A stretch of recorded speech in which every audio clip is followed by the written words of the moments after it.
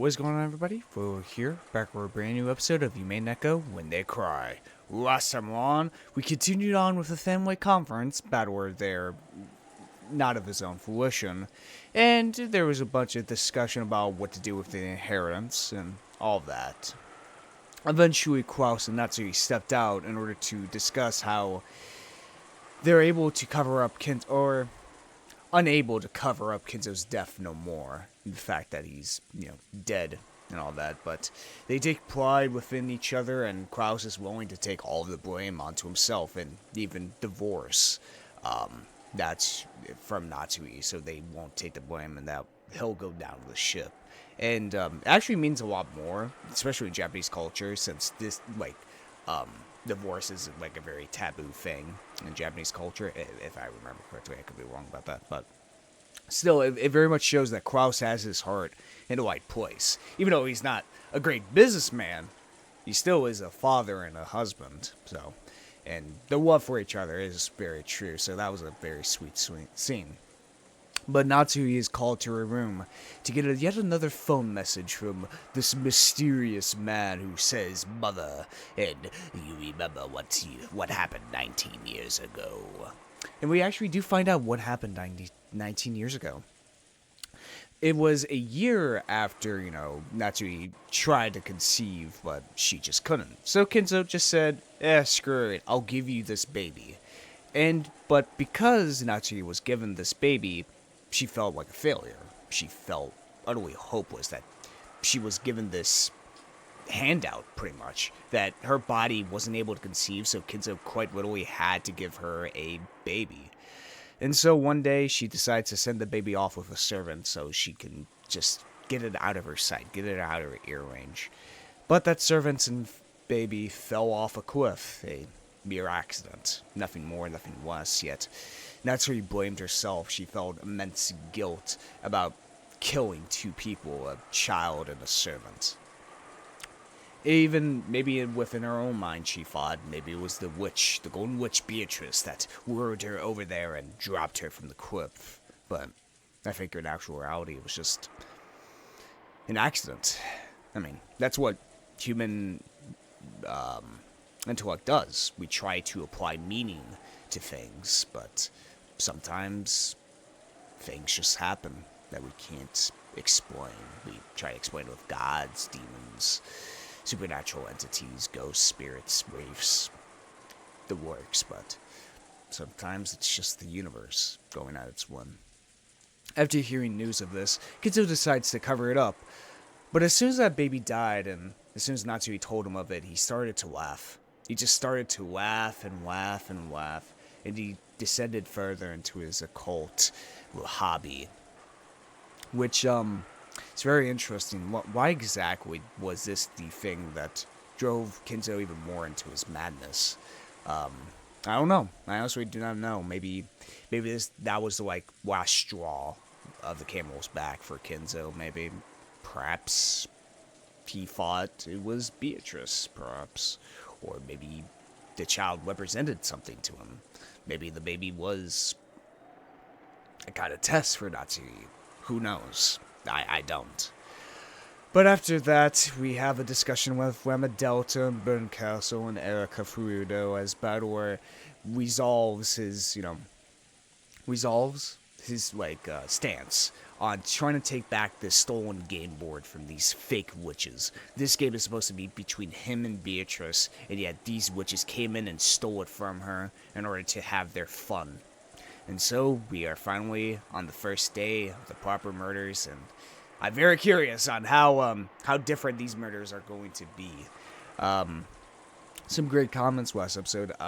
First of all, someone said, talking about my theory of last episode, that the culprit is setting up these murders in order to play a murder mystery game with Bador, or pretty much anybody of the family. It was, they stated that one of the wet truths, Vigorita, said Beatrice has no pleasure in the murders themselves. And that is a fair point. That is a very fair point. But maybe it's a little bit of wordplay. Maybe it's a kind of the ends justify the means type of situation. You know what I mean?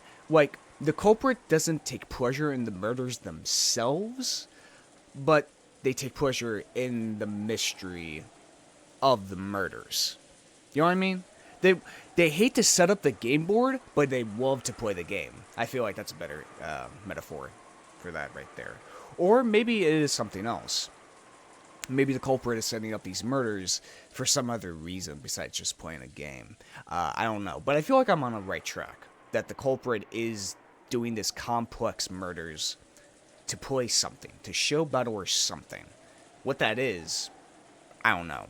Because it's the only thing that would make sense. If it's not for revenge, if it's not for pleasure, why would they set up these convoluted, locked rooms? Very interesting. Another great comment was about the overarching theme of When They Cry, which is the next generation, of how the young take over for the new. Obviously, this was greatly explained in detail in Higurashi, from multiple perspectives, from the dam conflict to the village itself and its what is it, community that has become old and unfiltered. Actually, one of the quotes I remember from Higurashi the most that contained this is that sometimes you need to open up the window in order to let some air out of a room. AKA, metaphor for change and all that. And actually, that comment also mentioned that Kokonia, the next title in When They Cry, which only one episode has been released so far, god damn it. I hoped when I finished with Umineko, at least the second episode would come out, huh? But Kokonia actually means stork, which is very interesting. I'm very curious about that. Why stork specifically? Seagull makes sense. Higurashi makes sense, in its context. Higurashi was about summer. Seagulls were on an island. So what does stork have to do with sci-fi, soldiers? So I have no idea what the hell that means in the case of Kokonia. Maybe I'll find out in 10 years when the entire thing releases. There was also another thing about how Beatrice tried to take all of the blame of the baby's death on herself. And there was a great response to a comment stating what does that mean? Basically, it explains that both in Higurashi, where Hanyu tried to take all the sins of the village onto herself, right? And therefore, purifying the village and all that. Same thing is happening here with Beatrice, actually. These other beings that want to take on the sins of man and leave them sinless. But, as we know, the only way to forgive yourself of your own sins is either by someone else or by your own mind, really. So where does this leave the supreme beings that we see within this universe? It's a great question, actually. What happens to a god or a higher dimensional being when it can't take on the sins of man? Where does that leave them? And I think that's a very interesting question to ponder so far. And I think there was also one other comment I want to mention of are the phone calls real? Is it just Lambda Delta messing with us? Here's what I have to say to that. I feel like the phone calls are real because Genji says, every time, Natsui, you have a phone call coming in. I think the phone calls are actually real. Natsui does get phone calls. But I don't think it's the spirit of the 19-year-old dead baby talking to her from beyond the grave. I don't think it's that.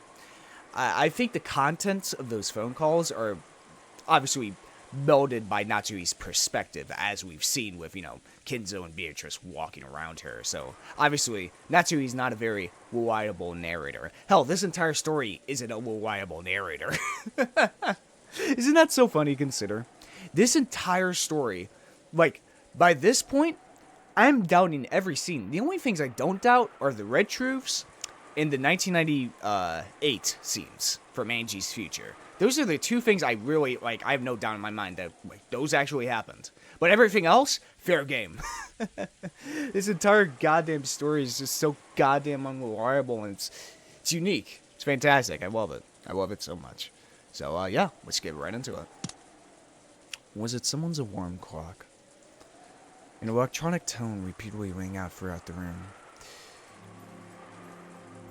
Badwer, who had gone to bed late and not managed to get enough sleep, covered his head in his blanket and waited for someone to turn off the alarm. But no matter how much time passed, the electronic tone didn't stop. I see. The point of an alarm clock isn't just to be loud enough to wake you, but to be annoying enough to keep you from wanting to fall back asleep. True. Hey, the alarm's going off. Make it stop, please. Why do waking up voices always get this annoyed? Well, it does make sense. After all, people are still sleepy and in a bad mood. However, there was absolutely no sign that my annoyed voice had caused anyone to turn over in their sleep, because they're dead, or crawl out of bed to stop the alarm. Letting out a deep sigh, I stumbled to my feet. With the shutters down in the windows, there was almost no light getting in, and the room was as dim as it had been earlier.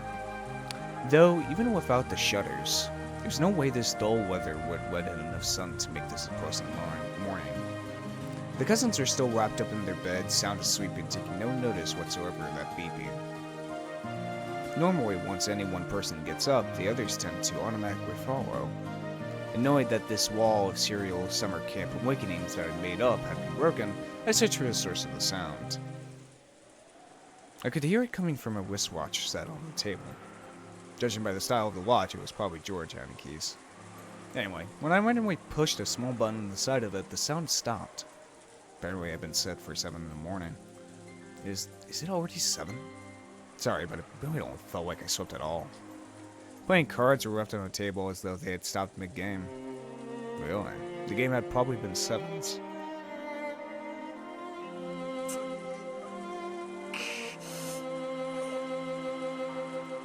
Damn it, I got this piercing headache.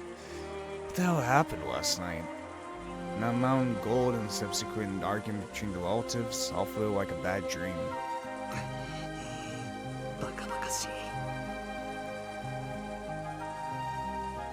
Breakfast normally came at 8. Now wasn't a bad time to start getting up and getting dressed. Even though I was already in my full suit when I was lying in bed. Anyway, even those adults while we won't argue in front of the cousins. In that case, I'll stay with my cousins all day long. I'm sure they'll be able to separate me from all this annoying talk about the gold and mean successor and all. In fact, I should have done this from the beginning. Oh, one other thing I want to mention.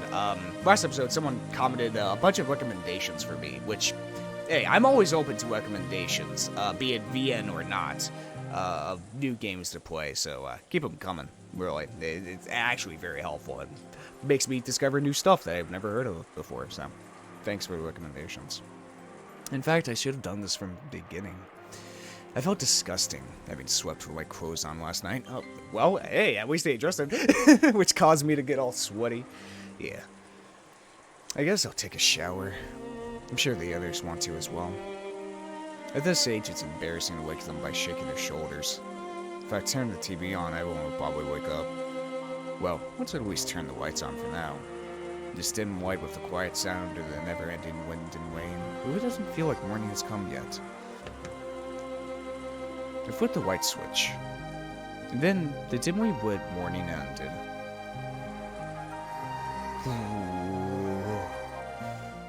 Ha ha ha ha.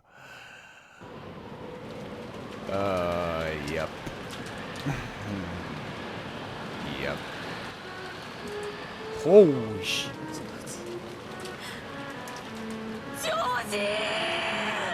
Yep, I knew it.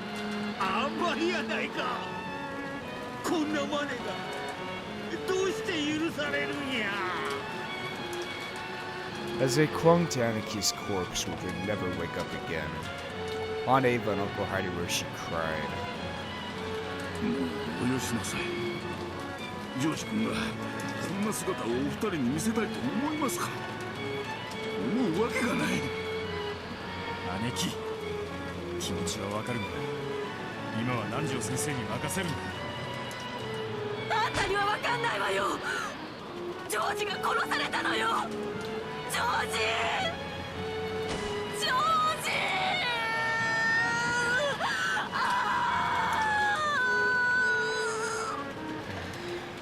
南條先生の言う通りや。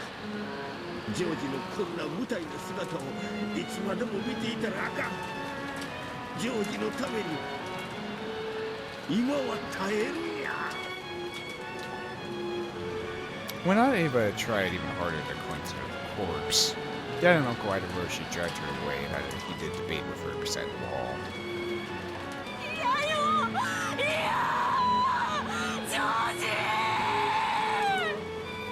南條先生、手当てをして。血が足りないなら輸血を。私とジョージは同じ血液型です。だからお願い、南條先生。エイバさん、お気の毒だが、今のジョージ君に必要なのはあなたの血ではないのです。 Dr. Nanjo shook his head slightly, then nodded close to where I stood, giving me a signal. I softly pulled the blanket up, covering George Aniki's corpse. His neck was split wide open. It was probably larger and deeper than his mouth. Would covering that part up make the corpse look neat and clean? Of course not. The large amount of lost blood stained the bed a horrible red and black. And even covering him with the blanket couldn't hide the traces. After all, even the blanket had large red-black stains, and covering him with it made his corpse look even more gruesome. So I stripped the blanket off of my bed and placed it on top of the first one. But there were only 2 extra blankets, so if we covered one more of the corpses, we wouldn't be able to cover any more. I feel bad about the ones we can't cover. But for some reason, times like these make me feel like muttering don't complain about being unfair inside my head. キリエ、みんなに毛布をかけてくれ。風邪をひいちまう。Kira-san and I started covering the other corpses up to their heads with their blankets just like George Aniki's. So they didn't want to have to undergo any more shame with their terrible wounds exposed like this. In one bed was stood Jessica. Jessica was exactly the same as George Aniki, though she appeared to be resting quietly in the bed. Her neck had been sliced deep and the wound way open in a brutal way. Maria was the same. Not only Maria, there was one more victim. Lying on the same bed, as though they'd been sleeping together alongside each other, was Aunt Rosa. Oh, shit. Damn, was that shown at the beginning? I thought it was Hiroshi. Fuck, it was Rosa. Or was it? Maybe it was. Maybe I just forgot among the other details. George Aniki, Jessica Maria, and Aunt Rosa. Alright, let's read it, even though I read it at the beginning, but it's good to remember. Cousin's room before the guest house directly unknown was slightly blade. I could have opportunity. Yeah. So I have to say, so far, just the game board itself, it's acting more and more like a typical murder mystery, right? We have the mysterious detective that shows up to the islands while discussing the inheritance of the rich family. Then we have the main character coming back to his room, thinking all of his friends in the room are still alive, but the next morning, once he turns on the light, they're all dead. And in very conventional ways to die. They're not stuffed with candy, they're not strewn about, their faces haven't been smashed in. They've simply had their necks cut open. It's a very typical, you know what I mean? It's a very typical standard affair for a murder mystery. And because of that window of time, it's going to be like, well, who could have possibly done it, you know? And eventually, Erica's going to be like, well, it's going to be Nazi, so... It's very interesting. It's very interesting. And also, another thing to point out, this first Twilight, the only adult involved is Rosa. The rest are the cousins. I think that's yeah, that is the first time any of the first Twilights have involved the cousins at all. It's always the preceding Twilights that the cousins are murdered on. It's never the first one. So something to keep in mind. Maybe Takano just likes to kill, kids. I mean, we saw from Igarashi she wanted to kill fucking Rika, so. In this room were 4 humans who had been killed, their necks sliced open. They'd probably been like that since last night. I returned without noticing anything, got in bed, and fallen asleep. All of them had a horizontal cut across their throats. I had been forced to see all the way to the depths of those gashes in everyone's throats. At the worst, the wounds might have been deep enough to stretch halfway through their necks. If you try to open it up, you'd probably be able to see that the gash reached all the way to the bone. The only wounds were the single gashes on each neck. So if you just covered their necks with your hand, you might be able to persuade yourself that they were merely sleeping. But even so, this runaway deep wound was incredibly gruesome. There's no such thing as clean or dirty ways of killing. All methods of killing are really brutal. But even so, the brutality here was just horrible. And there was one more thing that adorned these brutal murders, making them even more unsettling. Oh yeah? Yeah. Drawn very large on the wall was something like an eerily magic circle. It was drawn in a bright red paint that looked like blood, and made it look as though some creepy ceremony had taken place in this room. If the 4 of them offered as human sacrifices. However, that wasn't what we were concerned about. Obviously, the culprit doesn't take pleasure in it, nor revenge in this. Do they simply draw these magic circles just to make it more mysterious? Perhaps make it more convoluted, make the people doubt of the family? Make it just more complex for the sake of complexity? Or is there an actual reason for them drawing these magic circles? However, that wasn't what we were concerned about. No one has a heart so cold that they could witness the deaths of those close to them. They'd still worry about some scribbles on the wall.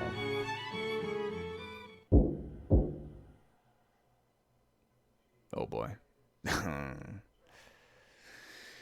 Here we go. The detective investigates the murder scene.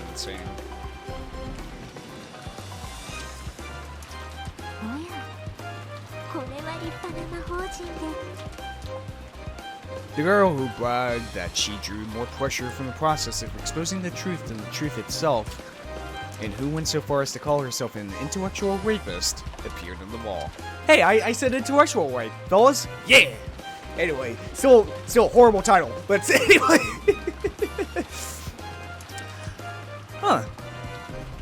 My theory about the motive, about about the whole the culprit wants to play a game of Battle kind of fits Erica, but as we know, she isn't the culprit. Could still be an accomplice, I'm telling you. When she saw the extraordinary creepy magic circle in this gruesome room, I heard what was unmistakably a sigh of admiration escape her lips.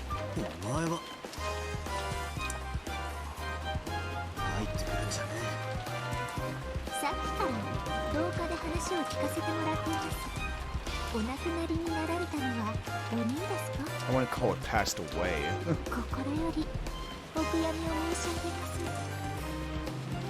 On Erica's face? No, that's not it. It was in her eyes. In Erica's eyes, I could see an indistinct smile that was hard to describe. She found this interesting. She found the outbreak of a crime interesting. It was like the smile of a kid off to the side of the stage, just before her turn to appear in a school play.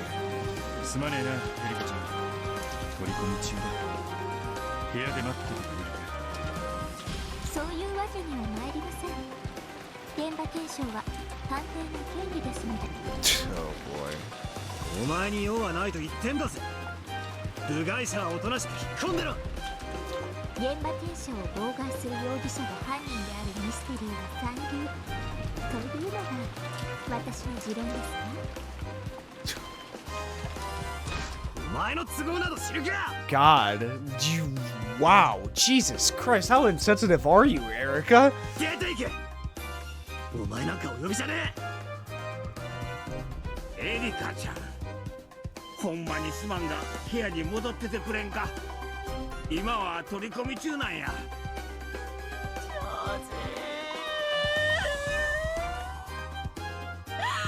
ジョージ。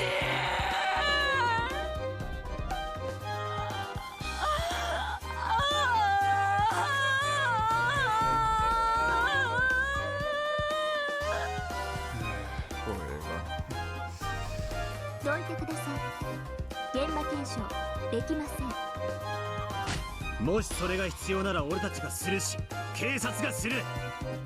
お前にみんなの亡きをさらに恥ずかしめる権利なんかあるわけがねえ。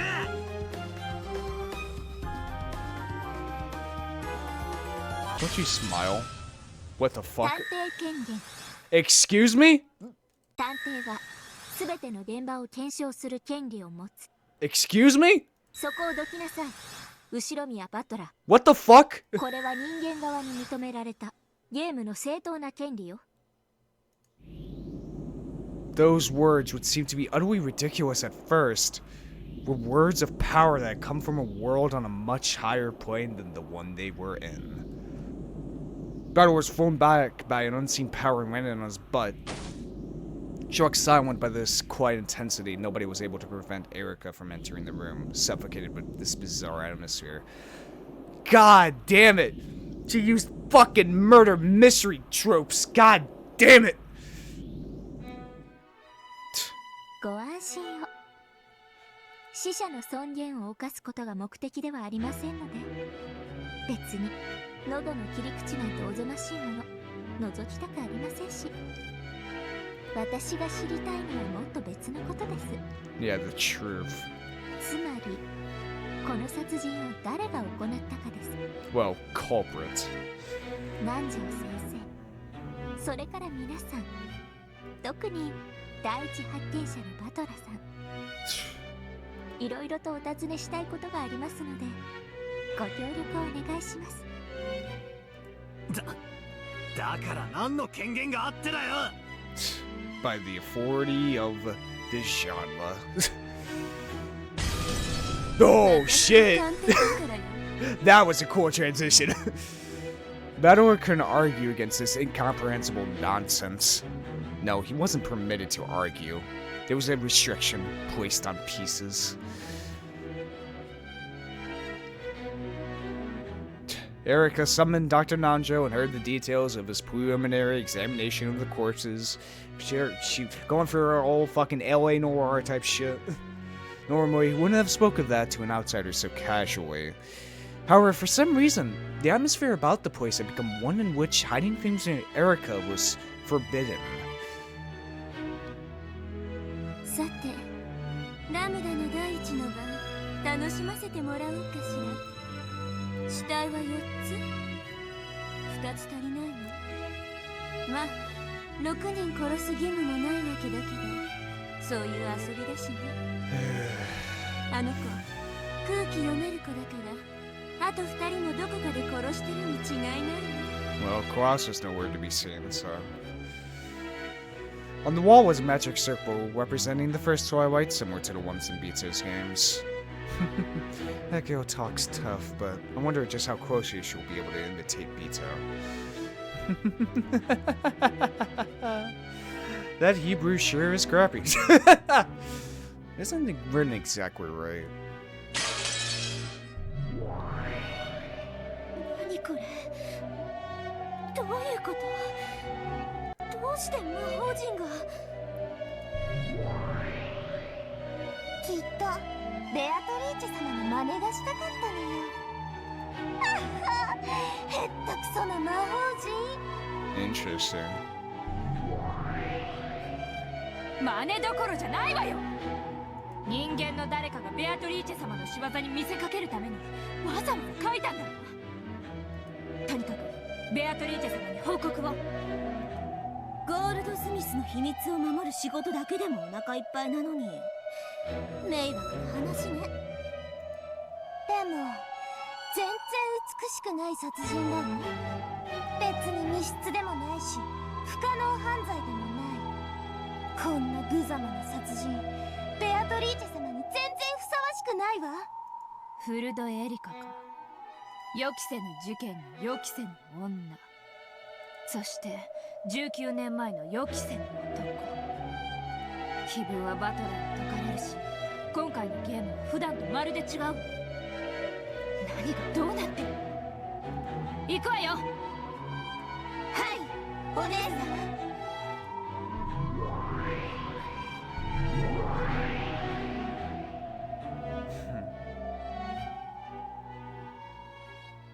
God, the wares of those games just getting deeper.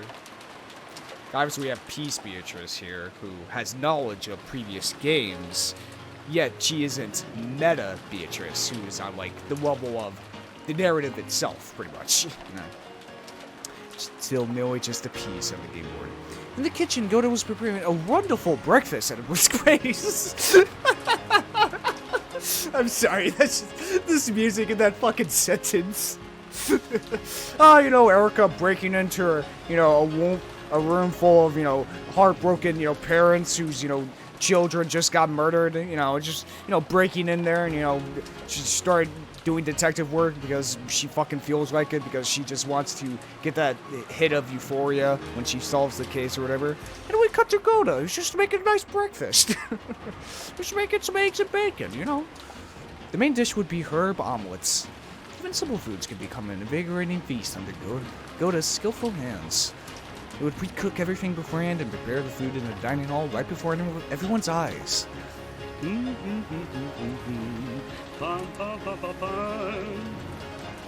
Goda hummed as he continued his work in high spirits.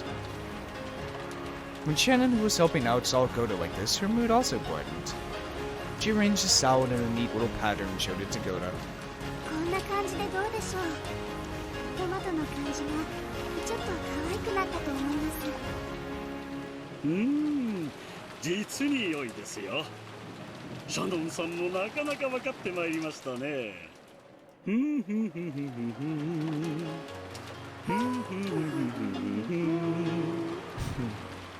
The two happy people gave each other a high five. Nice. Shannon didn't like Goda when he was sneaky, but she had no problems at all with him when he was cooking happily. She sometimes even thought it'd be nice if his contract had included any jobs besides cooking. If that had been the case, he wouldn't have had to get in a bad mood during doing unnecessary jobs. 食堂の準備ができましたよ。いつでも運べますからね。もうじきですので、配膳車の準備をお願いします。Without thinking, even Kumasawa caught Goda's high spirits. The kitchen had a very nice smell and atmosphere about it, truly refreshing for so early in the morning. Then Ken came back, grumpy, even this early in the morning, just like he always was. Ken and Jenny were in charge of getting many things ready for the morning, such as opening the curtains. However, Ken was alone today, so it had taken much longer than usual. 終わったよ。 That's right. Was it also Genji who died? 源氏様はまだいらっしゃらないの。珍しいわね。寝坊されるなんて。 He died in the guest room, if I remember correctly, in the mansion. あの源氏さんでもお寝坊をね。親族会議の最中だというのに緊張感に欠けてますね。カノンさん、起こしてきてあげてくれませんか。はい。寝ぼけ眼の源氏さんってどんな顔なのかしら。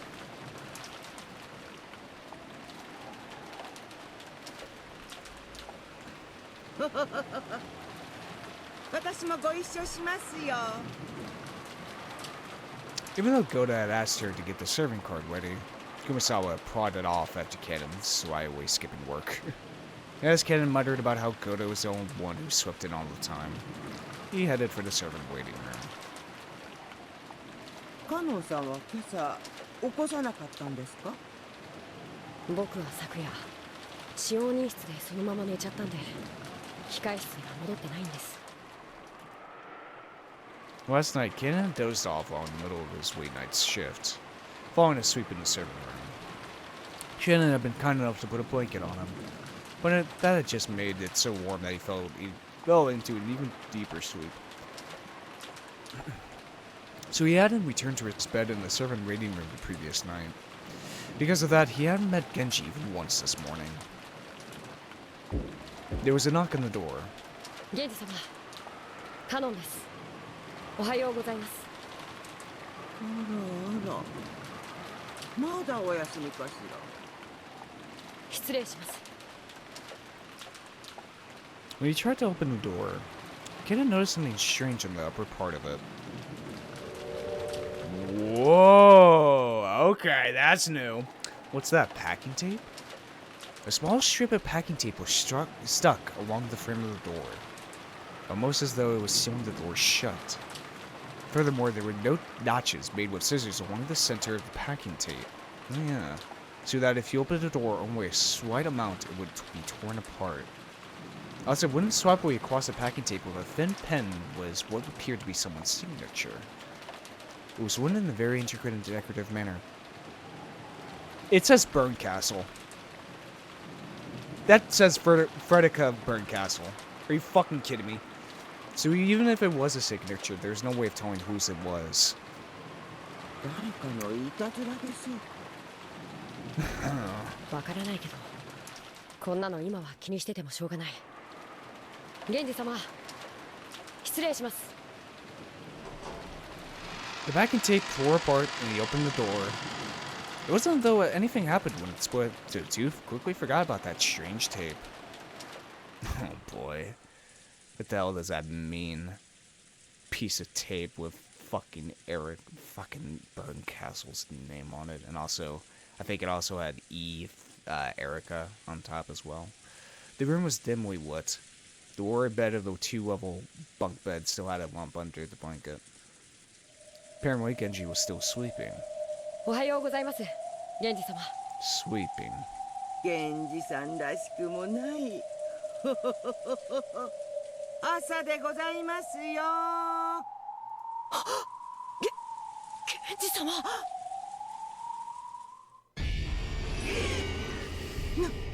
なんですかこれは。 Ding なんです dong. かこれは。 Ding dong bing bong. A body has been discovered. Anyway, let's see here. Yeah. Found in quarters on the first floor of the mansion. The direct cause of death is unknown, but his neck has been sliced open by a sharp blade. The wound is deep enough that anyone could easily confirm his death with absolute certainty. There was a large red-black stain on the blanket. Even the servants' blankets were always kept clean. A thing like that definitely shouldn't have been there. Ken hesitantly peeled back Genji's blanket, saw what was left of him, and was shocked into silence. Like a monster taking a bite. 何よこれ。首がすっぱりやられてる。鋭利だが相当の刃渡りのものでなければここまでの切り口にはできまい。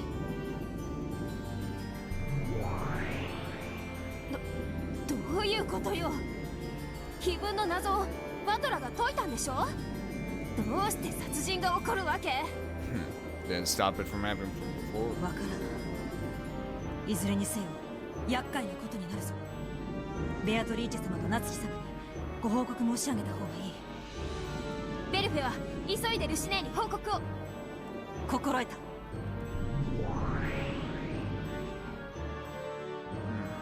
I wonder if there's a missing kitchen knife, huh? I mean, Goto was out of the kitchen for a good majority, you know. He was with Nanjo. After dashing out, Kumasawa called Goto and Shannon over. Then, this new pair let out screams identical to the first two. ちょっとゴーダ朝食の準備をサボっちゃダメ。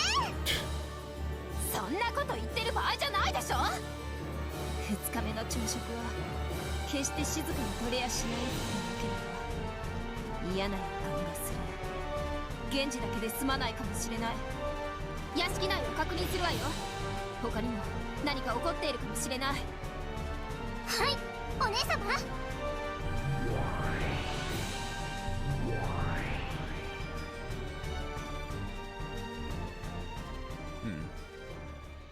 Well then. We have our bodies. Natsui sprang awake at the sudden sound of the phone. Even Natsui was surprised that she'd woken up. She thought she spent the whole night unable to sleep out of fear that the mysterious man might come in at any moment. But she dozed off before she knew it. Of course, Natsui still didn't feel rested at all. Though she groaned from the dull pain in her head, which hadn't gone away once since last night, she managed to get out of bed. おはようございます、夏日様。おはよう。最悪の朝です。Well, yeah. ご安心を。誰も部屋へ立ち入ろうとはしませんでした。さあ、不審番をありがとう。Even so, that didn't mean she'd be able to sleep peacefully. The continued ringing of the phone made her headache throb even more strongly. 電話にお出になられた方がよろしいかと。あと、良くないご報告が妹たちから。良くない報告は後にしましょう。先に電話を取ります。Natsui shook her head to wake herself and picked up the receiver. Then she regretted not listening to Lucifer's bad news first. Because she wanted the first thing she heard on this horrible morning to be something better than this. Son of a bitch. That voice told her that this horrible morning, this nightmare would not stop. 約束は守りました。 Now the validity of these phone calls are now kept in question, since there's been nobody to confirm, besides Natsuri herself, that these do happen. 私はずっと部屋にこもっていました。もちろん電話もしていません。でも、この電話には出ちゃったよね。それは。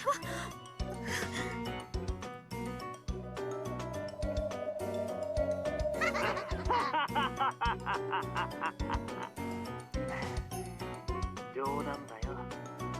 この電話は母さん思いの僕からのモーニングコールだ。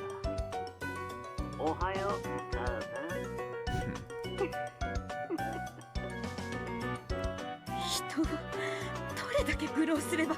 I have to say, this has to be the representations of Natsuri's guilt about that baby, because let's say that baby did survive somehow that fall.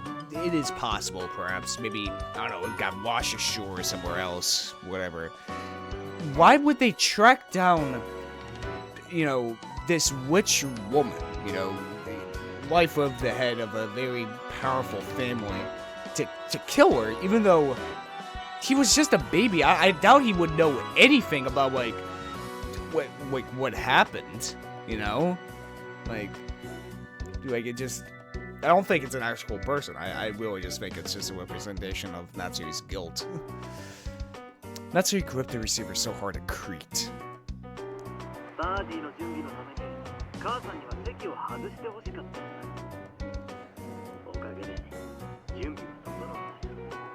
What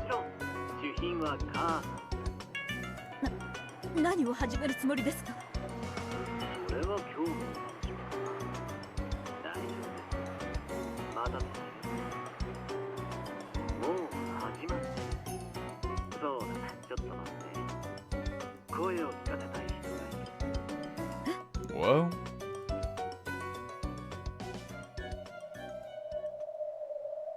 There was the sound of the receiver being jolted around. What? The phone was apparently being passed to someone else, but there was a clunking, clattering noise. As though it was taking a lot of effort to hand the receiver over. Who in the world could he be giving the phone to? No matter who this man gives the phone to, that can't be good news for me. Oh, fuck. That's where Klaus is.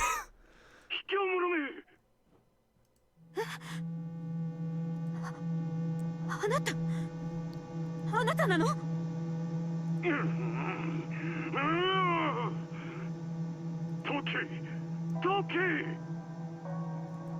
？It was without a doubt the voice of her husband. However, he didn't respond to Natsui's voice. Perhaps he was bound somewhere in the darkness. Kraus, not realizing that Natsuri was on the other end of the phone, repeatedly demanded that he be untied. あんたの夫はここにいる。目も耳も塞いでるからね。話はできないけど。無事なのは分かってもらえたと。何が目的ですか？夫を解放して。明日には解放するよ。二つ約束を守ってくれればね。何ですか？一つはあんたの夫を僕が預かっていることを秘密にすることだ。 Of course. 屋敷ではそのうちクラウスの姿が見えないと騒ぎになるだろうけれど、母さんは何も知らないから何も口出しできない。わかるね？わかります。もう一つの条件は？ちょっとしたゲーム。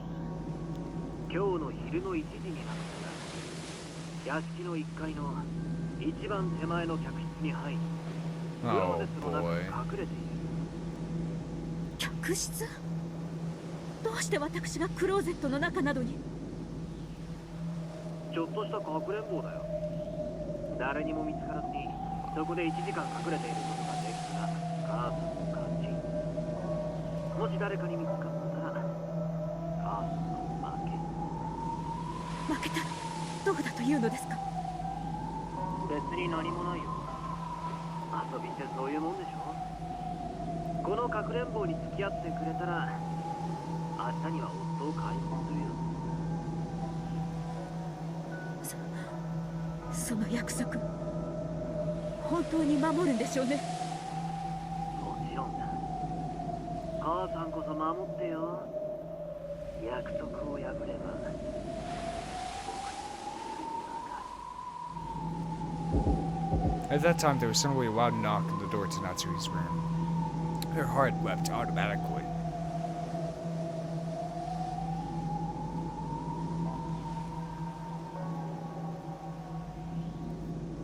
奥様、いらっしゃいますか？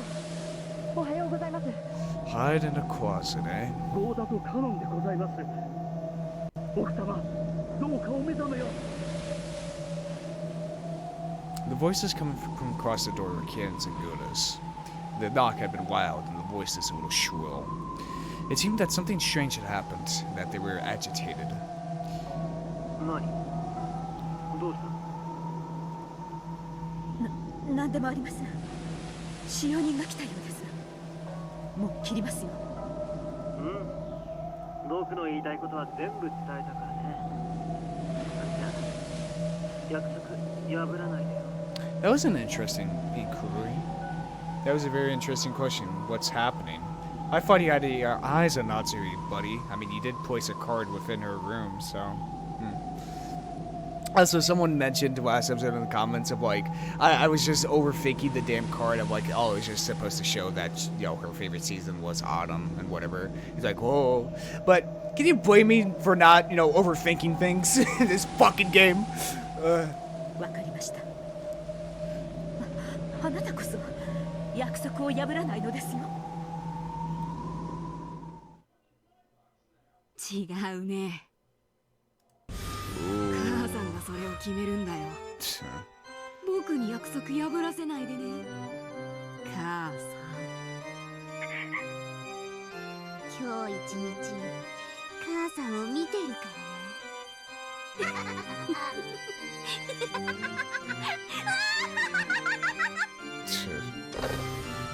Clank.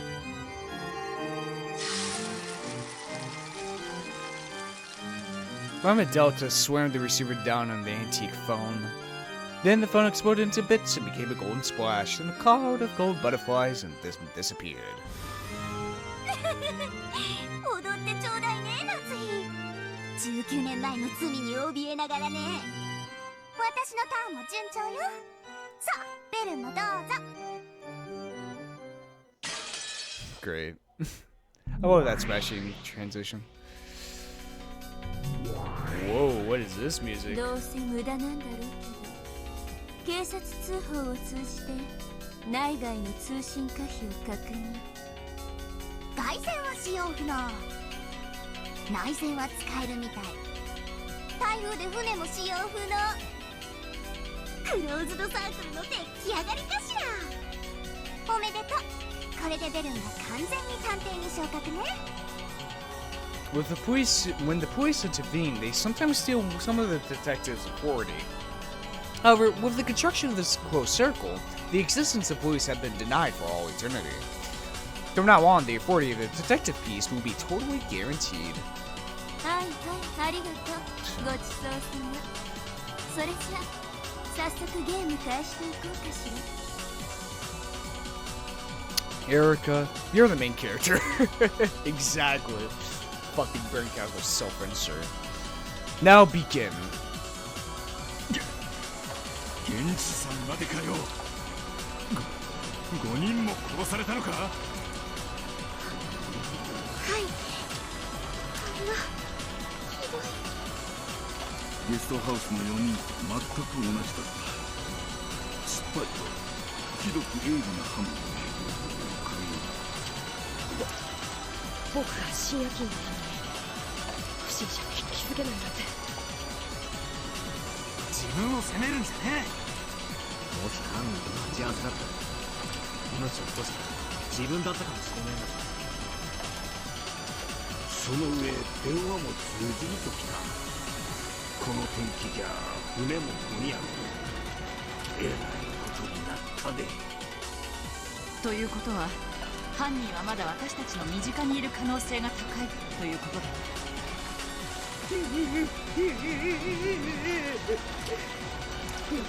なんですか。台風が過ぎて船が迎えに来るまで私たちは人殺しと一緒にいるというわけですか。 Yeah. 大丈夫ですとも。こうしてみんなで一緒にいれば犯人だって手出しは。しかもなった。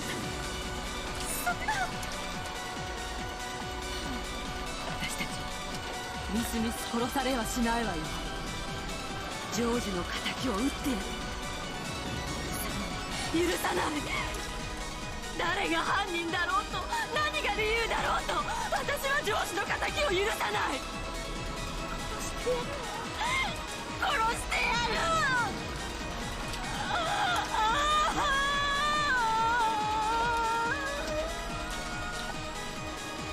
はい、皆さん、泣き言は十分ですか。 Come on, Erica. Have some sympathy, Jesus. クラウスさんはまだお見えにならないのですか。さっきから電話をおかけしているのですがお出にならないのです。が外れていると。いいえ、呼び出し音をします。聞こえていないはずはないのですが。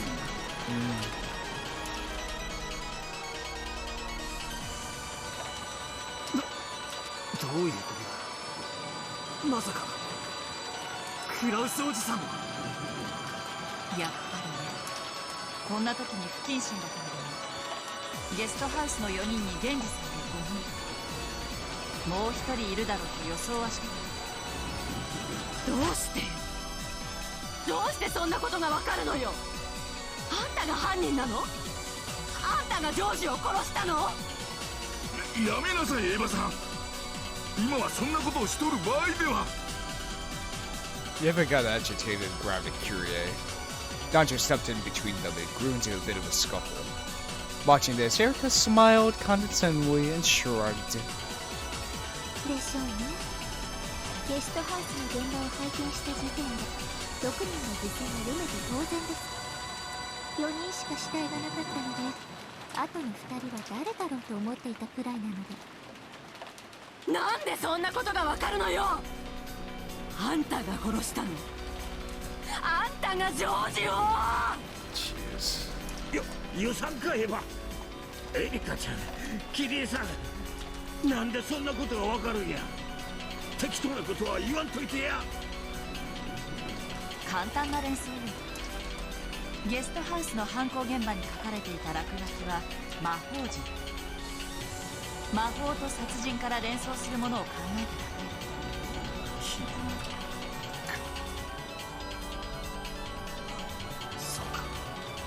大地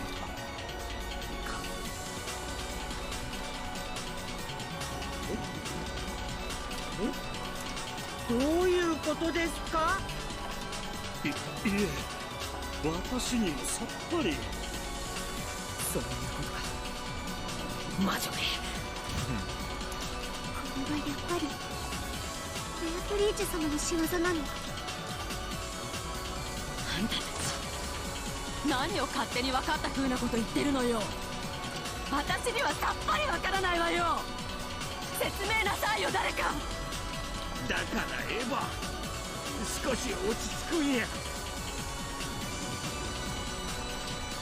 そういうことです。あの犯行現場の魔法陣を見た時点で、この殺人が自分の第一の場合をなぞった見立て殺人であり、犠牲者は6人であることは想像できていました。 God, even using term plotline murder. ただ魔法陣がそこに存在するだけで、フルダイリカはこの程度の制御が可能です。 Yeah, you super fucking genius over い here. かがでしょうか、皆様方。クラウスおじさん。 God damn, wow. そうだとも決めつけられません。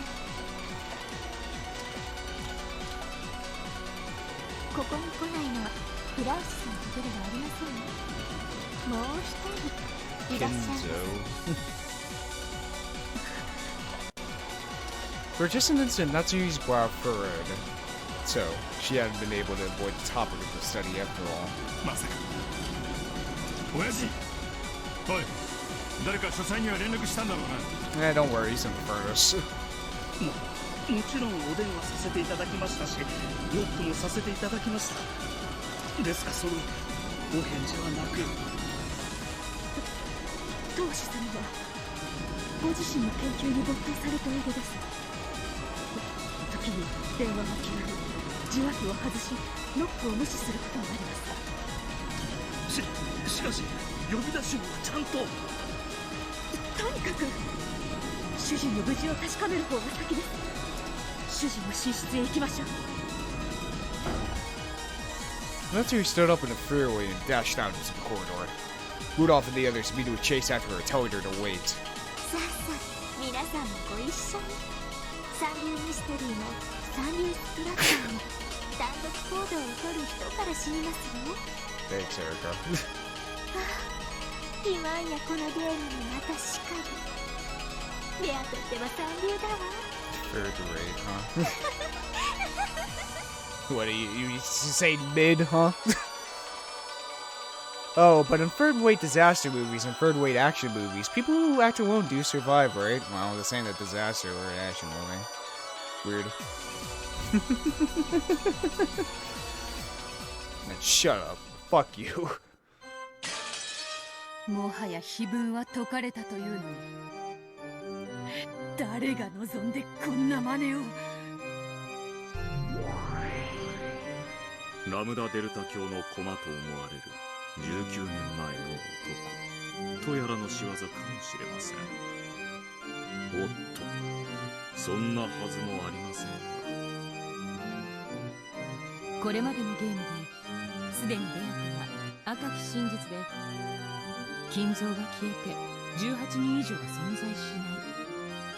そして今回はそれにエリカが1人加わって19人目が存在しないと明言されてる。19年前の男とやらが島に入り込む余地なんてないわ。 The 19th person hidden in the school. Recuro. The ultimate soldier. ならば19年前の男は既存の人間の中の誰かが語っているか。さもなくば。 No, I was 17th, not 19th.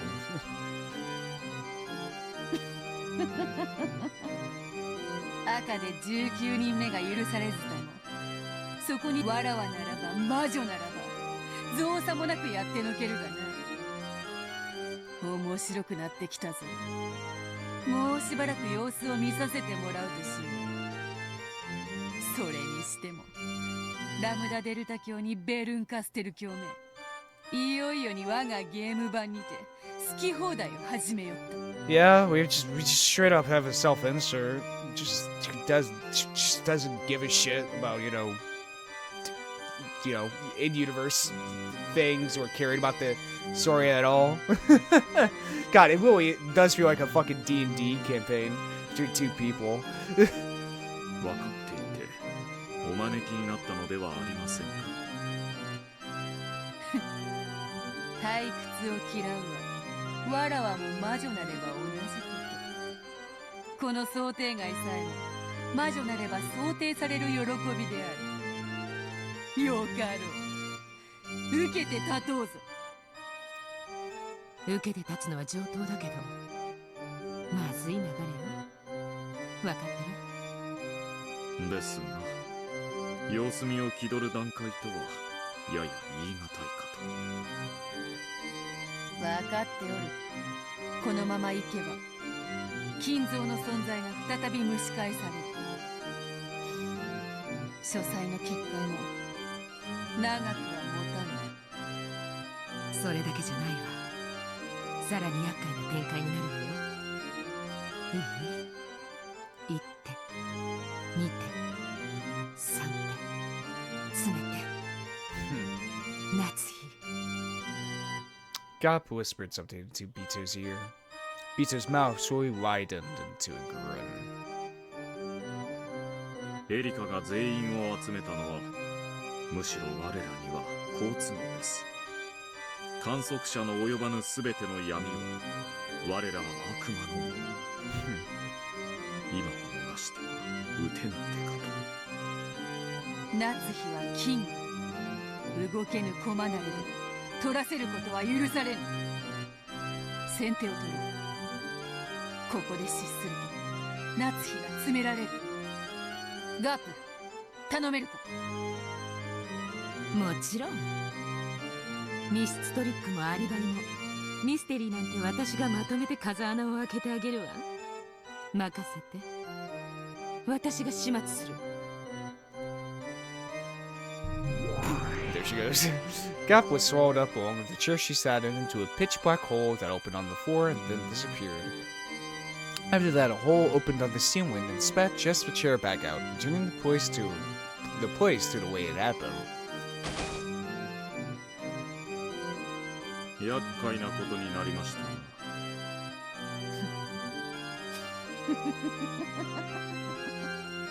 なるほどな。ラムダデルタ教にかかってはわらわすらも駒に過ぎぬというわけか。序盤は駒の損得より展開を急げという。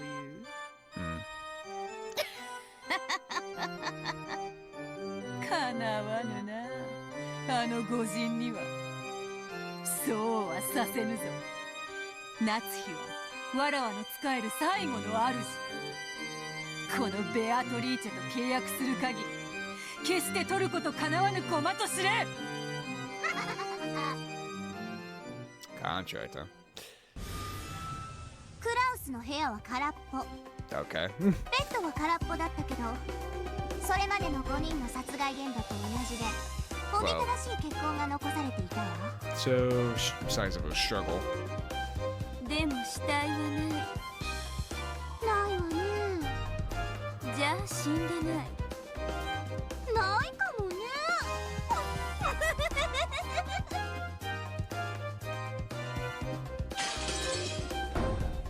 どういうこと？兄さんはどこにいるのよ。Didn't know he liked blue. この血まみれのベッドじゃな。考えたくねえがゲストハウスと同様に首を切られて殺されたと考えるのが妥当だろうぜ。でしょうな。この出血量では無事を考えるのは難しい。しかし旦那様はどちらに？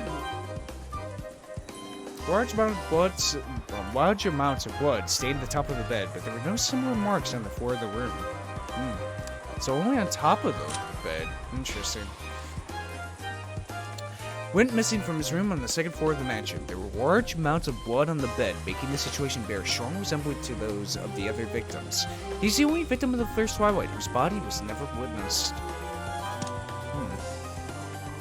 Whether Klaus had been seriously wounded and wandered off somewhere, or killed and carried somewhere, they had no clue where this somewhere might be.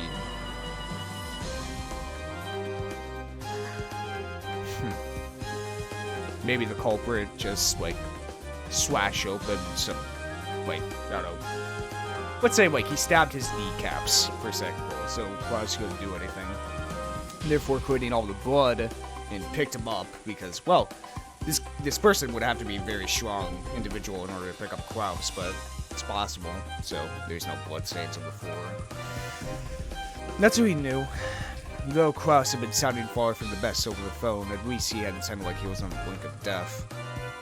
In other words, those bloodstains had to be a setup. It might not even be blood. It's jam! However, just what was that man thinking? What's this supposed to be? なんてこったや。第一の晩に6人を生贄にっちゅうのか。Thus beginning the seeds of the illusion of the witch.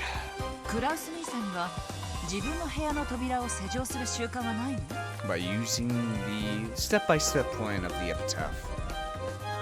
私たちは今鍵を開けずに入った。Without really caring about it, just simply just using it as a floor plan. いえ、旦那様にも施錠の習慣が。当家では公共の場所以外は施錠が義務付けられております。クラウスおじさんの部屋を開けられる鍵は何本ある？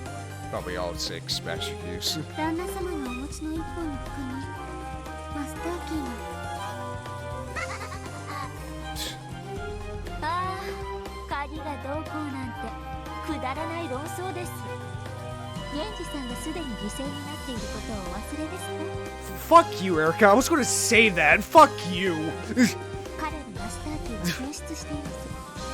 ですから今やこの屋敷のすべての鍵は意味をなしません。つまらないですね。つまりこの屋敷には密室殺人は今までもこれからも存在しないということです。やれやれ、退屈なミステリーになりました。Erica laughed off this murder in disappointment, as though it was something she was watching on TV. I can't understand it. Why is her world so different from ours? It's almost like she's in a separate dimension from us. Well, she is. It's almost like a viewer was placed into a murder mystery, huh? こんな風に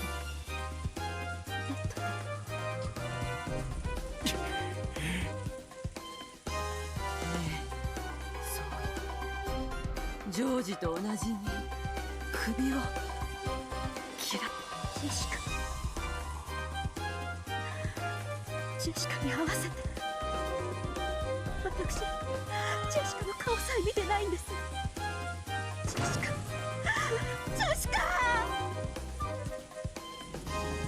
待てや、ナジーさん。まだ犯人が近くに潜んでいるかもしれない。一人にさせるのは危険だ。Natsuri flew out of the room and dashed towards the guest house this time. It was only natural. Natsuri still hadn't even seen Jessica's dying face. Everyone probably thought that. Of course, even Natsuri was half thinking that. The other half was her desire to shift everyone else's attention away from the study. Strange crimes had occurred, the gold had been discovered, and some relatives had even recommended Battlelord to be the successor. Even in these twisted circumstances, she had to protect Kinzo's secret. My head is going to be racked by this suffering anyway. Please just let my head explode right now. That way I won't have to suffer any longer. では皆さん、夏日さんのためにも一度ゲストハウスへ戻りましょうか。死に顔を見たって何かが進展するわけではありませんが。 Jeez, come on, man. お前には心ってもんがねえのか。心？何ですかそれ。 Oh, don't you dare make that fucking face. just seeing her daughter's dead face wouldn't bring Jessica back to life, nor would it hear Natsuri's anguish. On the contrary, she would probably wail, wasting a considerable amount of time before being able to think properly again. This probably sums up Erica's screwed up argument. Just seeing their dying faces won't lead to any new developments. 進展するのよねそれが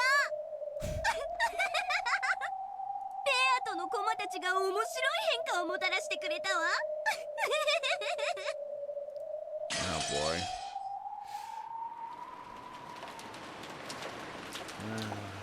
Let's see what happened to the bodies. And they're gone. Natsuki flew into the cousin room on the second floor of the guest house, and was struck dumb by the bloodstained beds in the eerie magic circle, which looked like it might have been drawn with the victim's blood. Son of a bitch, of course the bodies are... Never turn your back on the fucking bodies. ジェシカはどこですジェシカそこのベッドにベッドどこに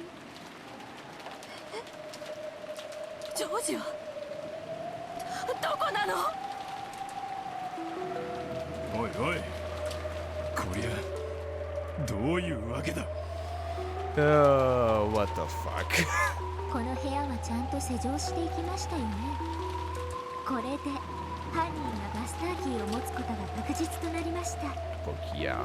またしても私の推理通り。そんなことはどうでもいい。どこに行ったんだ。みんなのジョージの兄貴たちの遺体はどこに行ったんだ。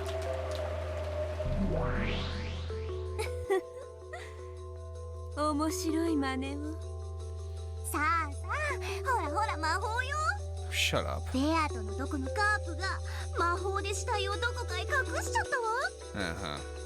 私たちは全員で一緒に行動していた。だから全員にアリバイがあると。あなたの推理はこうでしょ実は4人は死んでなくて死んだふりだった Perhaps. それでみんながいない間にどこかへ身を潜めた正解かしら誰の死亡宣言をも赤では出す気ないんでしょ。当然よベアとのパーと違って私は緑に赤をサービスしたりしないわ Keep us in suspense. なら喜んで青き真実を使わせてもらうわ。この程度のこといくらでも抜け道は思いつくもの。はいはいどうぞ青き真実タイム It's probably going to be like, they weren't actually dead. They set it up for some particular reason, and left when everybody else is gone. まず考えられる一つ目。 Or perhaps, after the family went to check up on Klaus, went back into the mansion, whoever was the true culprit was actually in the room, which was most likely on Ava, perhaps because she's the adult and would know the location of master keys.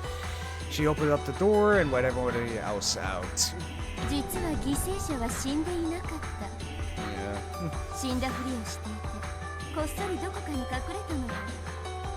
何しろあんたは誰の死亡についても赤き真実で宣言してないものね。たとえ傷口ばっかり見せられちゃっても赤くなきゃそうくるわよね基本よね There's fucking everything's possible. でもダメよ赤き真実なんてサービスしないわよ何しろゲームの最後10月5日24時にちょいと1箇所否定すればいいんだもんねああ魔女側は有利だわバカバトルならこれで終わるところでしょうけどベルンは違うわよね当然こんなのは誰もが思いつくくだらないよって。まだ続けるの。2つ目遺体はクラウスが運んで隠し It's possible, yeah. た。クラウスはあんたがさらってどこかに監禁されてるように演出されてるけど実際はフリーなのかもしれない。 Hell, he could have taken some little blood from the bed and placed it on his own bed in order to make it look like he was a victim himself. クラウスにアリバイはないわ。クラウスが彼らの死体を隠したのよ。ああそうよね Also, it's true, the last time we did see Klaus was he went off and looked out the window while Natsuhi returned to her room and Genji went to the servant room. Hell, maybe Cross could have killed him then. 赤き真実でクラウスの監禁を宣言したわけじゃないものね。言うもんね、敵を騙すには味方から。夏日に自分が囚われてるように嘘をついたっと。他には3つ目、そもそも死体が別人。Yeah, fake corpses. 犠牲者そっくりの身代わり死体よ。 I mean, hell.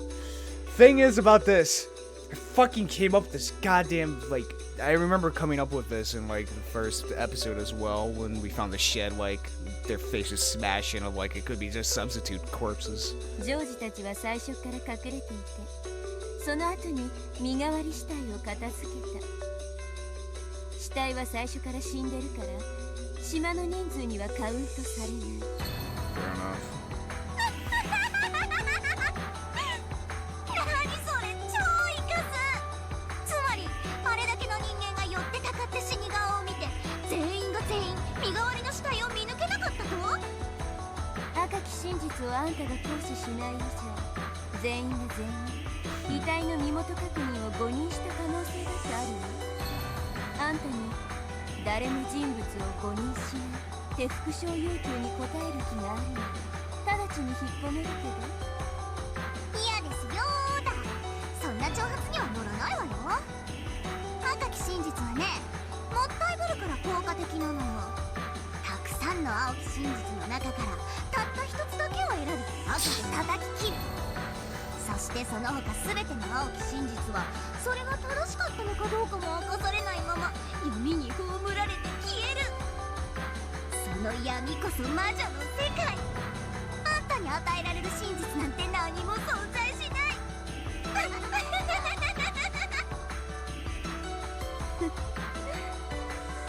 このバカそうなふりしてなかなかだわ。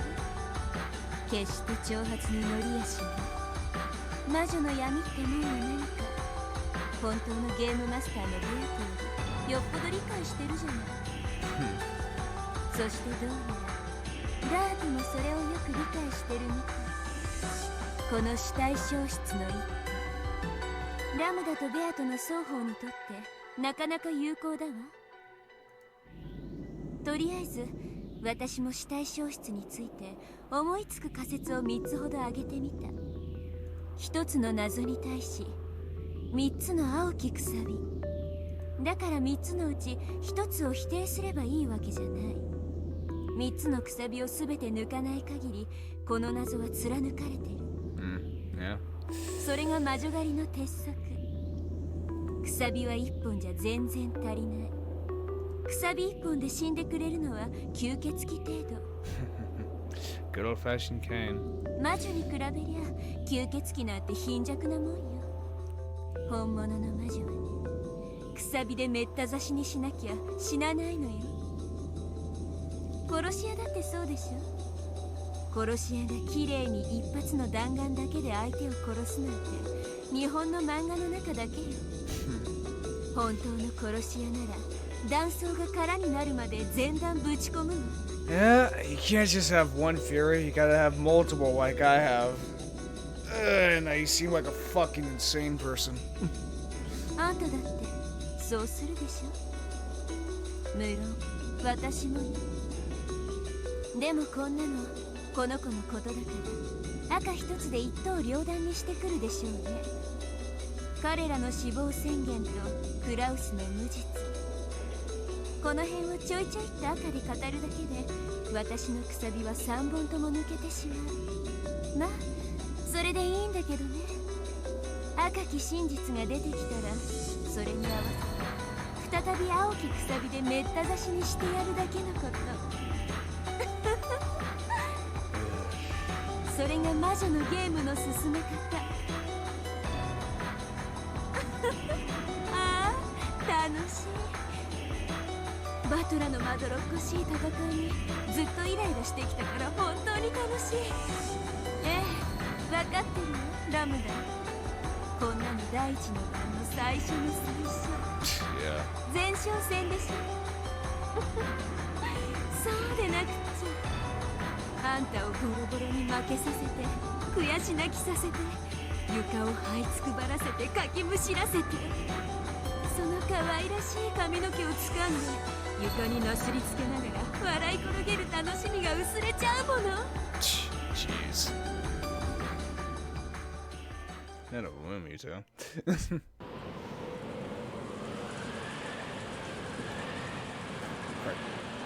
Toes. The servant waiting room is the in the mansion had once again gone silent. There lay Genji's corpse, which had been covered completely with blankets. In the ceiling of this cramped room, a pitch black hole appeared, captivating legs spragged out, and Gap floated downwards.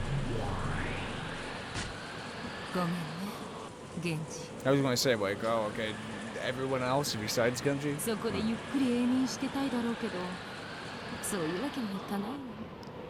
後ろ宮家の最後の当主、夏日に死してなお奉公するために、ここから消えてちょうだい。 Gap stripped off the blankets as she said this to Genji and was sleeping peacefully. Then she stared at the deep wound in his neck. 見事な切り口じゃない？まさに一刀で切ったのね。こんな真似ができるやつが権限しているの。いやね。I don't know, Mike Myers? これが可能な心当たりのあるやつに、ろくなやつがいないわ。 It goes without saying, but witches are capable of summoning beings with a strength proportional to their own ability. The great lady Lambda called that being here as a trump card 19th person. Even optimistically speaking, this is on par with Lornov and me. A pitch black hole opened on the bed, and Genji disappeared as though the bed had swallowed him up. Just like the four in the guest house, Genji's corpse was also hidden in some unknown place. It was a place that no one could find, located neither within this world nor the next. No longer would anyone be able to find their corpses. No longer would anyone be able to confirm their deaths. She carried Genji's corpse to this place of endless silence, where it would never be disturbed. 死体がなければ行方不明。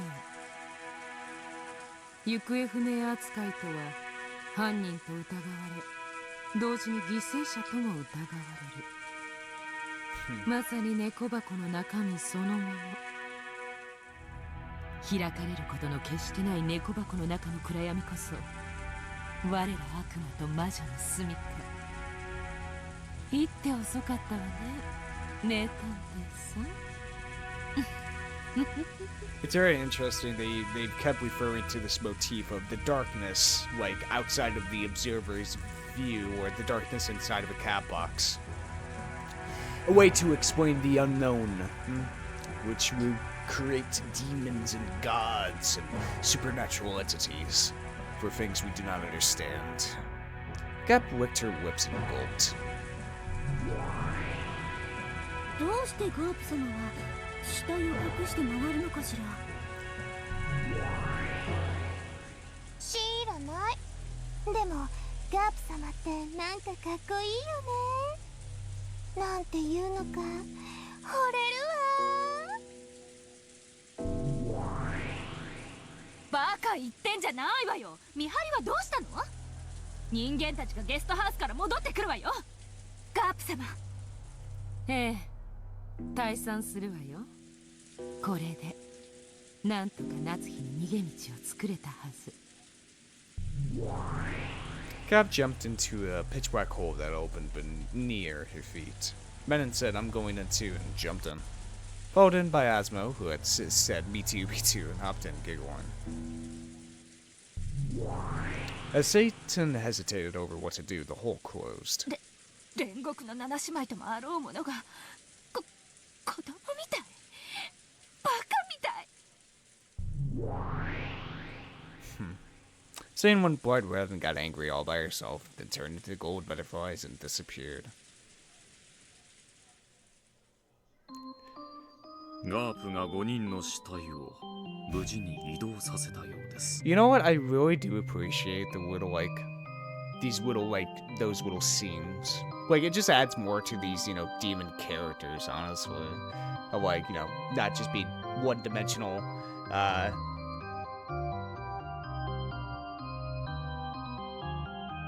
no, it still, it adds, you know, personality to them.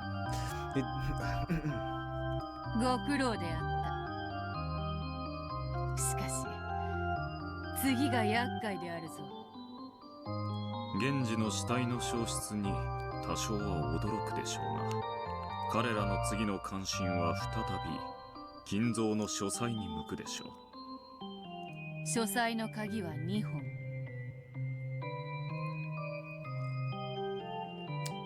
Why was there a piece of packing tape on Genji on the servant door? Why the hell was that there? That's obviously gotta mean something. It had a signature on it. In the CG, it said Burn Castle, but is that what it really said? Hmm. 夏日が全て所持していて幸運であったな。もし源氏に一本を預けたままであったなら、それは今頃ラムダデルタ教の手に落ちていたであろう。どうやらラムダデルタ教は金蔵の死を隠すつもりはさらさらないようですな。お嬢様が築き上げてきた堀も塔も城壁も全て見捨てて戦われるつもりのようだ。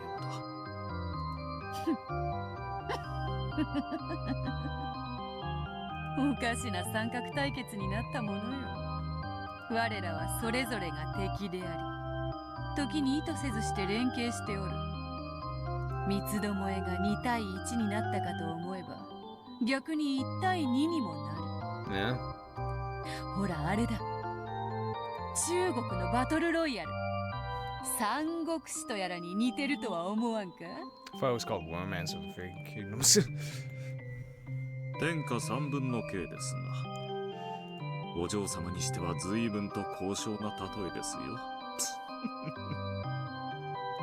三国志って3つ国があったではないか。Oh, I think Romance of the Three Kingdoms was like the kind of fictionalized novel of the Three Kingdoms. I think. I don't know. I never fucking read it. All I know is that Wu Boo is cool. 義と呉と蜀だったか？まるでわらわたちであるな。はて、最後に勝ったのはどの国であったか？最後に統一したのは秦です。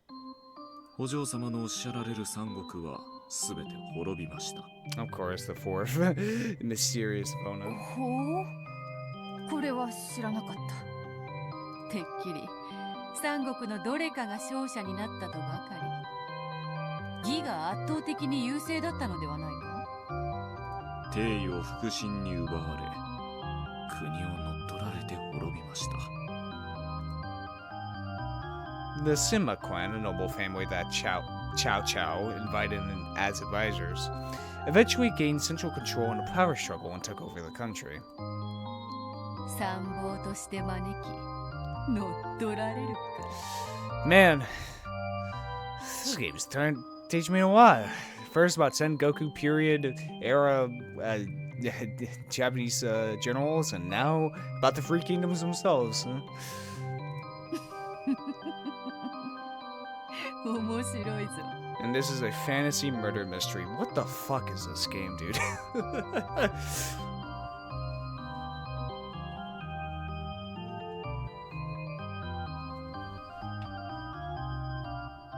ラムダデルタ教め。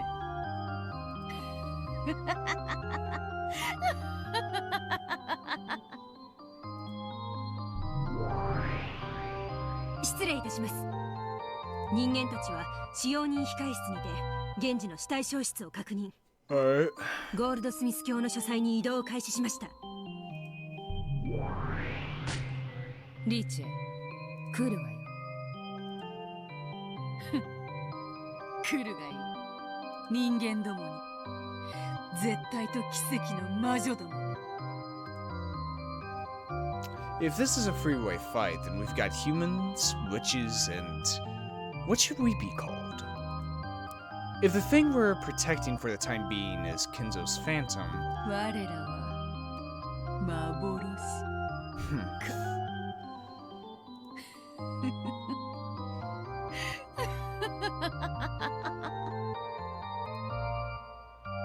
phantoms, huh? It's a good terminology.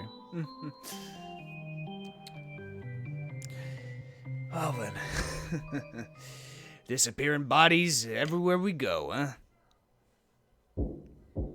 お父様、夏日です。おはようございます。そんなので起きるわけないでしょ。お父様、エヴァです。起きてください。大変です。 Eva pushed Natsuki aside and knocked repeatedly with all her strength. お静かに。想像しいにも程があります。今はそんなこと言ってる場合じゃないでしょ。電話にも出ず、ノックしても音沙汰はなしですか。参りましたね。機嫌をまた損ねられているのかもしれませんな。金蔵さんは時にほんのわずかの変化であってもそれに吉凶を感じ、本人以外には預かり知れぬ理由で機嫌を損ねたりします。そうですわね。こういうのは何も今日だけに限ったことじゃありませんものね。じい様ってそこまで書斎に閉じこもってんのか。はい、1ヶ月以上も書斎を出られないことも珍しくはありませんので。ここだけの話、勤めている私でさえ時折親方様がいらっしゃられることを忘れることがあります。ゴーダ、使用人にあるまじき発言ですよ。失礼しました奥様。とにかく連絡が取れるのはまずいんとちゃうか。I don't know what is with me today. I keep clicking through the message box like says quickly. I'm sorry about that. 下手したらお父さん事件が起こってることさえ知らんのやでなあ。さあ、どうでしょう。 Keenly noticing that people were starting to doubt Kinzo's existence, Ken mumbled those words. 最後にお父様に会ったのは誰？いつ？私です。昨夜バトラ君が黄金を見つけたと騒ぎになる直前までお父様の書斎で一日の報告をしておりました。昨夜の23時頃ですね。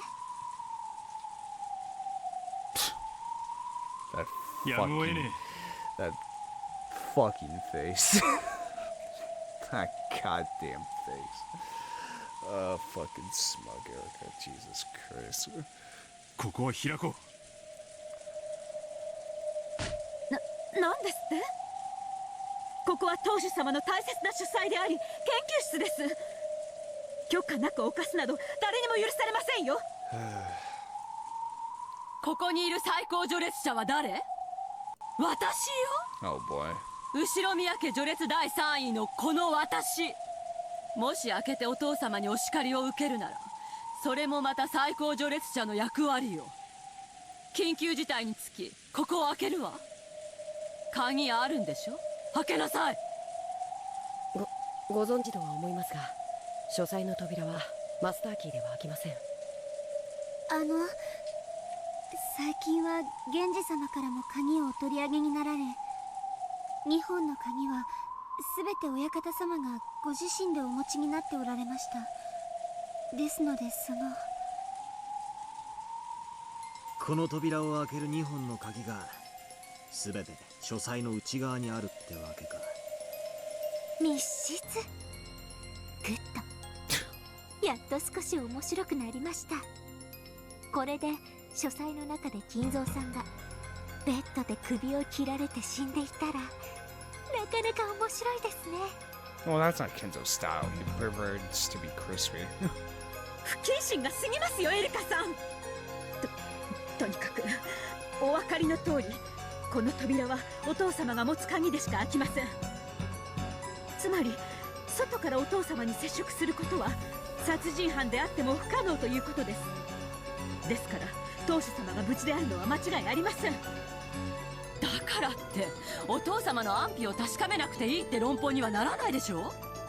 あなた尊敬するお父様の無事をそんなに確かめたくないの？そういうわけでは。 The atmosphere, which had been so agitated a second ago, suddenly went cold, and an eerie feeling filled the room as everyone stared at Natsuhi. They could understand why Natsuhi would protect the study under normal circumstances. People knew that she probably didn't want to disturb the research of Kinzo, a man she cruelly respected, and she was therefore trying to keep the unpleasant relatives away. However, this was an extraordinary situation. Murder had occurred. Natsui's persistence in keeping things quiet for Kinzo, even in a situation like this, was suspicious. It was hard to understand using common sense. 今この島で起こっている殺人事件はおそらく碑文をなぞる見立て殺人になると思われます。事件は続くものと考えるのが妥当でしょう。あの碑文を見立て殺人だとして見直すなら、さらに事件は続き、合計で13人の命が奪われる計算になります。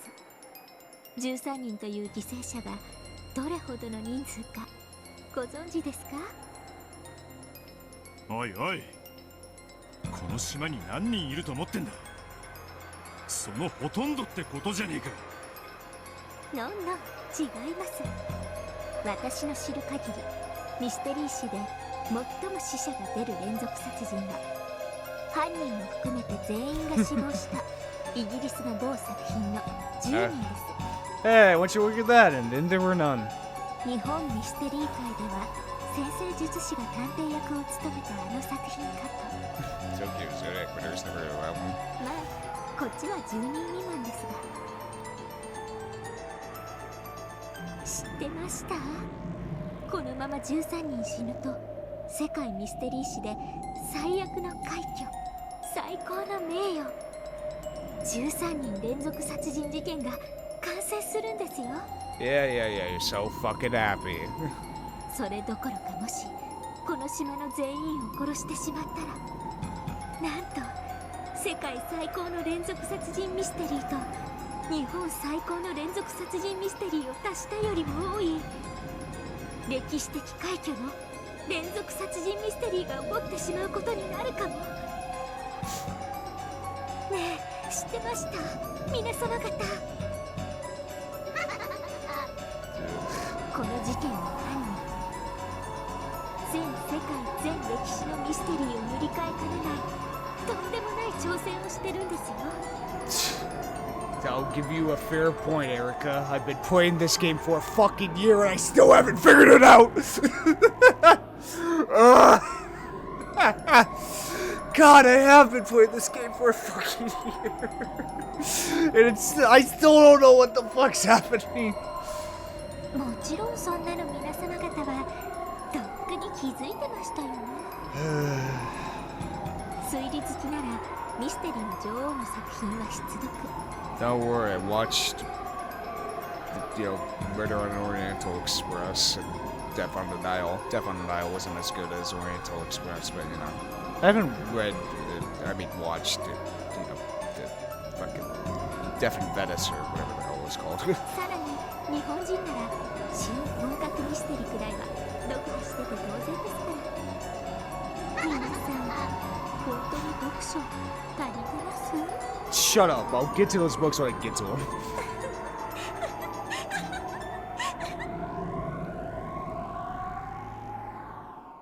ダメだな。へならお前もまだ読書が足りてねえぜ。何か私、間違いを言いました？ Eriko had been chatting away happily all by herself until a second ago, talking about her damn autism with murder mysteries. Changed her expression into a displeased glare in an instant. 日本ミステリー界の話だが、新本格よりも先に新下作派の一人が別の作品を書き上げているぜ。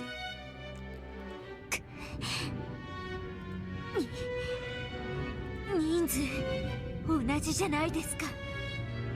記録はタイでも読者に犯人探しをさせた作品だってことに注目すればこっちの方がよほど的確な例えだ。あんたくらい博識なら単なる死体の数だけじゃなく作品の傾向を照らし合わせてあげるべきじゃなかったのかい？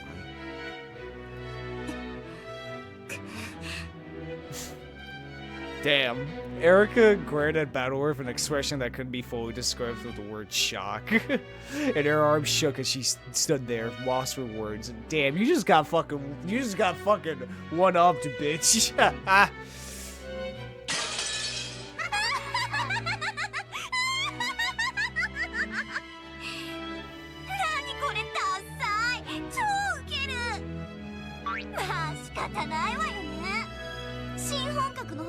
ミステリーとしての知名度は高いもんね。新芸作派の中に推理物があったなんてうっかり見落としちゃうわよね。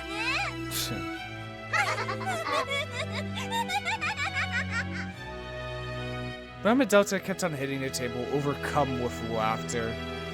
Even Braincastle, who had been struck with humiliation, snorted and started pounding the table and laughing in the same way.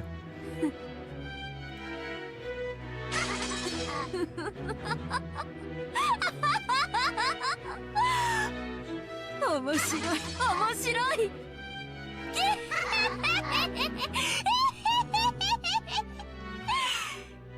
やるじゃないバトラのコマ。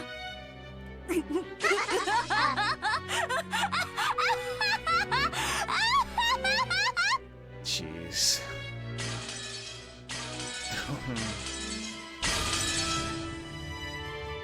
尊敬します。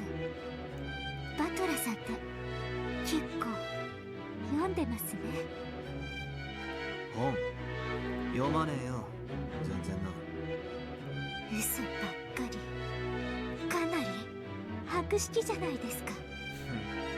本を読んでるなんてご大層なこと俺にはとても言えやしねえぜ。本を読んでるってのはな、年にほんの100冊も読まないようなやつが Yeah. 部活に口にしていいことじゃねえんだぜ。コマの文才って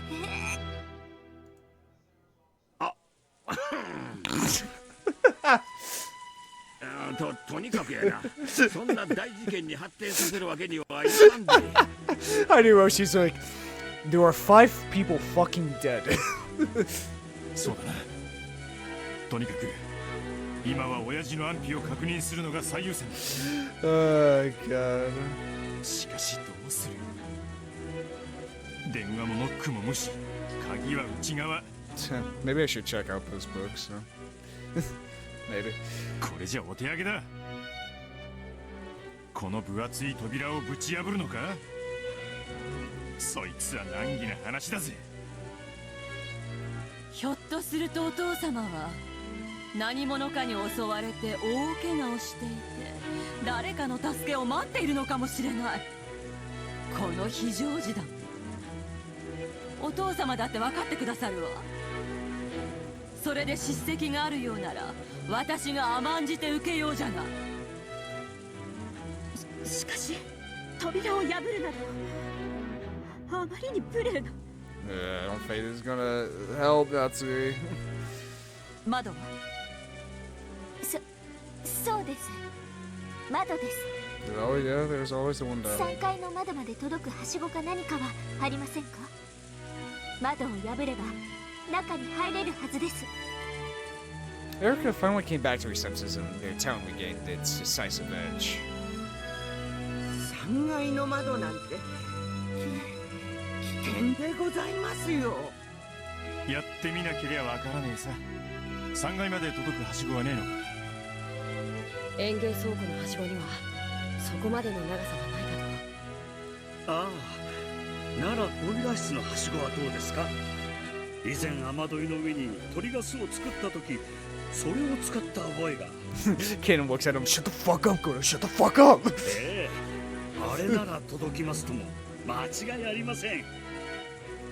He must have been extremely happy about thinking of something Ken hadn't. Looking pleased with himself as though he had won something, he glanced around at everyone. He was probably hoping that Natsui would praise him, but she quickly avoided his gaze. Of course, Ken had known about that letter too. However, in order to protect Kenzo's secret, he intentionally pretended to have forgotten. この天気ですし風も強いです。いくらなんでも危険では。同感だ。大怪我をしても明日までは病院にも行けないのですぞ。中庭なら風の影響が少ないかもしれない。とりあえず様子を見てみる価値はあると思うけど。いやー、しかし3階までとなるとなかなかにこれが大変。鳥の巣の片付けの時もほとんどの使用人たちが尻込みしてしまい、それをこの不祥豪だが大役を買って出て見事に果たしたのです。I like to imagine that, like, Goda's, like, side arming Natsu, like, eh? よし、何の問題もないで。何しろ届くはしごに実績のある人間もいるんだし。はい。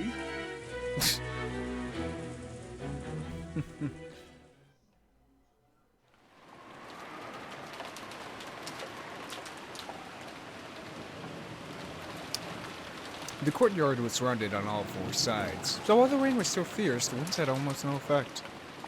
Fortunately, the ceiling jutted out a bit, so even the rain wasn't so bad. よし、はしごを立てかけてみるか。気をつけろよ。怪我すんなよ。おう。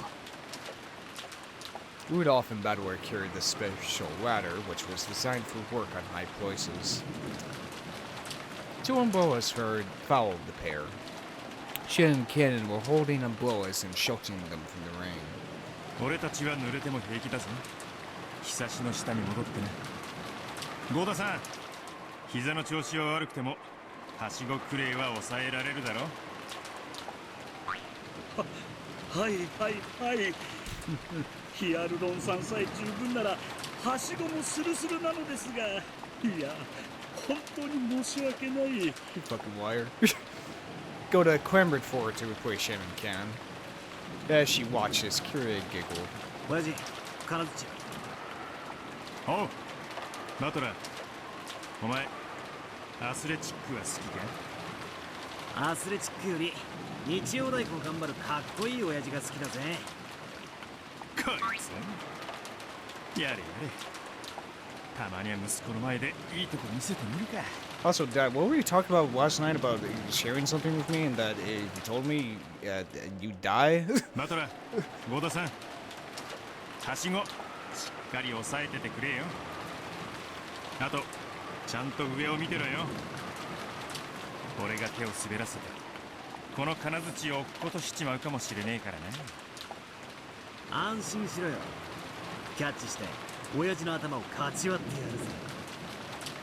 After putting the hammer that he got to smash the window in his pocket and cracking his knuckles, Rudolph started climbing. And there he goes. Look, as long as Meon's not, holding the ladder, we should be fine. 大丈夫よ。あの人アクション映画向きだし、それにスポーツだって得意なんだ。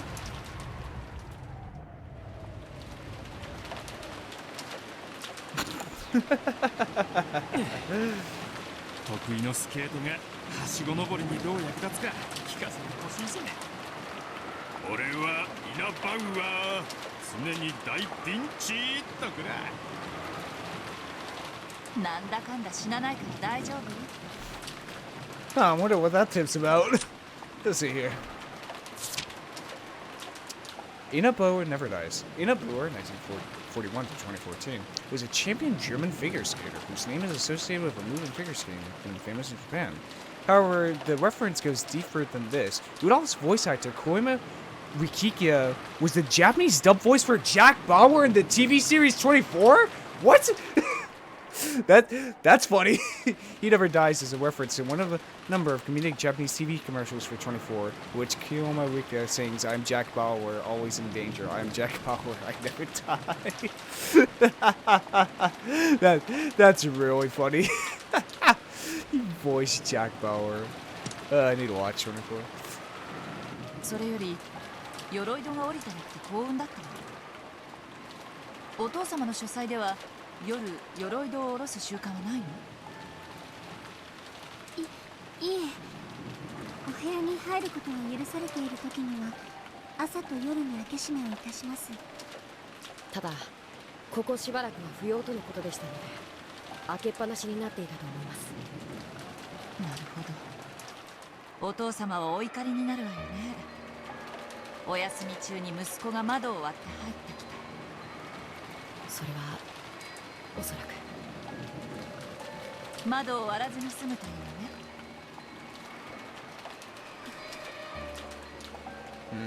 But if Shannon Cannon knew that Kenzo no longer existed in this world, that's who he had ordered them to interfere as much as possible. But now that it had come to this, there was nothing the two of them could do. They had tried to interfere by pretending they didn't know about a ladder that could reach out to the freight floor window, but because it Goda showed it off, that ladder had been found. Rudolph carefully climbed the ladder. He would reach the third floor window very soon. As he did this, Shannon Cannon stared at him, looking uneasy. After this, what will happen next? To the two of them, to bid them, to the master. Very soon, Rudolph will reach the window. この部屋の結界ももはやこれまで。城壁を乗り越えようと兵がよじ登ってくるぞ。まさに落城は目前というところ。私にいつでも消え去る覚悟はできておるぞ。そうはいかぬ。泥をすすってでも生き延びてもらわねばならぬでな。後のことは考える。今はここを逃れよ。とはいえどうしたものか。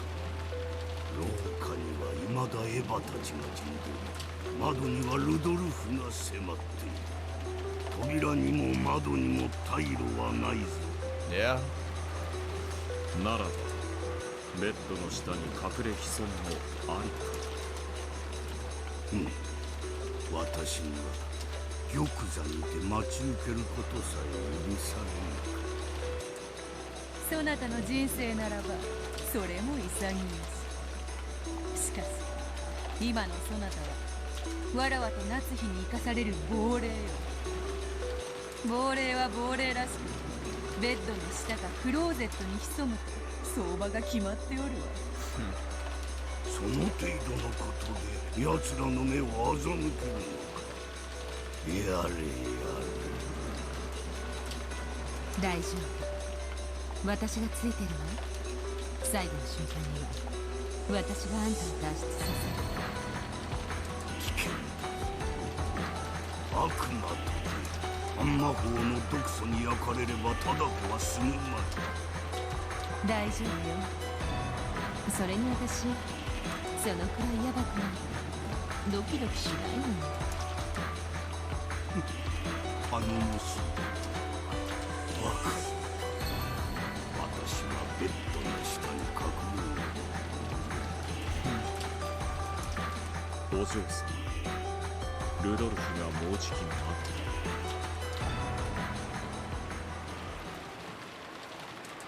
ってが気が変わる。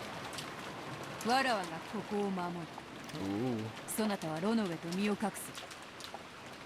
なんですって。話が違います。ここはガープに任せ、お嬢様は避難されることになっていたはずです。Though one oath should have been used to her fickleness, this surprised him for the first time in a long while. Rito may have been a powerful queen, but she was also an important piece that mustn't be exposed to danger.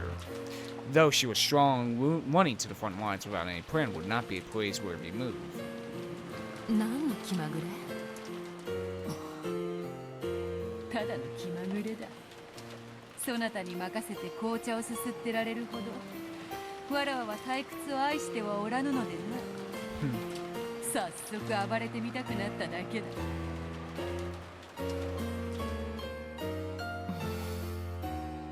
わかったわ。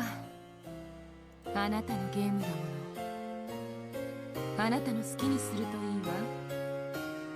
わ。私は決した第一の番の死体が暴かれることがないようしっかり見張っていることにする。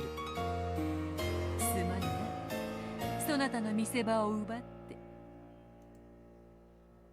よろしいのですか、お嬢様。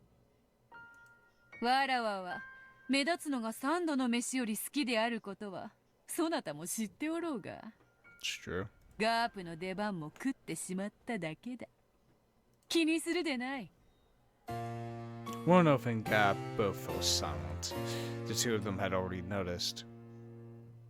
Reddy Burncastle, who used Furudo Erica as a piece, was a terrifying opponent. This fight would probably be terrifying as well. Bito couldn't expose Gap, her friend, to this danger. Both Bito bluffed and said that wasn't the case, but Roanoke and Gap had already figured it out. Therefore, after confirming Bito's resolve one last time and seeing that she was completely firm in their decision, they nodded in silence and accepted it. わかったわ。この場はあなたに任す。応援してるわ。気をつけて。わらわの活躍を存分に見守るがよかろう。おそらくベルンカステル卿は金蔵の不在を密室議論からカンパしてくるでしょう。密室での戦いは本来ガープの方が得意とします。クイーンは広い場所で戦ってこその支配者です。楽な戦いにはなりませんぞ。百も承知。わらわはいい夏日に仕えておるの。その夏日の危機をガープに任せて高みの見物ではわらわの筋も通らぬわ。かしこまりました。 It's very interesting. She wants to help Natsu. She truly does want to serve her.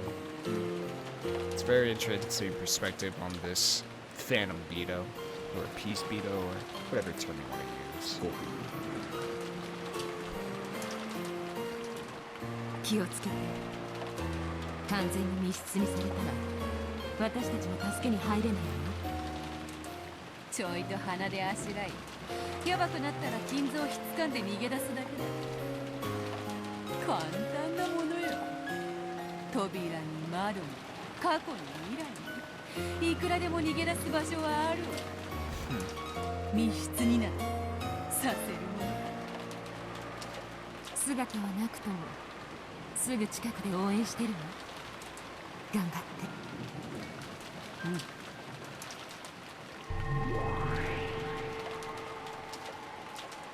Gap and Roanoke became a swarm of gold butterflies and disappeared, and Kenzo melted into the darkness beneath the bed.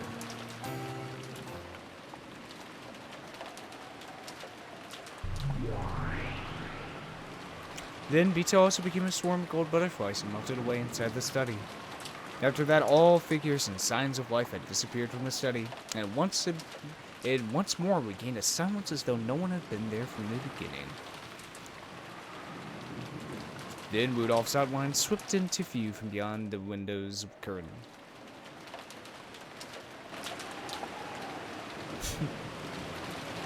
親父、いるなら返事をしてくれ。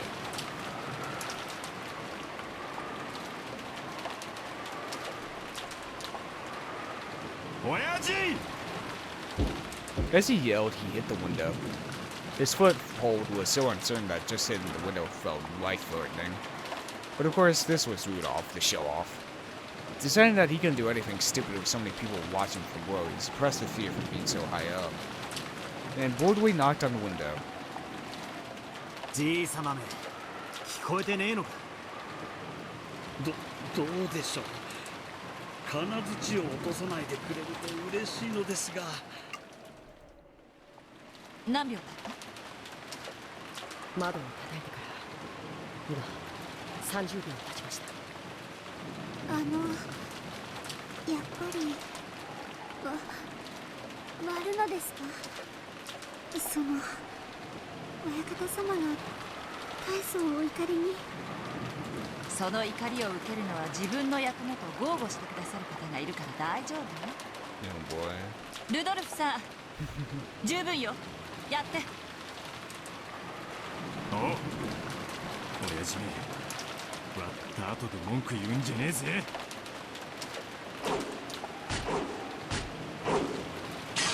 There we go. He hit it several times, and eventually a fist-sized hole opened up in the glass. Because of his unstable footing, this took a lot of effort. Using the end of the hammer skillfully, he brushed aside the now fractured bits of glass and opened the hole further.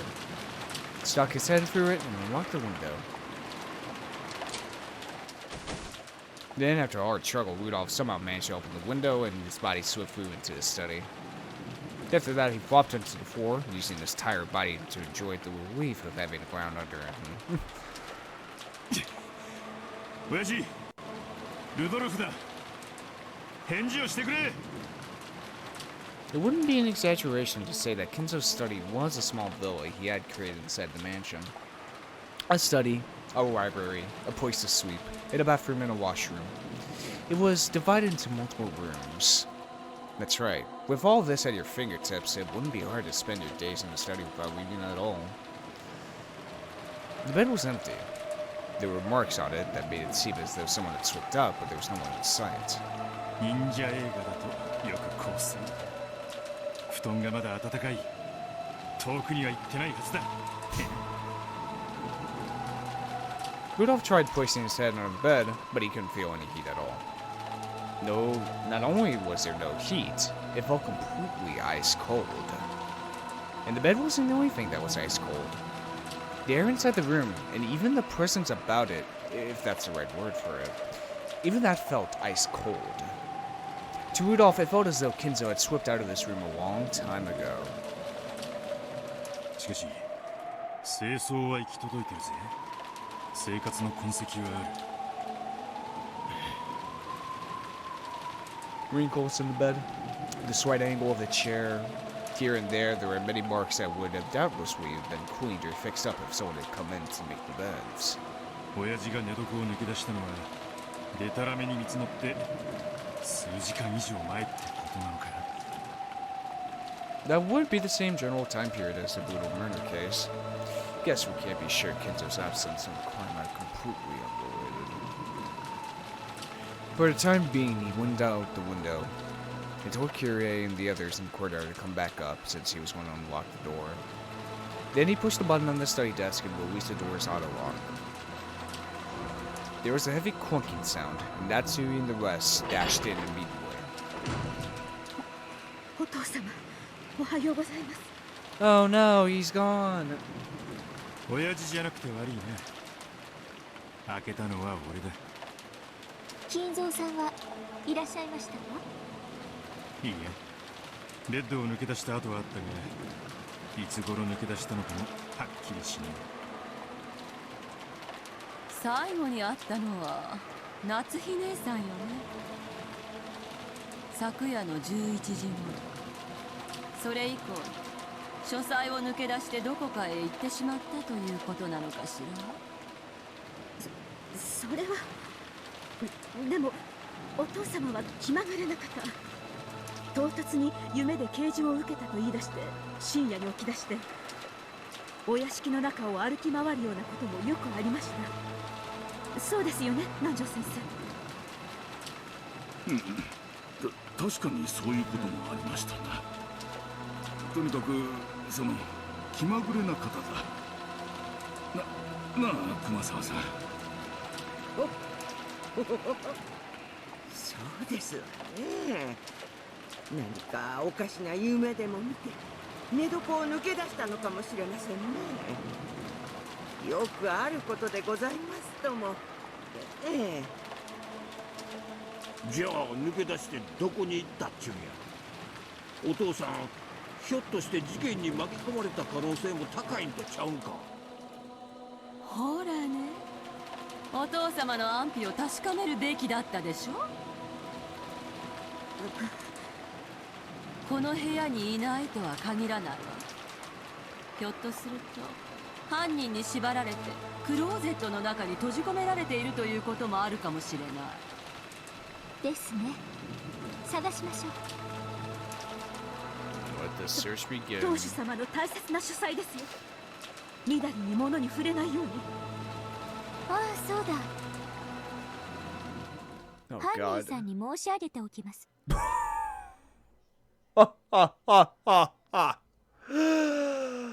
Culprit son. When Natsuhi heard this said right in front of her, her heart froze. But Erika had only just happened to be standing right in front of Natsuhi when she said it. She had directed her words to the room at large. She hadn't been speaking to Natsuhi in particular. Natsuri turned her back on Erika, trying to prevent her faltering expression from being noticed. 私、記憶力は写真並みですので。 Of course you do, like every other detective. 何かの証拠を隠蔽しようとして現場を改ざんすればすぐにわかります。こんなところでボロを出して私を質問させないでください。フーダニットが犯人のボロや出現で特定できるミステリーなんて三流だと思いません？ Alright, what's your favorite mystery then, Erika, huh? It's fucking everything's thrown away to you, huh? 何を言っているのか分かりかねますが、不謹慎な発言は慎むように。お父様、いらっしゃいませんか？お返事をしてください。 Natsuri started walking around, calling out in a loud voice, refusing to let Erika say anymore. There was a knock. Kiri and the others had gone down to the courtyard and returned. やっぱりお父様はいない？どっかに踏ん縛られて閉じ込められてるかもね。それを探すところだ。よくこんなところにいつまでも閉じこもっていられるもんだぜ。諦めよう姉さん。もうなるようにしかならない。奥様はどうなさるつもりかしら。自分でついてきた嘘のつけさ。運命は神様に委ねましょう。はい。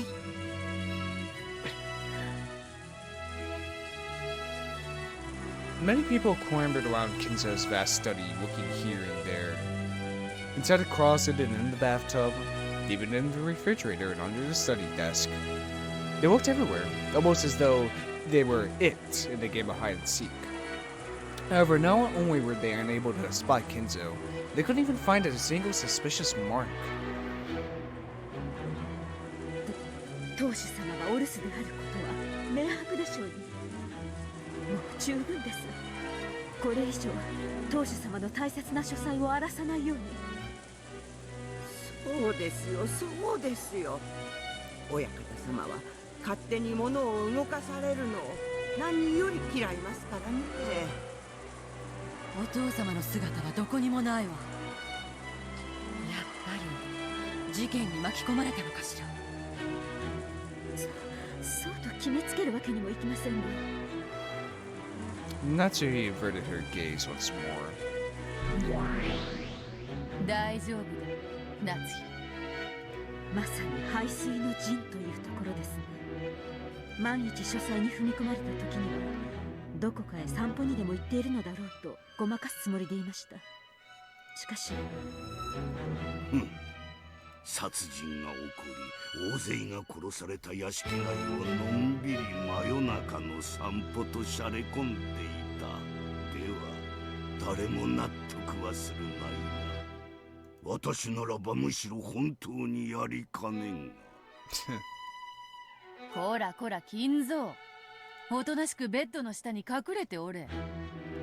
大丈夫だ夏日、落ち着くがよい。いるものをいるとは断じれようが、いないものをいないとは断じれぬ。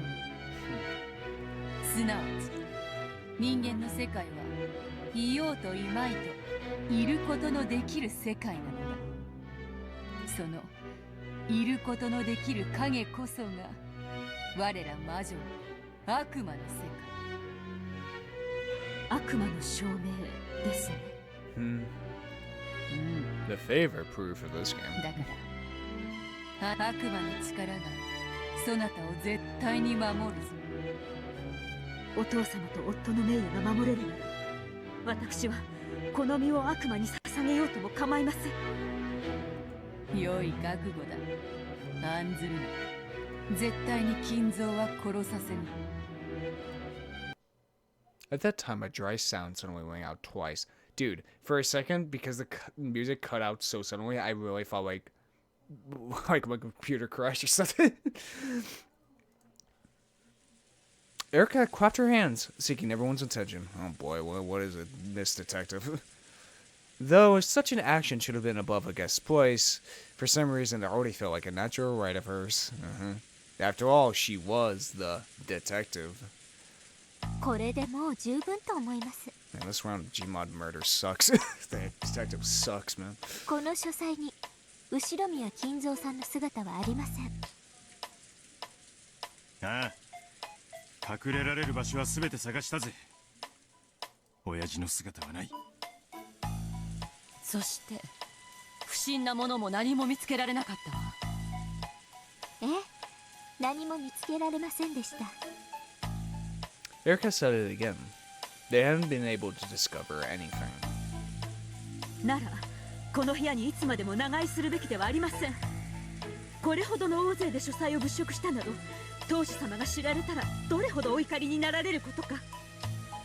エヴァさん、あなたは責任を取られる覚悟があるとおっしゃいましたね。生涯絶縁されるくらいの覚悟は終わりなのでしょうね。それを決めていいのはお父様ご自身だわ。あんたが決めることじゃないわよ。お静かに。状況を整理したいと思います。昨夜の23時に最後にこの部屋で金蔵さんにお会いになられたのは夏日さんですね。 Not the greatest alibi. それをどなたか証明できますか？証明？ええ、そうです。だって夏日さんが本当に昨夜の23時にここを訪れたかどうかは夏日さんしか自称していません。金蔵さんが昨夜確かに夏日さんがやってきたと証明してくれればいいのですが、その肝心の金蔵さんがおられませんので。アリバイはミステリーの基本ってわけ。 Most mysteries, yeah. え、そうです。アリバイは大事です。どうせ推理の役にはほとんど立たないのですが、その辺の重箱をつつかないといけないと、 I mean, お fair 作 enough. 法で決まってますので。 A lot of alibis can, just be lying and, working together and all the mystery bullshit. 昨夜の殺人のアリバイ探しなんてやってもないくせに、じい様の失踪についてだけはアリバイ探しをするのかよ。本当に気まぐれなやつだぜ。ご安心を。もちろん第一の晩の殺人についても後ほどみっちりとアリバイについて全員に確認させていただきますので、こうご期待を。それでどなたか夏日さんが23時にここを訪れたことを証明はできませんか？できなければ夏日さんが最終目撃者であることから疑わなければなりませんが。私が信用できないというのですか？いえいえ、むしろ逆です。あなたには犯人であってほしくないんです。だってすっごくつまらないじゃないですか。 It's very comforting, Erica. Very comforting. 一番怪しい人物が本当に犯人だったなんて、三流ミステリーの極みです。 Yeah, that's it. You haven't really helped your case at all during this entire thing, 夏日さんが怪しい。待ってくれ。どうしてそういう論法になるんだね。そうですとも。奥様が怪しいなど出現にも程があります。静かに。南條先生、ゴーダ、ありがとう。エリカさん、それだけの無礼な発言をなさるに足る根拠はおありなんでしょうね。すっごいシンプルで嫌なんですけどね。テレビドラマレベルの根拠で恐縮ですが、それでも良ければ。 TV drama quality evidence, God. 聞かせてもらおうぜ。 When Battle glared at her, a cold expression rose to Erica's face for an instant. But it was only for an instant. After smiling peacefully and gazing around at everyone, she started to talk. She looked like the main character in a play, who had come out onto the stage, bathed in a spotlight. 今朝の話です。殺人が起こって大騒ぎになった時のことを思い出してください。事件のことを金蔵さんに伝えたいけれど、いくら電話しても出てくれない。その時のことです。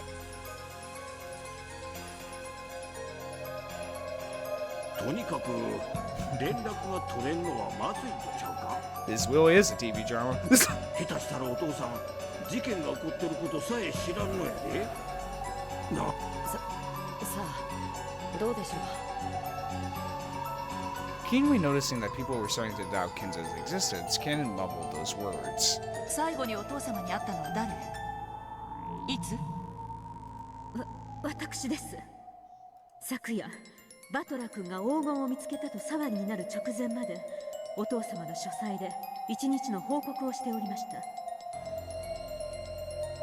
昨夜の23時頃ですね。Erica chuckled significantly. それが何だというのですか。バカバカしい。多分キリエさんも狙って振ったんだと思います。 You know what this is reminding me of? Even though I've never watched a single episode of Columbo, I know that the setup is always...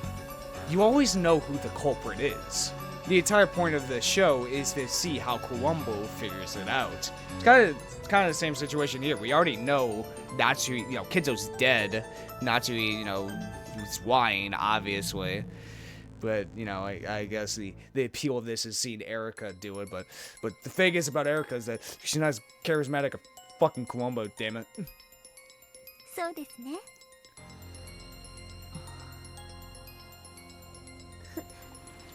振ったとはどういう意味でしょうか。ひょっとすると誰か引っかかるかも。そうですね。ありがとう、キリエさん。実はあの発言はあなたがなさらなければ私がするつもりでおりました。最後に親方様に会ったのは誰かという質問にそんなにも意味があるというんですか。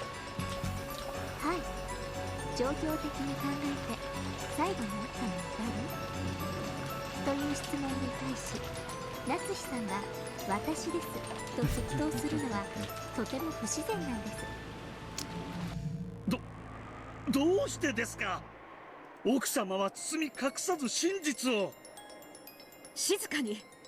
それがどう不自然だというのですか。どうしてあなたは23時以降金蔵さんが誰とも会わないと確信できるのですか。 Yeah, you wouldn't say, oh, I was the last person to meet him. Well, why did you assume that you were the last person? Maybe someone else talked to him. それはお休みになられたのを見届けたからです。普通に考えればその後朝までお休みになられ誰とも会われないだろうと考えるのは自然なことです。状況的に考えて最終目撃者は何かの関与を疑われかねませんでした。普通の人間なら夏志さんと同じ立場だった時は最後に会ったのは私です。23時に会いましたとは言いませんですね、キリエさん。ええ、そうよ。普通の人間だったなら23時に会ったのは私です。しかし私が最後に会った人間かどうかは分かりません。 No. になるわ。グッと最終目撃者だと名乗ることは普通困難なんです。自分が目撃した後に誰も目撃できないと確信できる理由をご存知でない限り、三流ミステリーですと最終目撃者は大抵犯人で、 Yeah, it's a pretty obvious mark. 自分が殺したのだからその後には誰とも会えるわけがないと、こういう論法で進むわけです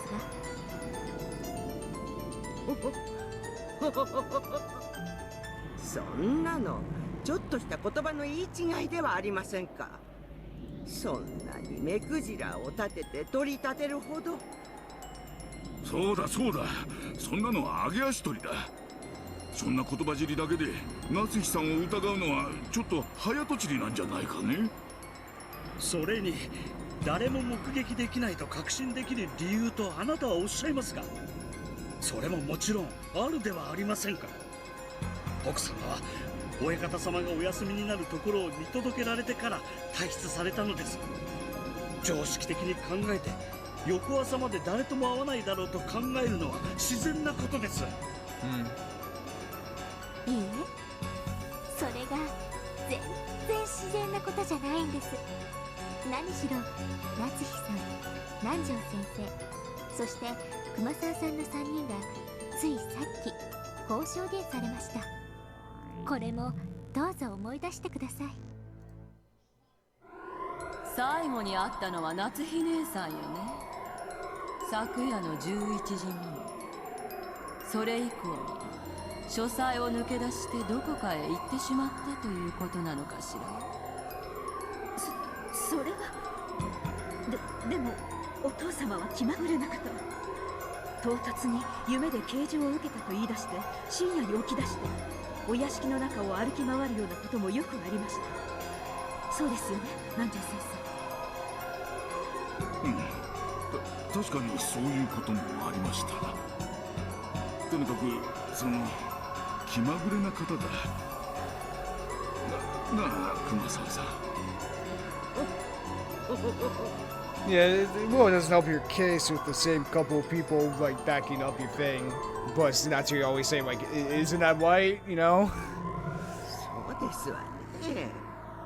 何かおかしな夢でも見て寝床を抜け出したのかもしれませんね。Also, the whole thing of like he goes just waking up in the middle of the night. よくあることでございますとも。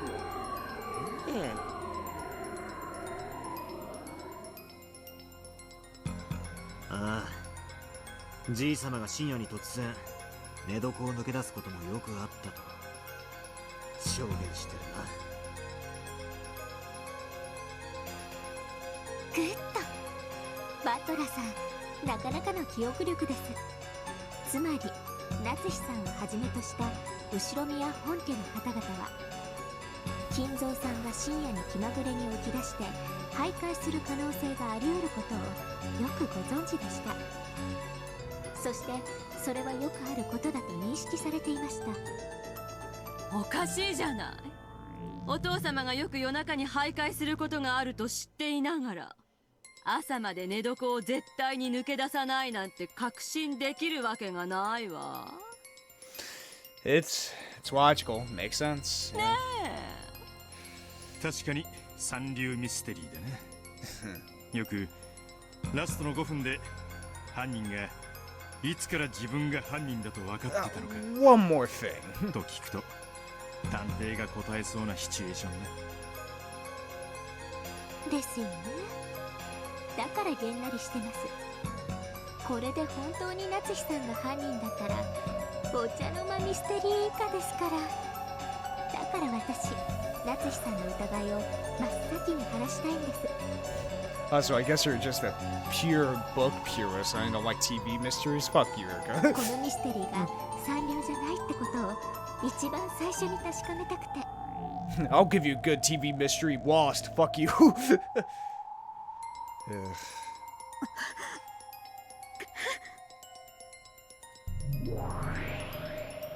焦ることはないぞ夏日。探偵気取りお得意の言葉遊びよ。だからなんだというのか。この発言だけでそなたをどう追い詰められるというのか。地獄の法廷とて陪審員の悪魔たちは全員そなたの無罪に投じるわ。だからうろたえず落ち着くのだ。確かにそういう風に言われりゃ夏日おばさんが不審そうにも見えずだが俺にはただの揚げ足取りにしか聞こえねえぞ。 Yeah, could have just been a slip up. でも怪しいわ。夏日姉さんが何かを隠してるかもしれないと疑うきっかけには十分だと思うけれど。 Well, you're just biased, Ava. 全くの言いがかりです。それに卑怯ですよエヴァさん。私が23時に確かにここにいたことは他ならぬあなたが証明できるではありませんか。 She did knock on the door. そうなんですかエヴァさん。あら、そうだったかしら。You bitch. ごめんなさいね。何しろあの時は黄金が見つかったと気が動転していたから。今の今まで夏日姉さんに会ったの忘れていたわ。 Then as soon as Ava says, like, oh, he knocked on the door, but Erica's gonna be like, oh, did you ever hear across Kinzo's voice? It's like, no, just Nazis. エヴァさんが夏日さんが23時の目撃者であることを証明できるのですね。ええ、残念なことにね。夏日姉さんの言い分を一部は認めることができるわ。この部屋から出てきたということだけはね。何が言いたいのですか。私が言いたいのはこういうことよ。いいえ、ずっと前から言いたかったの。こんな悲惨な殺人事件の真っ最中にこんなことを言い出すのは本当に場違いだと分かっているけれど、今がちょうどいいタイミングだから言わせてちょうだい。分かってるわよね、夏日姉さん。 The servants gulped and held their breaths. It seemed that they hadn't been able to hide it after all. In the middle of this heavy silence, Ava fingered her trump card and naturally tried to act calm. Both space and time grew heavy as wood and swallowed up everything. 金蔵さんっていつからいらっしゃられないんですか？ Erica's words, spoken almost casually, tore that atmosphere to pieces like shattering glass. はっきり言うと俺たちは今年はおろか去年の親族会議でさえ会っちゃいねえ。そうや、わしらは去年の時点から疑っとった。息子たちが殺されたこんな時にこんなことを追求するのは場違いかもしれんとは思っとる。だがひょっとしたら事件と関係があるかもしれんから今追求させてもらうで。 And once they find out that Natsu's been hiding Kenzo's death, that will just place even more suspicion onto her. Because if you're willing to hide the death of a person you most respected, what the, you know? 夏日姉さんたちにはお父さんの死を隠す動機があり得るの。お父さんの財産を横領しているかもしれない嫌疑。もしお父様が死ねば財産分配のために調査が行われ横領は白日のもとにさらされるわ。だからあんたはお父様がすでに亡くなっているのを隠しているのよ。なるほど。ホワイトニットは十分というわけですか。 Why done it? ますますによって三流です。はあ、つまらない。 What the fuck you expect, Erica? What? 何を言っているのか分かりません。私は当主様の死を隠していると。そんな暴言断じて許せません。そうですとも。奥様だけでなく日頃から他の使用人たちの親方様のお世話をし、その姿を見ていますとも。源氏さんやシャノンさんやカノン君や南條先生に熊沢さんだってよくお会いしている。私は信頼がないのか昨年からずっと姿をお見かけしていますが。黙りなさいゴーダ。Oh. 申し訳ございません。夏日さん以外の目撃者は全て御用関係にある使用人だけではありませんか。金を握らせて口裏を合わせたなんて、本当に三流。くだらないくだらない。がっかりですよ夏日さん。だからもう断じてしまおうと思います。何をですか。後宮金蔵さん。何か招かれざる客人。あなたは存在していませんね。遺産問題であなたの死を知られたくない人間たちによってその死を隠蔽された亡霊です。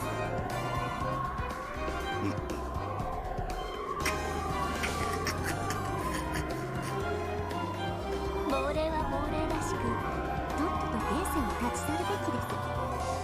初めてお会いしたのにご挨拶もまだでしたね。これは申し訳ない。はじめまして、こんにちは。そしてさようなら。 Ooh, so close to Erica's face they could barely have wedged a sheet of paper between them. Beater's pipe came to a sudden stop. Oh そして shit. こんにちはだ。後ろ宮家顧問錬金術師黄金のベアトリーチ。そなたの喧嘩ここよりはわらわが買い取ろうぞ。 Well then. どうもはじめまして。このゲームの探偵クルドエリカです。よろしくお見知りおきを。そしてこれからさようなら。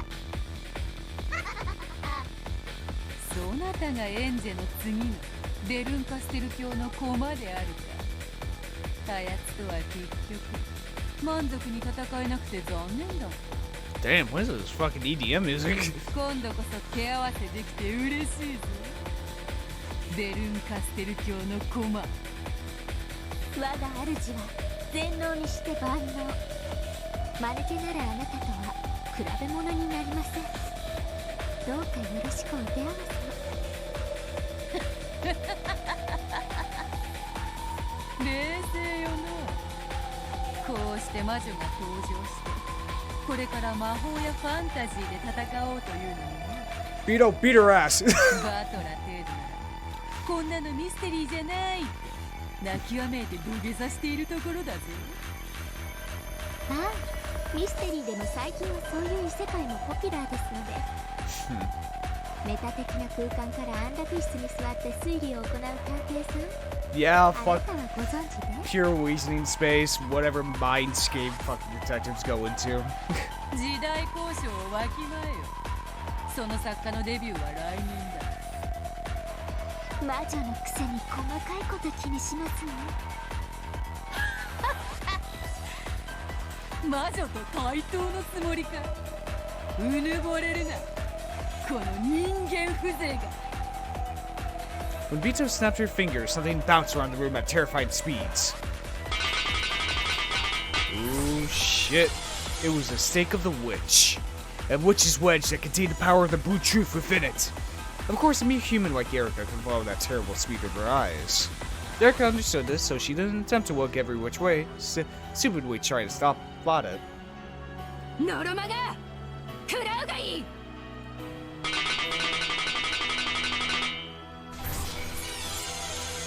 With a terrible sound, Lucifer's blue stick buried itself into Erica's right collarbone.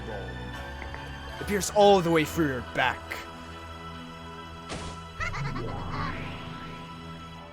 Lucifer spun and rebounded when in front of Beto, and vanished with a shrill laugh. Erica wasn't blown back, but she had been won through by the blue wedge. これが青き真実とやらですか。ではご考察を賜ります。23時夏日が金蔵に出会った可能性を否定はできぬ。その後そなたらが書斎に押し入るまでの6時間以上もの間、金蔵はいくらでもこの書斎を抜け出す余地がある。Very possible. 以上に金蔵が存在しないとそなたに断言はできぬ。 Bito announced that with an expression worthy of her title as witch. Erika was silent. Was she too shocked to speak? There was no anguish in her expression. She was just quietly listening to his blue truth. No, judging by her disdainful expression, it's probably more appropriate to say that Bito's words went in one ear and out the other. グッとまずは王道です。硬いですねこれ。抜けない。 She tried pulling from the front and the back of the blue wedge that pierced her, but it didn't budge an inch. However, her indifferent wax expression didn't budge an inch either. 抜けぬわ。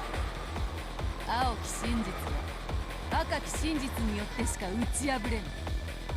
この島にやってきて一日を経たかどうかの客人であるそなたに理解しうる真実など存在せぬ。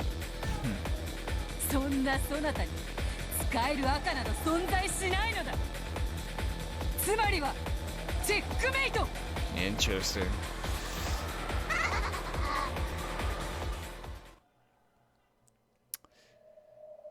Oh boy. なるほど。ここはそういう空間ですか。なら魔女と戦うにふさわしい駒が必要ということですね。私は探偵。人間の犯人を相手にするのを役目としましょう。あなたは魔女。魔女やら悪魔やらを相手にする役目ならふさわしい駒がいます。ご紹介しましょう。ミス・ドラノール。ドラノー？あなたの出番のようです。ドラノール。や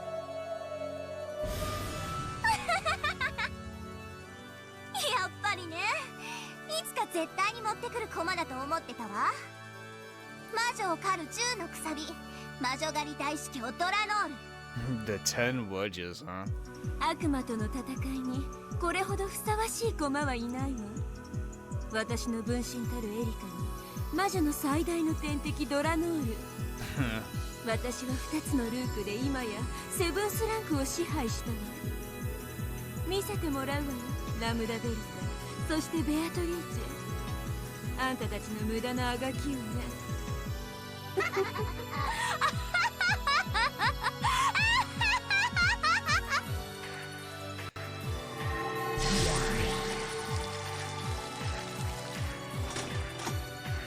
Oh, and there she is. The other girl that yet another character I've seen constantly. The air shone brightly, and the piece Erika guided there showed its form. That form resembled a clergy member perfectly suited for confronting an evil witch. はじめまして。ドラノール・エノックスと申します。 Drano Enox. Alright, let's read about you, shall we? Big ass, goddamn Legacy of Kain looking character. A member of. Oh, what the fuck is that word?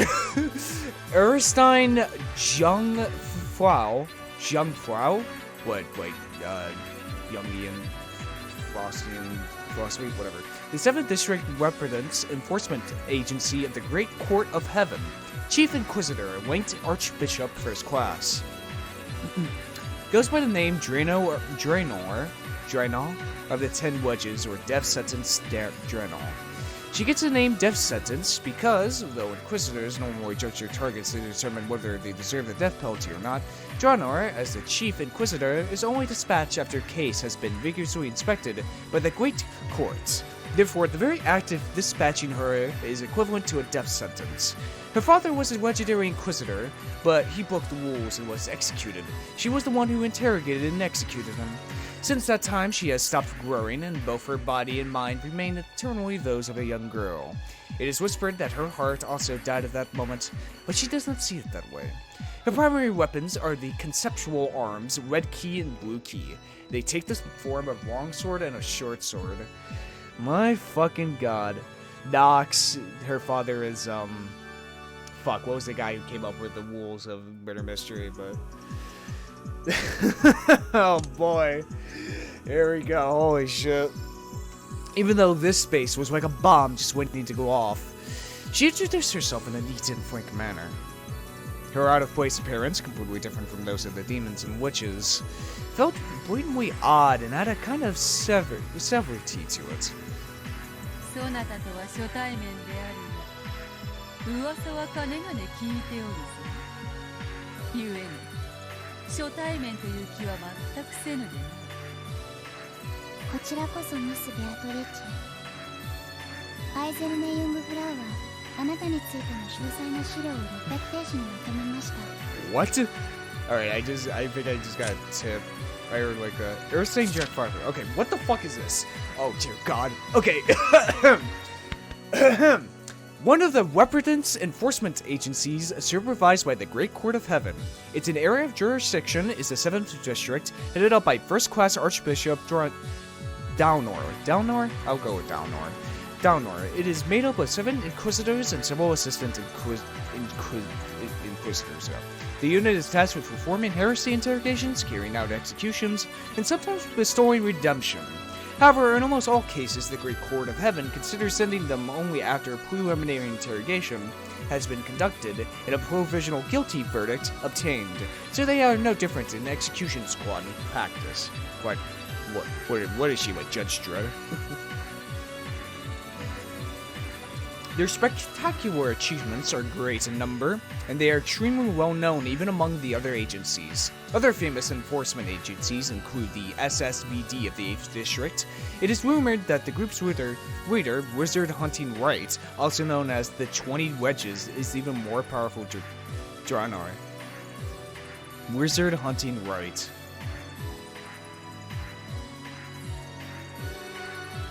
Wizard Hunting Right. I feel like this is a reference to something. It's probably not Phoenix Right? That means something. I'll look that up later. それに常に目を通していますので、私も初対面の気がしません。地獄の書記官なら600ページを6文字でまとめてみせるわ。お伺いします。近寄るな危険で6文字だ。それは良きまとめです。帰還しましたら、あなたの資料を敬意を表して2文字を加え、8文字でまとめます。Stop changing your font, damn it. エクセキュート。キュートとは世辞が過ぎるぞ、客人め。それでは続けましょう。ミス・ベアトリッチェ、首席異端審問官ドラノール、謹んでお相手いたします。わらわは初手を終えているぞ。Great. Brain Castle is both a piece for fucking human culprits and also for magical shit. そこのフルドエリカの青きくさびが抜けないならば、とぼいつもの退屈な反抗士の仕事を再開するとよい。このくさびとやら頼みます。ベアトリーチェさん、この程度でチェックメイトのつもりらしいので。After making a show of tapping her finger on the blue wedge that pierced her, Erica shrugged as though taunting Beatrice. ベアトリッチェ。大丈夫。少しからかってやるだけだ。なんいざとなったら金蔵の亡霊をひっつかんで好きに逃げ出せ。この部屋からいつだってどこへだってわらわは自由自在よ。無駄です。ほう。私に出会ったらそれが終焉です。逃しません。誰も逃げられない。確かにお父様が突然目を覚ましてどこかへ行ってしまった可能性は否定できないわ。 Oh boy. でもね、それはありえないって断言できるのよ。なぜかわかる？ What, did you place a piece of tape on the door? Ava? わかるわけもありません。あなたがこの扉の前で一晩中当主様が外へ出ないことを見張ってたとでも言うのですか？ Nah, she put a piece of tape. 見張っていたわ。この子がね。What? The fuck? 謹んで申し上げる。この扉より出入ること叶わぬと知るべしと申し上げ立てまつる。英士隊、書斎扉の封鎖を命じる者なりよ。The doors to heaven opened with a strong, unlimited radiance like the sun's, announcing the arrival of Draenose underlings. Those words were clad in the red truth and cut off the witch's method of escape. シエスタ410、ここに。シエスタ45、ここに。大ベアトリーチ卿、ご無沙汰しております。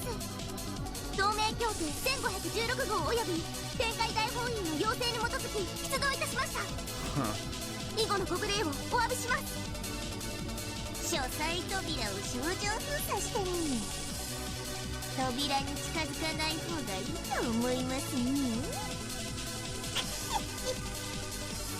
近景、重ねて申し上げる。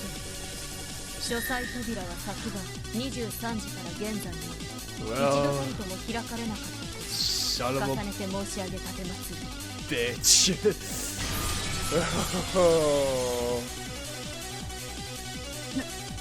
何ですか？ I fucking knew it! Knew it! 何の変哲もないレシートよ。でもね、このただの紙切れがあんたの嘘を立証しちゃうのよ。エヴァはゆうべあんたが書斎から出てきた時、隙を見て書斎の扉の隙間にレシートを挟んどったんや。そしてそれは今ルドルフ君が扉を開けてくれた時に落ちたんや。どういう意味かわかる？つまり昨夜の23時から現在までお父様がこの扉を開けたということはありえないということ。なん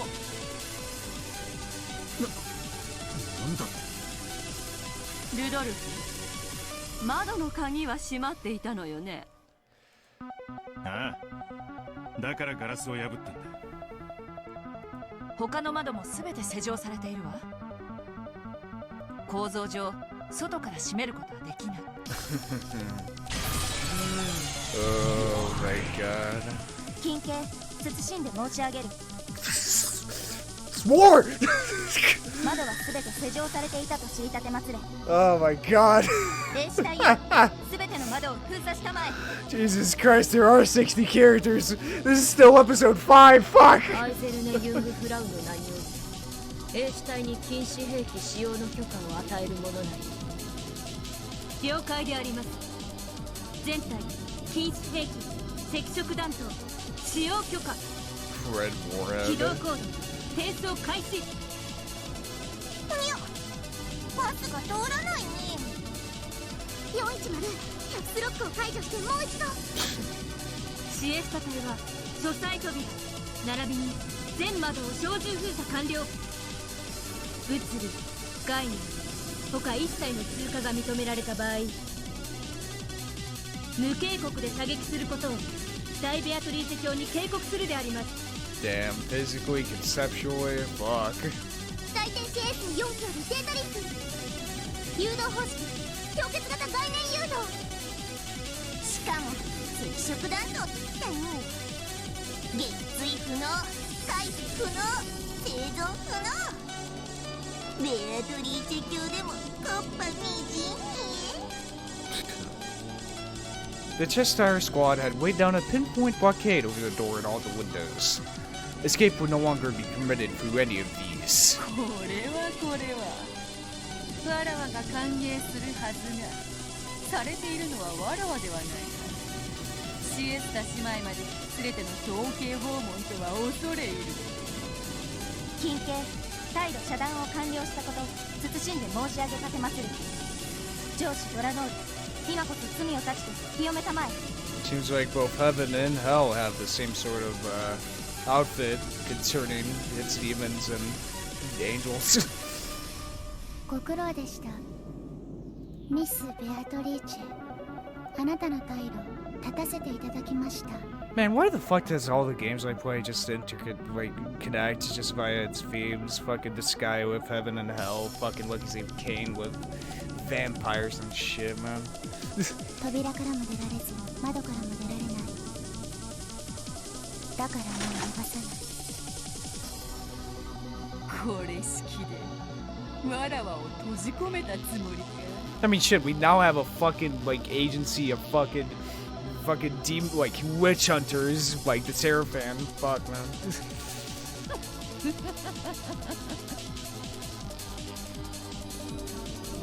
Oh, hey. I think I got something new. Alright, I think I got something new. My character was. Check, here we go. Gertrude, a member of Eastern Jungfrau, the 7th District Repentance Enforcement Agency of the Great Court of Heaven. Senior Assistant Inquisitor, ranked Minister, First Class. As an Assistant Inquisitor, she is tasked with aiding during interrogations and hearings. In practice, execution ends up being the primary focus of most missions, and so she is usually assigned to the job of using barriers to block the target's means of escape. On duty, she is calm, flawless, expressionless, and emotionless. However, in truth, she is quite compassionate and is loved by many of her juniors. She has already passed the exam to become a full Inquisitor and was offered a position in a different district, but she refused. She continues to serve alongside Dalnor, to whom she owes a great debt, waiting for a reassignment under her. Therefore, though she is an assistant, she is treated as an Inquisitor, Archbishop Third Class. And here we have the counterpart to Gap, who's Gap makes holes, she blocks them. Alright, Cornella, okay.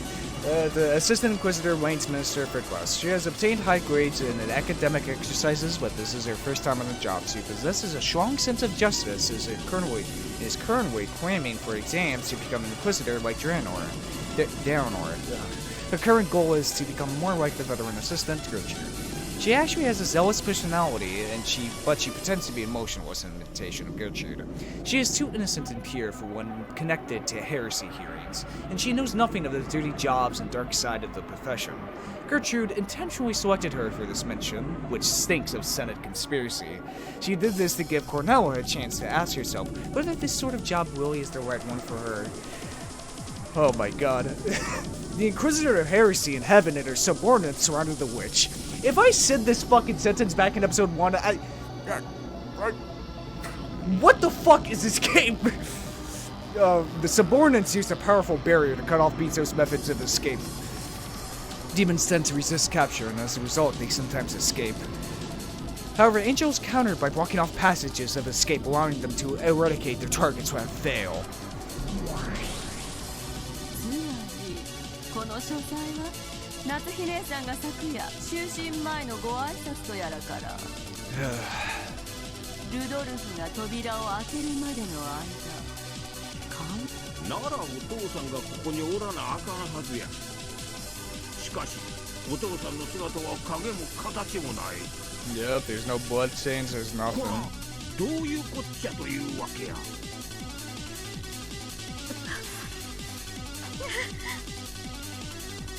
落ち着けと何度も言っておる。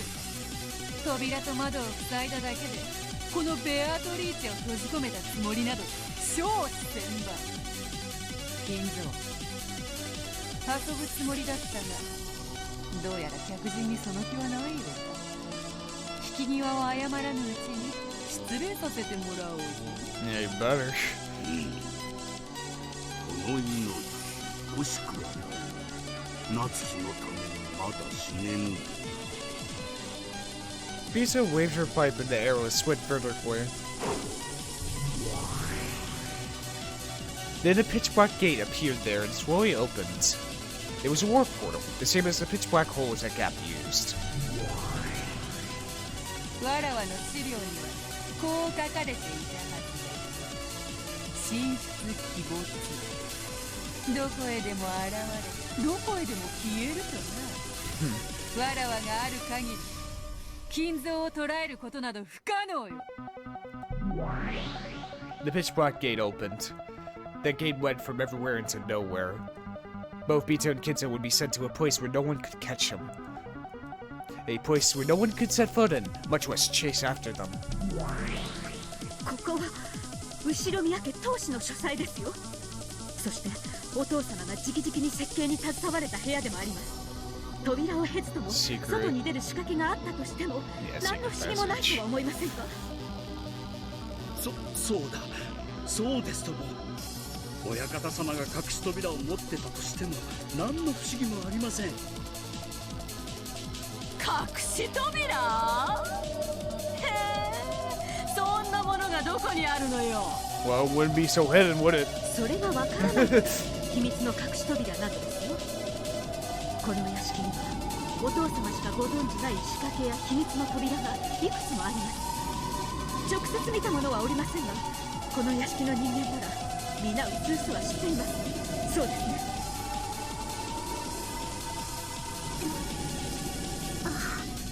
はい。親方様しかご存知ない隠しツールがある。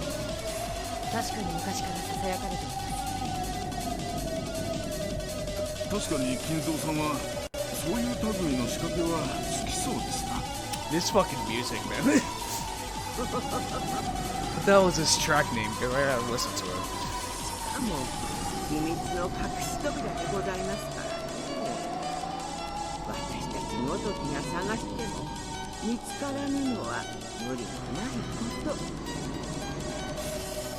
なるほど。悪魔の証明となる。私たちにはこの部屋に隠し扉が存在する可能性を否定できない。Yeah. そんなのデタラメよ、でっち上げよ。お父様の死を隠してる嘘がバレそうだからってよくもそんなことを。そうやってこの書斎のどこに隠し扉があるんや。その存在を証明してみんかい。証明不要。悪魔の証明であるぞ。隠し扉の存在は発見不能にして否定不能。 It's very true. よって金蔵がこの書斎より隠し扉で脱出した可能性を誰も否定することはできぬのだ。God damn. Oh. Fucking shit! What the fuck? What? Okay. This track, that transition, what the fuck? Bito's blue wedge would have been fired off as a farewell gift, was crushed with a flash of Drino's long sword, and the pitch black gate was crushed as well. It wasn't just crushed visibly and physically. The warp portal conceptualizing hidden doors would remain destroyed from that point onward. どうして書斎の主でなければゲームマスターでもないそなたが赤き真実。 That's insane. I won't allow him. Oh my god. What the? What? その上何か隠し扉の存在を許さぬと。それがミステリーだからです。ノックス第3条ミステリーはね、隠し扉など存在してはいけないのです。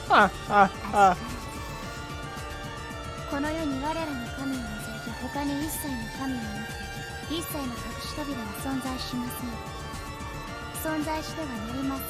させません。我らの神への冒涜です。She represents. I don't know how to describe this.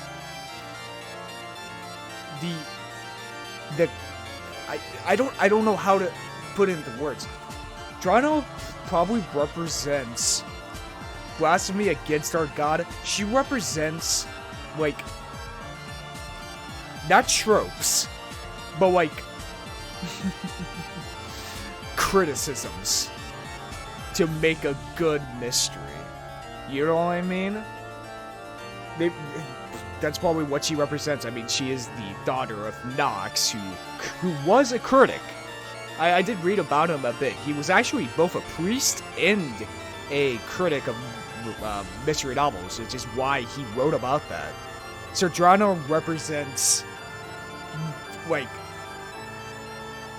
the taboo things you cannot do within a genre.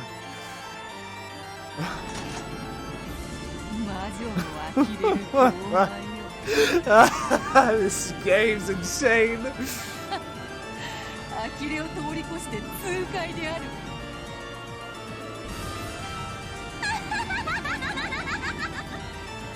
来たわね、魔女を貫く銃のくさみ。相変わらず聞いていて惚れ惚れする暴論だわ。愚かね。悪魔の証明なんてあやかり、これまでは全てを逃れてきたのでしょうか。 But now ドラノイアはもはやその人は通用しないわよ、ベアトリーチ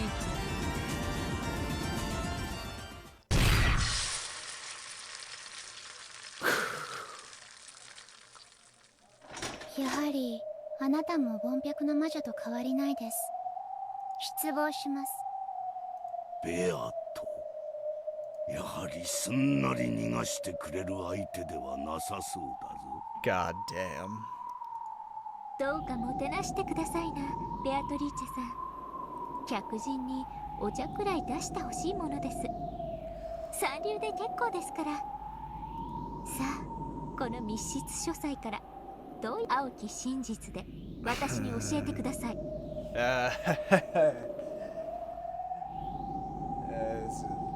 That's a great question. That's a great fucking question. よかろう。ほいづら書くでないぞ。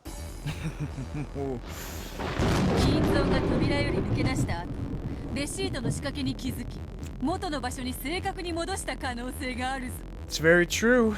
You can always just put it back in place. すでに後で否定済みです。書斎扉は23時以降一度たりとも開かれていません。Well then. 金蔵は希代の魔術師で発明家かもしれぬぞ。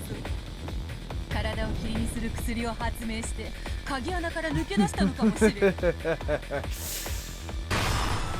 Oh my god. そのような薬は存在しません。存在してはいけません。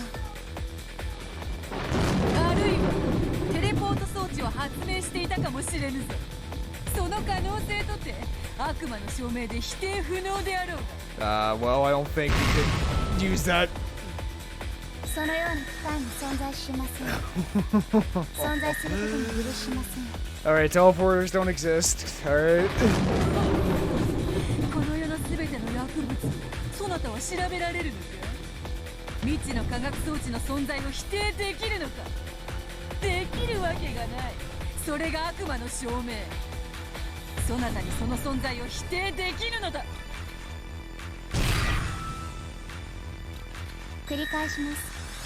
神の名においてそのような薬も機械も存在させません。Wow. 未来永劫存在することも許しません。未来とな。Damn. ほうほう。そなたは人類の未来さえも否定してみせるというのか。ノックス第4条です。未知の薬物および難解な化学装置の使用を禁ず。人類の進化と未来が用いる知識と技術は我が神が決定します。そしてその存在の否定を永遠に宣告されました。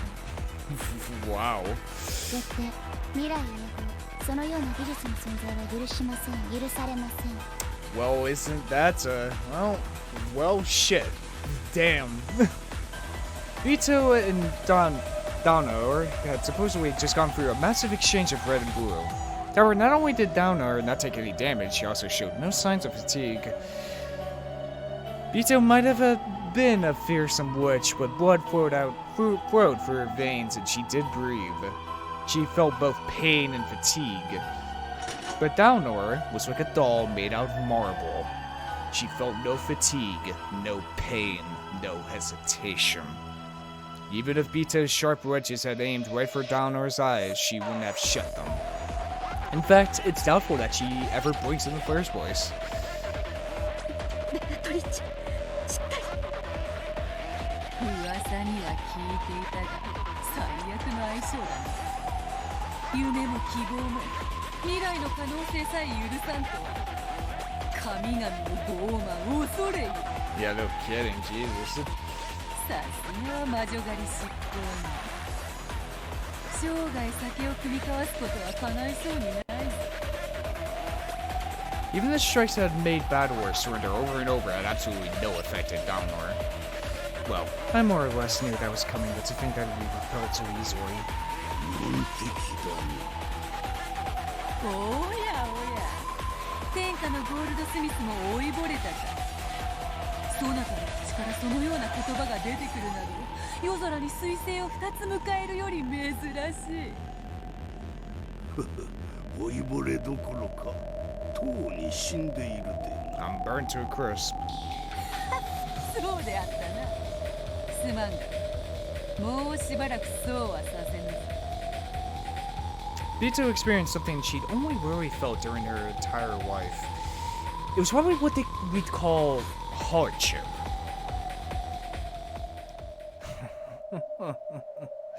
Bito quietly brushed aside Natsui's hand that tried to comfort her, and she regained her posture again, cheering off her witch's pride and the continued readiness to fight. Dude, holy shit, God, oh my God, Jesus, dude. sometimes when it's like we're going for it, and Umineko just pulls me right back in with this shit, man. It's fucking insane. Holy shit. それで終わりですか？私が出向くまでもなかった失望です。まだであるぞ。今のはほんの小手調べ。そなたの手の内を探ったに過ぎぬわ。意図愚かなりや、身の程を知りたまえ、黄金の魔女。ベアトリーチェ卿。 Bito's expression became tense once again. Also, I'm just going to mention this. Dalnor's like giant arm reminds me, like, I've seen a couple of screenshots of Kokonia because, you know, just be on the internet, whatever.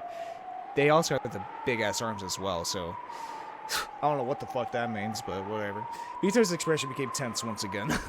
No longer was there any trace of mischief. The mood changed. もはや遊びの時間は終わりだ。 Oh shit, here we go. 行くぞ。ならば、金蔵が書斎の出入りをしなかったことを認めようぞ。そなたの密室を受け入れようではないか。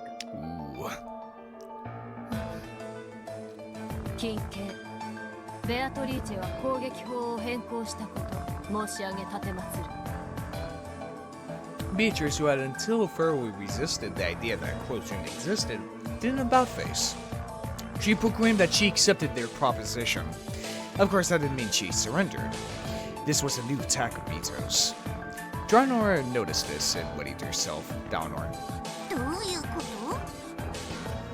と？密室を破ろうとしてるのに、どうしてベアトリーチェ卿は密室を認めるの？多分この部屋以外の場所で金蔵の存在を主張するつもりです。大ベアトリーチェ卿のワープポータル再起動を確認。ナッチは金蔵と書斎で話をしたと主張しているが、対面で話をしたとまでは言っておらぬ。すなわち金蔵が書斎以外の場所にいたとしても会話が成立すれば矛盾はないわ。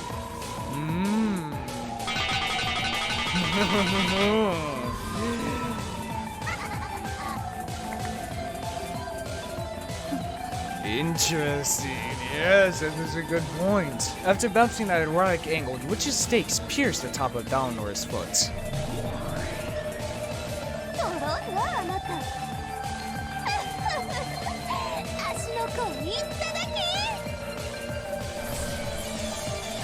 ナッチはこの書斎で内線電話を使い、別の場所にいる金蔵と会話をしていたのだ。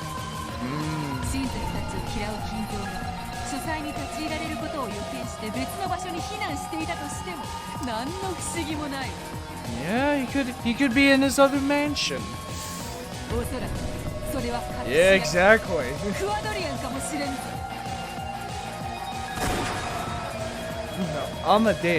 Asmodeus' stake, which contained the power of Vito's weird truth and pierced Dalnor's foot, changed into a blood wedge. 青き真実有効であります。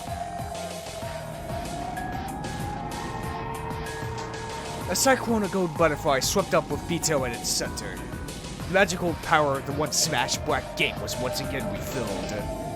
If I can manage to hold Dalnor off here, I'll be able to warp Kinzo out of the study this time, all the way to Kuadoran. Dalnor moved clumsily, trying to pull the blue wedge out of her foot, but it didn't even budge. Of course, Vito didn't miss this chance. Now, know which would. さらに行くぞ、覚悟せよ。夏日の言う金蔵が金蔵本人を刺さない可能性がある。夏日の言う金蔵とはこの部屋の別称かもしれぬ。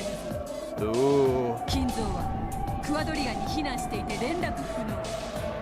夏日はこの部屋をお父様と呼び、この部屋で瞑想することで金蔵より啓示を受けているつもりになっていたのかもしれぬ。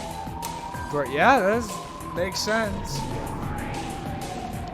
動きを止めたわね。もうあんたの負けよ。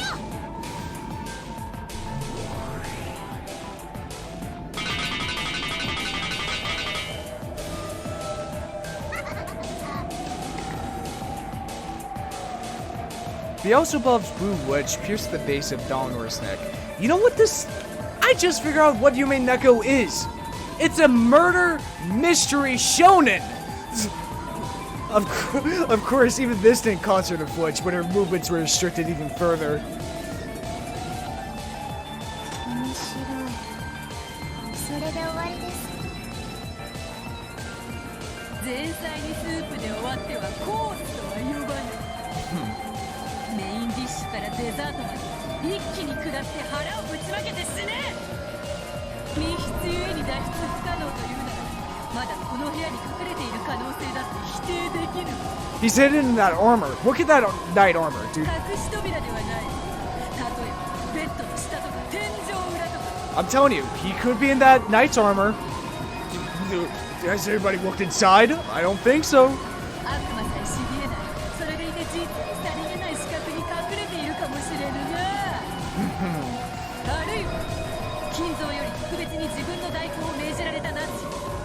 自らを当主代行であると同時にもう一人の金蔵だと自覚したかもしれん。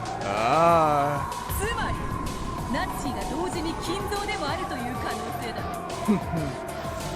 まだまだあるぞ。金蔵は昨夜の23時の時点で窓から脱出していたの。Yeah, nobody could verify そしてナ that. ッチがそれを見届け窓に施錠をした。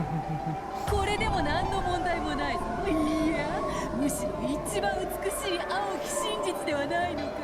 Wait, did I consider that back in episode 1 of that he could have gone out the window or something? どうだ、ドラノルエノックス。この密室より脱出する方法などいくらでもあるわ。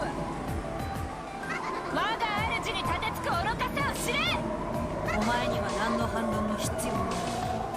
そのまま破れて永遠に眠れ。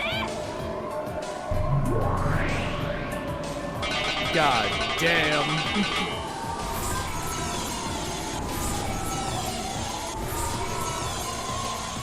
Wedges. The seven sisters appeared from Bito's golden tornado, one after another, piercing Dalnor with blue wedges. 4 blue wedges were buried into her neck, chest, gut, and thigh. Including the one buried into the top of her foot, she was pincushioned by 5 stakes.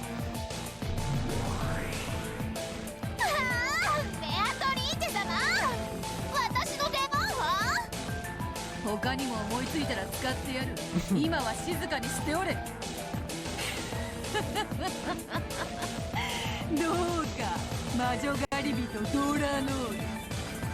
魔女を次々串刺しにして火にくべてきたそなたが逆に魔女に串刺しにされるのはどのような気持ちか。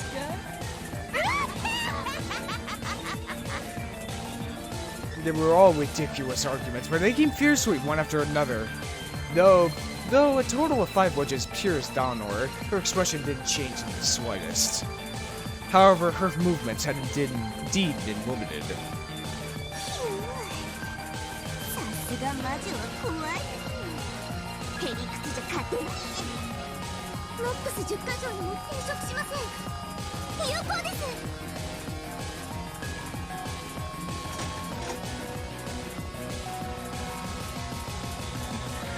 見事です、ベアトリーチェ。この主催が無人で密室だったとしても、それだけでお父様の存在を否定させるわけにはいきません。 God damn. 波の相手ならこれで決まりと思うところだった。だがあやつはドラの首席異端審問実戒を破った自分の父さえ切り伏せた冷酷女だ。金蔵、今のうちに。Now that Dalinor had been pinned down, this was their last chance to recover their magical power and escape. Once again, the pitch-black gate began to rise slowly in front of Bito and Kinzo. Though the gates had once been opened by simply drawing in the air, it wasn't so easy in the study now, filled as it was with the power of denial. いかがですか皆さん。この書斎のことをどう問おうとも、お父様のご健在を揺るがすことなどできないのです。おやおや、おっしゃいますね。あなたも、そして私も、この戦いの一部であることを忘れない方がいいですよ。私、魔女と戦うことはできませんが、あなたと戦うことはできます。Erica grinned at Natsuri with a smile more demonic than the real demons. Oh, here we go. Oh my god. We just had the magical battle of the what is a closed room and how you could escape it. Now here we go. 重ねてお伺いしますが、あなたは昨夜、確かにこの部屋で後宮金蔵さんとお話ししたんですね。ええ、一日の報告とお休みのご挨拶をしておりましたと何度も言っております。おかしなことを聞きますが、あなたの潔白を証明するための大切なことですので、はぐらかさずにお願いします。 What did you talk about? あなたの言う金蔵さんとは、私たちの認識する後宮金蔵さんですね。その名を持つ別の人物、別の存在ということはありませんね。よくおっしゃる意味がわかりません。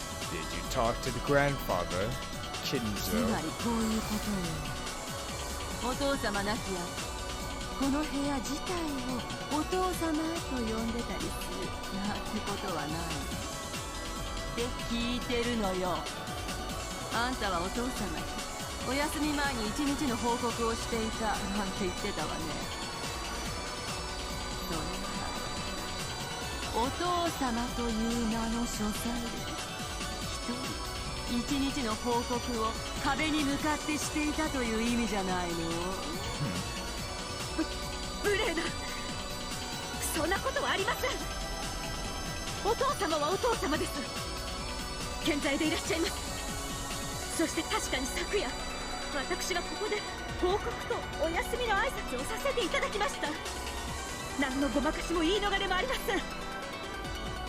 なるほど。では、私の言葉が復唱できますか？ Oh boy. あなたが何のごまかしもまやかしもないというなら、私の言葉が復唱できるはずです。いいでしょう。何でも復唱します。復唱要求。後ろ宮夏日は昨夜23時、この部屋で後宮金蔵と確かに同室して会話しました。 Same room as him. 私、後宮夏日は昨夜23時、この部屋で後宮金蔵と確かに同室して会話しました。グッド。では最後にお聞きします。 What are you doing? まさか夏日さん、その後に金蔵さんは窓から放り出して自ら窓を閉めて施錠した。それでも筋が通っちゃいますので。どうして私がお父様を窓から追い出さなくてはならないのですか？程があります。愚弄にも程があります。金 Shit. 謹んで申し上げたてますナッツヒの指す金像とは後ろ宮金像以外のいかなるものも意味しない You sure? 謹んで申し上げる Mira Kinzo. Okay, not the Kinzo from episode 4. The Kinzo. But still, even that was kind of an oxymoron because nobody would recognize him by, you know, that grandfather, usual Mira Kinzo by sight. Yet they still refer to him as Kinzo, but Kinzo is dead, so who the fuck do they see and who they refer to as Kinzo, who would take the name of Kinzo? 謹んで申し上げたて祭り夏日は書斎にて23時に金蔵と対面したこと主張するものなり Ooh.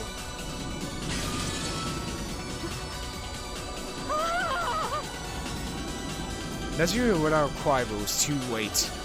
She had been totally suckered in by their provocation. The blue wedge to the foot, representing a telephone discussion. Oh, motherfucker, she said, oh, damn it, Nazi!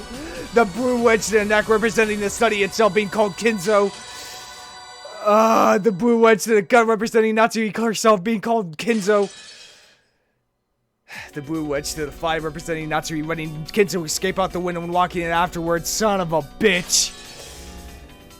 The four of them were smashed up with a thin sound, because Natsuri, the one who knew the truth, had denied them. Those denials had gained the power of the red truth. Despite Kinzo's absence in this closed room, Bito had introduced 5 ways that Kinzo could still exist. Natsuri had carelessly crushed the premises behind 4 of those herself. Only 1 wedge remained.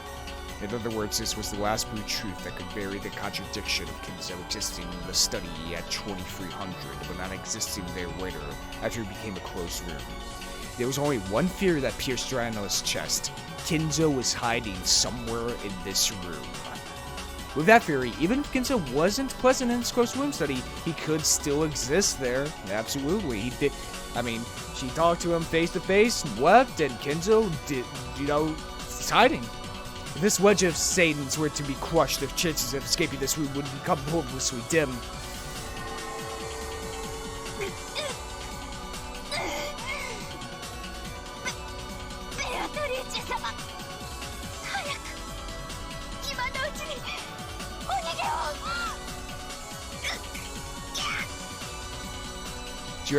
Draenor slowly grasped the final wedge which still pierced her chest. Apparently that vice-like grip was starting to seem as though all the bones in her body were being broken.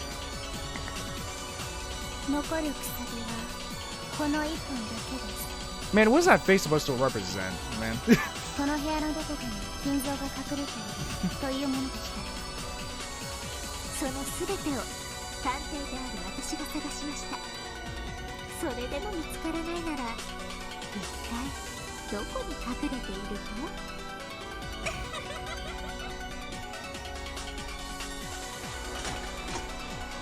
With the final wedge still sticking out of her chest, Draenor slowly approached Bito.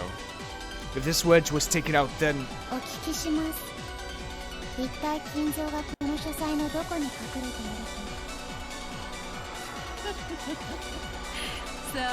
The suit of armor, the suit of armor, the suit of armor.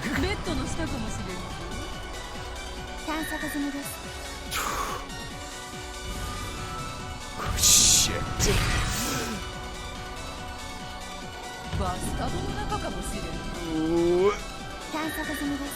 Oh, oh, shit.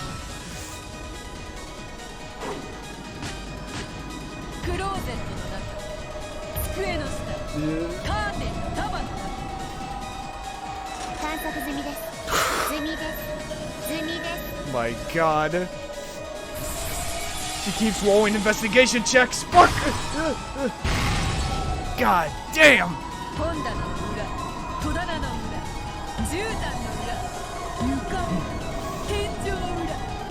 Yep.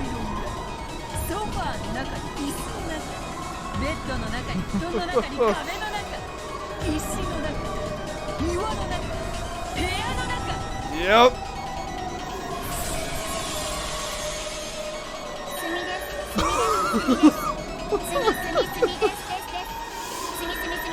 Oh my god. died to death? Oh my god. Oh, died to death! Fuck!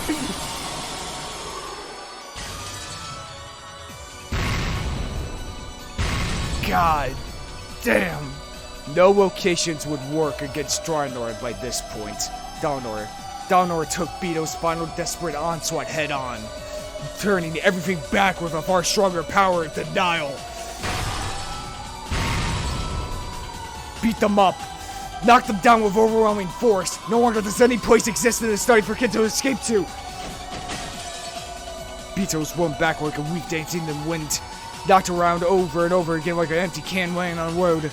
But now, no matter how many times Beto used the blue truth, it wouldn't be able to defeat Dalnor as red.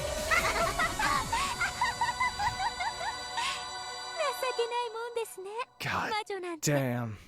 無限の言い逃れで真実をごまかし続けるだけ。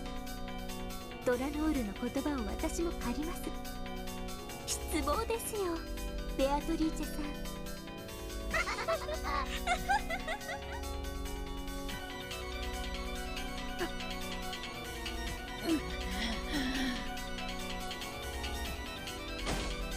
Jeez, Erica coldly delivered these decisive words to Beto, who was crawling on the ground.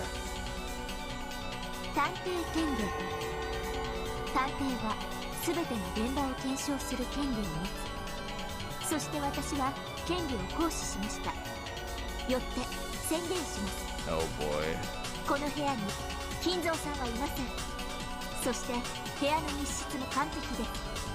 以上の2点から断言します。この部屋はずっと無人です。ナツシさんが金蔵さんに昨晩ここで会ったと嘘をついていたのです。以上、これでチェックメイトです。ベアトリーチェさん。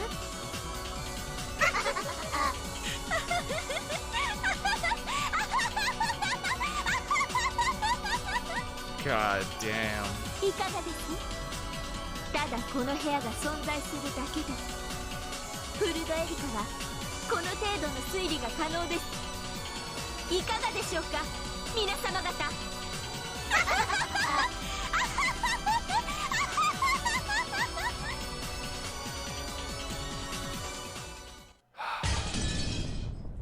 At these words, the final wedge shattered.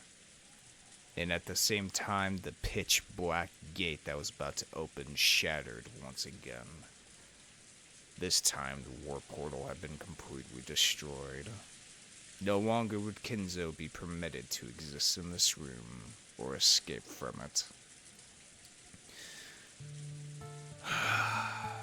Beto struggled to her feet, but that was the best she could do. She no longer had the energy to fight. She had taken all of the denying red head-on from close range. It took all of her strength just to withstand a pain so strong it felt like she'd vomit up all her insides.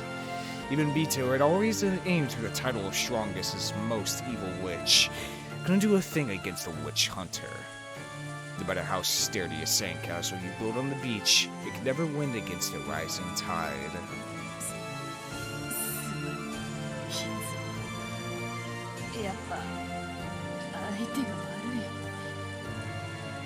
Damn unfortunate, but we already knew the truth. We already know she was going to lose eventually, because we know that Kinzo is dead. Truly and awfully dead. Truly, the biggest question is, where's his body? 恨み残りし私のためによくぞここまで戦ってくれた。四季を悟ると走馬灯が見えるってのは本当らしいな。そなたの若かりし日々の面影を思い出してしまったぞ。腹が立つくらいバトラに似ておったな。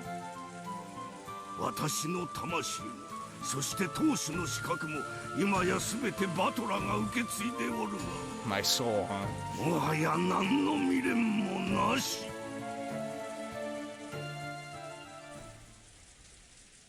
バトラ Poor Battler. Just the main character. You know, that's the thing about this.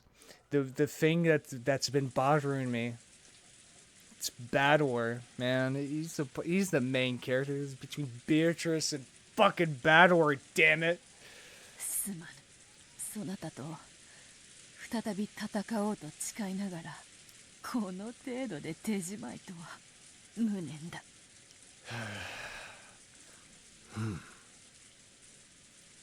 To Bito, it seemed as though Battler had met her gaze. There's no way he could have. This Battler was the peace Battler. There was no way he could see Bito in this higher level world. However, his eyes really didn't meet hers. Even though they couldn't have, Bito was sure they did. As Erika, Ava, and the others closed in on Natsui, questioning her over and over. The only Battler stood apart from that tumult. His expression held none of the enthusiasm and excitement that the other humans had. It just piercingly and coldly surveyed the scene. And the expression on his face was a quiet displeasure. Anger. It wasn't feeling compassion for Natsui because her wife was about to be exposed.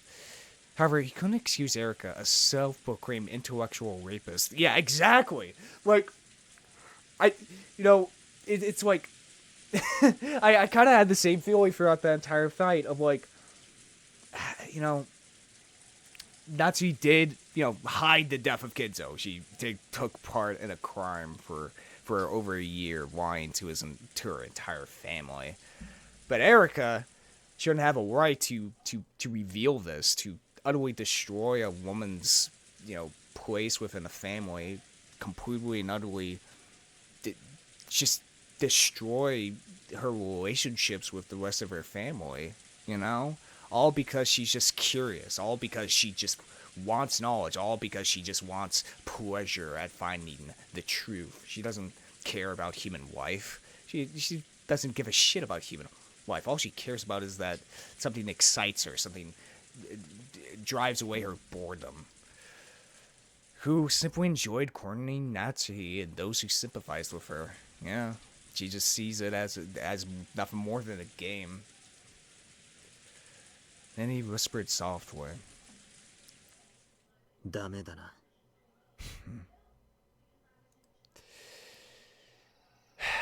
It's useless. Bito and the others definitely heard that. バトラーはまさかこの劣勢をひっくり返せるというのか。ありし日の私ならできただろうな。そしてバトラーならできるであろうぞ。バトラー？バトラーよ、私より全てを受け継ぎし男であるならば、今こそその証を示せ。黄金の魔女伝説をこんなところで終わらせるな。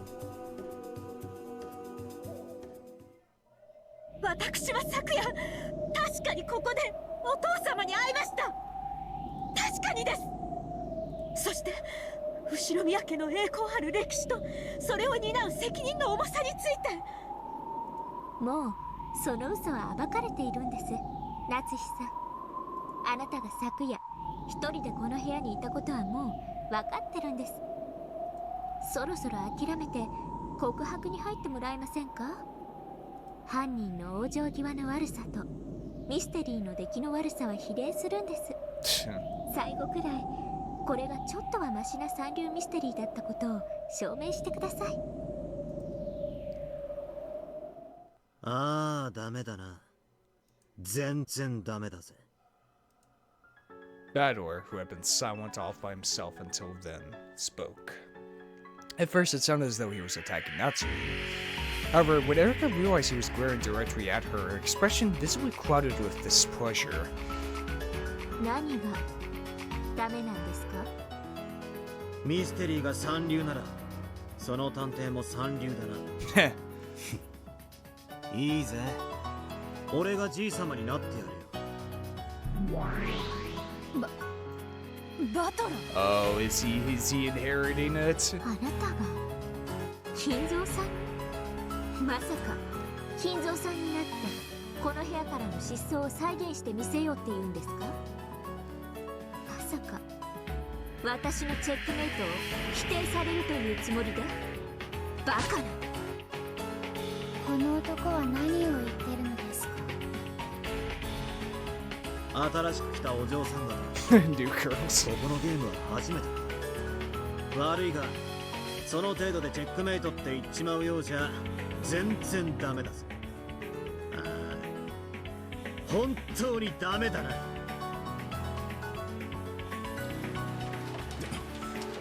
どういうことだバトラー。お前が親父になるだと？ああ、再現してやるぞ。俺がじい様になってこの部屋から消えそう。扉も窓もアウトやで。どうやって？隠し扉の場所が分かったんですか？私たちにはさっぱり。ねえ、さっぱり。Russell. That sound wasn't just the noise of the onlookers fidgeting. It was a provocative chill that ran up Erica's spine. 気に入りました。そうですね。あなたは当主の指輪を持つ後宮家次期当主。金蔵さんの代役を務める資格は十分あるでしょう。見せてもらおうじゃないですか。Erica's expression was no longer a challenging smile. It was malicious, overwhelmingly displeased. She couldn't conceal her anger at having this very pleasurable time of hers ruined. どうやってここからわらわたちやめたわ。なるほど、その手が残っておったか。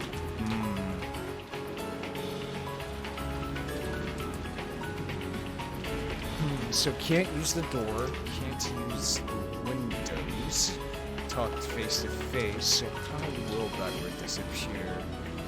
今頃気づいたかクソじじい。隠し扉だのベッドの下に隠れただの情けねえ話ばかり開けてくれ。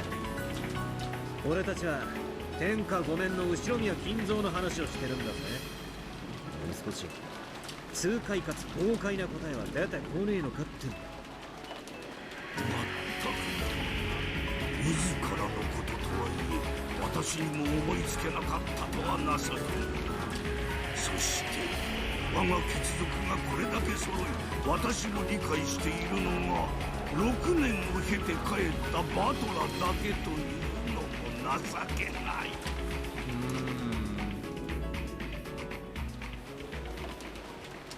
Disguise himself, perhaps? バトラ、私の代役であるぞ。無様な真似は見せるな。おうじじい、後宮家当主の貫禄ってやつを客どもに教えてやるぜ。何をなさるおつもりですか、お父様。ナツキ、ベアトリーチェ、見ているがいい。後宮家当主とはどういうものか教えてやる。バトラ、何をしてみせるつもりなの？何もできるわけがないです。この部屋は完全な密室なんですから。夏代さん、こっちへ来てくれ。そして今から話す通りに動いてくれ。Battler called Natsuki over to the window and whispered something to her with his back towards the others. ミス・ドラノール、万が一はありませんよね。この部屋から金蔵と魔女を取り逃すようなことはありえませんよね。無論です。ガートルード、コーネリア、そして英主体。密室の封印は完璧か今一度確認するのです。金兄、謹んで申し上げ奉る。我らの結界は完璧なるの。金兄、隠し扉はなく、扉からも窓からも逃れることかなわず。英主体はバトラが結界を破り捨て、躊躇なく矢を放ちたまえ。シエスタ隊、了解であります。バトラ様、お覚悟を。この部屋から脱出なんて不可能です。Trying to think. でもあいつはやるに。どうやって？根拠がなくてもやり遂げると確信できる。それが後ろ宮の当主ってもんに。ですが見せてもらいましょうか。ええ、リーチェの対戦相手の貫禄ってやつをね。Oh boy, what is it? では始めるぜ。Everyone nodded and watched Battlewars' every move. じい様である俺はこうしてベッドで横になり、夏日おばさんの一日の報告とやらに相槌を打っていた。Lying dead. Battlewar weighed down on the bed himself. As if it still mattered now, Erica grumbled about disturbing the crime scene, but nobody listened to her. そして俺は返事をしなくなり、まあどうせ長話に飽きてネタ振りでもしたんだろうぜ。Yeah. 貴様は分かっておる。私はお父様がお休みになったのを見届け、黙礼してから立ち去ります。What? The schizo follower right behind her and their shadows? That's who lowered her head to Battlewar still laying down in bed and turned around. No fucking way. Then she started wandering around as though doing an expression of the room. 夏日おばさんはじい様の就寝を見届けた後、室内のチェックをしてから退出するぞ。もちろんシャノンちゃんたちに毎日掃除をさせてるんだが、それでもおばさんは細かくチェックしているわけ。埃が落ちてないかどうか、消耗品は切れてないかどうか。はい、大切な当主様の部屋ですから、使用人任せにせず自らでも細かくチェックしています。これは必ず行っていることです。そうです。奥様は普段からとても丁寧にチェックしています。チェックは細かく、水場の消耗品一つ一つにまで及びます。つまりよくテレビドラマで見るような窓辺のほこりだけじゃ水場の洗剤の残量やトイレのトイレットペーパーの断水さえ見る。毎日でなくてもいいだろう。ダメなことさ。それが日課です。一日たりとも当主様のお部屋のチェックに気の緩みがあってはなりません。それが何だって言うんですか？もったいぶるのも大概にしてください。Oh, shut up, you. もったいぶるのは探偵の特権でしょ。探偵はこんな私。Shut up. こうして書斎にいればわかるだろうが、書斎という名で呼んではいるが、ここはもはや屋敷の中に存在するセカンドハウスと言ってもいい。寝室があり、書斎があり、水場があり、トイレも風呂もある。つまり一つの部屋じゃない。Yeah. 一つの家と。Full house, yeah. 書斎内の構造説明感謝です。しかしそのどこかに隠れるというかはすでに破られています。隠れはしないぞ。だが資格はいくらでもある。例えば夏日おばさんがトイレットペーパーの数を調べトイレに入って夏日おばさんから書斎のほぼ全て資格となる。つまり書斎のほぼ全域から観測者が消えたわけだ。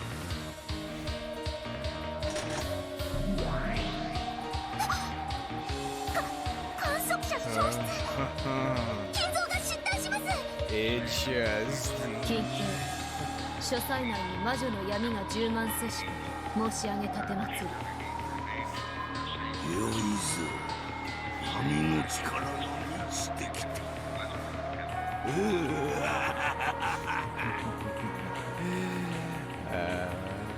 観測者が夏日がいなくなったからなんだと。Yeah, he could have slipped away. それでじい様はようやくうるさい夏日おばさんが姿を消したので起き上がる。どうして？このようなイカれた夜にイカれた天気の夜空をめでることに勝る酒の魚はないわ。夏日おばさんがトイレという資格の言う以上、じい様には書斎を自由に歩き回ることが可能に。It was possible for him to move without Natsui's knowledge. It was possible for him to move without contradicting what Natsui knew. 警告！バトラが書斎扉に接近するであります。緊急。書斎扉のロック解除時に騒音が鳴り響くものなり、夏日に不審に思われずして扉より出ることかなわぬと知るために。Well, it could have gone out the window. Because Badwar had acted as though he was heading for the door, Gertrude, who was sealing the door, immediately sent out a warning. Maybe it was possible for him to leave the study while Natsui's blind spot. However... そうよ。音よ。オートロックの解除には大きな音がするのを私たちは知っているわ。書斎内の死角に夏日がいたとしても、オートロックを解除する時のあの大きな音は聞き逃さない。Oh my god. What if he slipped out of bed, went out the window, and then when Natsui went to check the windows like just one more time, she noticed that it was unlocked, so she locked it again, and she just didn't check up on Kinzo in bed, or maybe he placed a pillow under there. 不審に思わないはずがない。 Maybe. 緊急。夏日は扉の開く音、在室中に聞くことはなかりけること申し上げ立てまつる。The washroom toilet are very close to the door. Even if they hadn't been, the auto lock always lets out such a massive sound. She'd be able to hear that sound no matter what. Natsui had already spoken with Erica and the others about the details of the previous night, making it quite clear that nothing out of the ordinary had occurred. Any arguments that relied on Natsui failing to hear the lock wouldn't work. 緊急。重ねて申し上げ立てまつる。扉より金蔵が出入ること叶わぬものに。金系、無駄なあがきと申し上げ立てまつる。いと愚かな。Yeah. Yeah, the window. The window.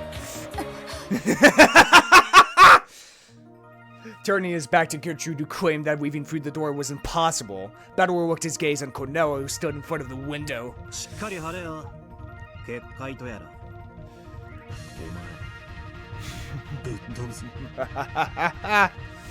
By now, Bador's target was clear. It was Cornella. It was the window. He was going to smash his closed room from the window. Not expecting to be chosen as the target herself, Cornella was overawed for just a second, but she quickly regained her composure. On rare occasions, struggling, throwing witches would directly challenge the barriers Cornella set up. Such witches were always fighting desperately on the brink of death. 謹んで申し上げる。バトラの標的はあなた、コーネリア。注意申し上げるものなり。いと愚かなる。神、この愚かなる子羊を憐れみたまえ。羊じゃねえ。後ろ宮家当主ってのはな、わし片翼でもな。その程度の窓で書斎にいつまでも閉じ込めておけると思うんじゃねえぜ。Starting from a low posture, both silent and supple, Bador ran forward like a white weapon. まさか、こいつは。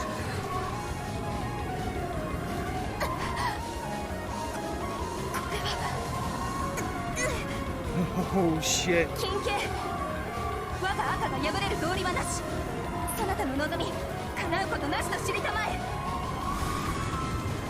Cornella thrust out both her arms and made a sign, which he did a wood barrier closed in front of Bador. 無駄と申し上げ立てまつる。後ろ宮バトラ。金系、我が窓は内より閉ざされ、また夏日が金蔵を逃したることもなし。Well, she didn't do it intentionally. 夏日おばさんが Yes! ジーズ、夏日おばさん Yes! が隠れて自ら抜け出したとしたら。どうして窓から自分で出るんですか？ Doesn't matter, because he just wanted to. このイカれたは天へ飛び出すくらい酒の座興程度にしかならぬわ、私にとってはな。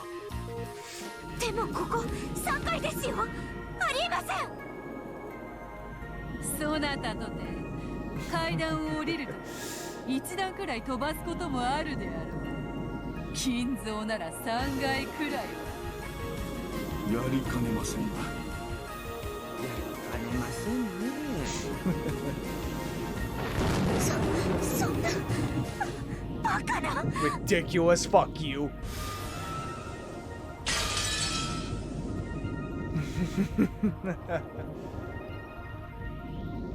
Blue cracks appeared in Cornelius' wood barrier and shattered with a crisp sound. It was all far too quick. It looked almost as though she'd gotten out of the way herself in fear of battler. エンドレスナイン。魔法抵抗力エンドレスナイン。コーネリア様、防げません。退避を。 At the same time, the barrier shattered. The window beyond Corno's back was flung open.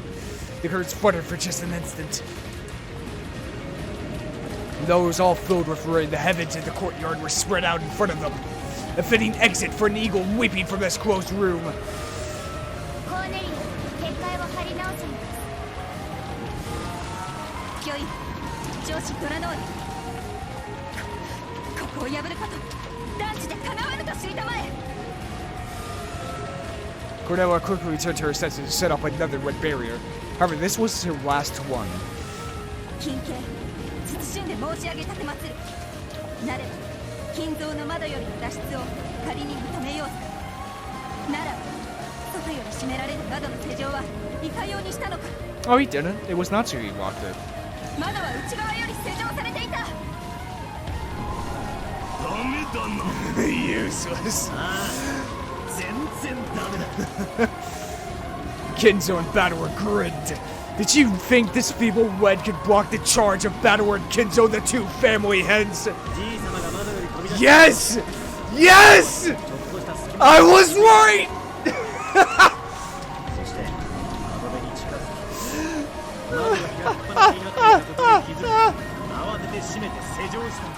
I can't believe I realized it! 私がまさか窓から抜け出したなら、夏希は想像もできなかったろうな。ああ、ダーク、夏希おばさん、じい様はベッドで寝ていると思ったの当然のことなんだ。 Oh my god, I can't believe I realized that. I'm fucking awesome, dude. I'm so in tune with this game.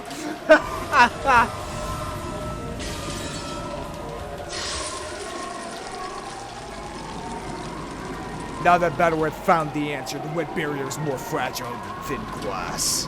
The wet magical wall of certainty had been smashed again so easily that it disgraced the name of certainty itself. Unbelievable, right?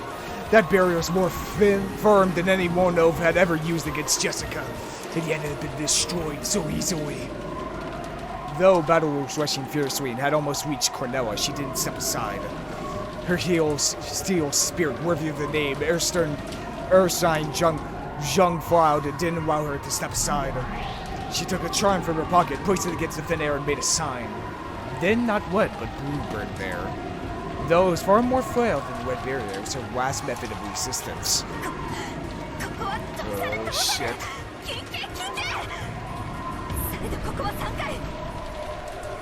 窓よりいかにして翼なき人間が逃れるというのか。ここは通せぬ通せぬ。それを知りたまえ。ぐだぐだうるさいわ。そこで見ておれ。これがその答えだ。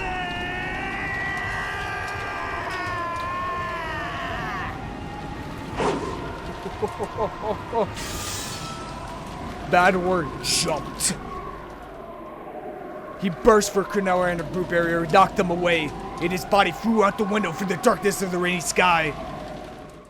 Did he go into the tree?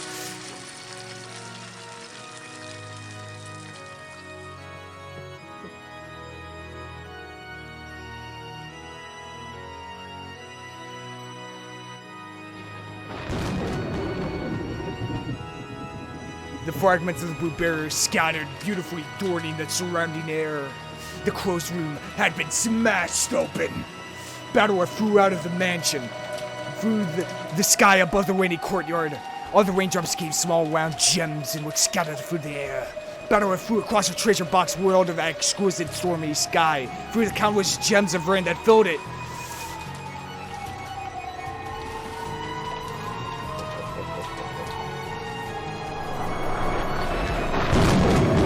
In the sky over the world frozen in time, Balor and Balor faced each other.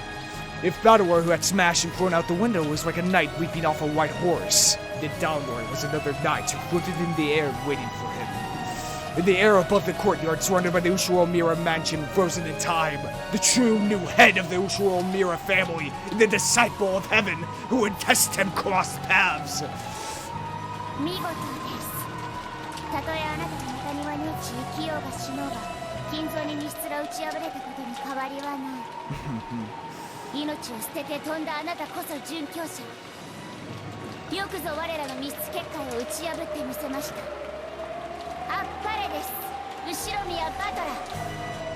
されど我こそは史跡異端審問官ドラノル・エノックス。みすみすと逃すことはできません。最後に我がたちにあなたと交える栄誉を与えたまえ。 My God. ああ、歓迎してやる。このゲーム案外甘くないぜ。 Yeah, no kidding. In this world where the gems of rain fell slowly like large snowflakes on a snowy field, Balor and Balor slowly crossed paths.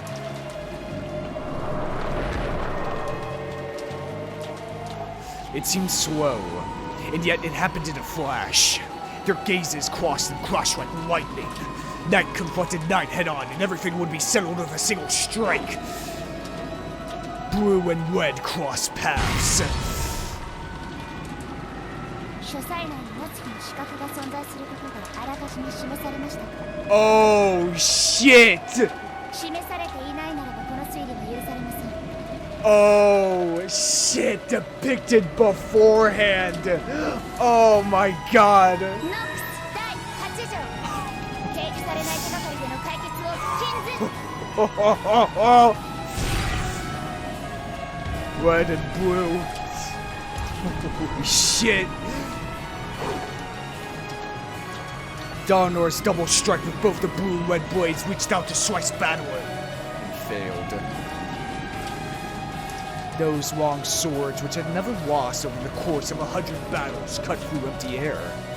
書斎に入った。そのことについてはっきり。Yep.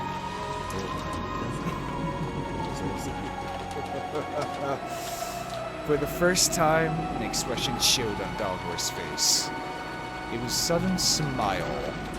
She had known about that long before. However, she still couldn't let him escape without attempting that single strike. Not even with her reputation as an inquisitor of heresy on the line. She still crossed swords with Balor, even though she knew it would fail. 知っていましたけど、あなたのこの答えはノックス第8条に抵触しません。 I mean, it's been stated multiple times. Bathroom, study, window. It's no asshole, damn it. It's all perfectly logical due to the evidence we have. In Balor's hand was a blade that shone red. That blade etched out the red truth. It wouldn't be an exaggeration to say that Kinzo's study was a small villa he had created inside the mansion. A study, a book archive, a place to sleep, in a bathroom and a washroom. It was divided into multiple rooms. That has already been shown. It suggests that there could have been a blind spot somewhere within the room. Oh. Without mercy, no, without any reluctance, which would have been dishonorable, the sword of retreat cut into Balor. It cut a beautiful hemisphere through the countless gems of rain that filled the sky. 見事です。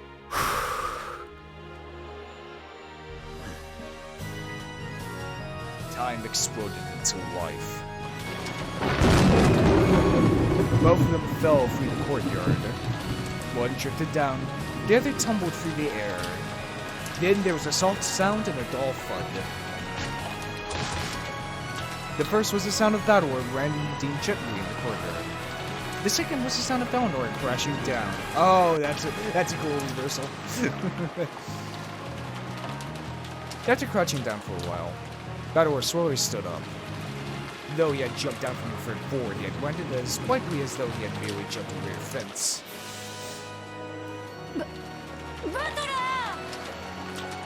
Bito leaned out of the study window, looking to see if the supposedly wingless Battleward had landed safely. Beato! Quick! Tobe!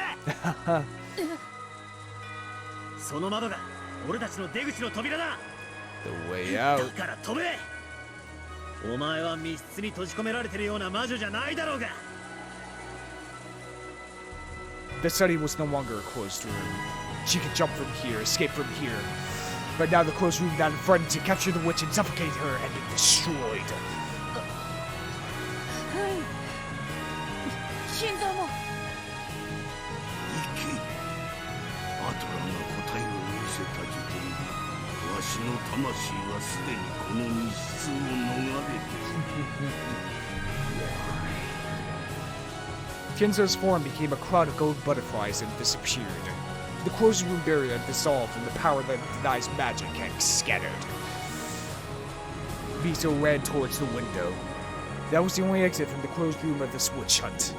After glancing at the Cheshire sisters and the subordinates of the Inquisitor of Heresy, she readied her wound-covered body and ran towards the window just like Battleward had done. She looked like Cinderella running as she heard the bell toll.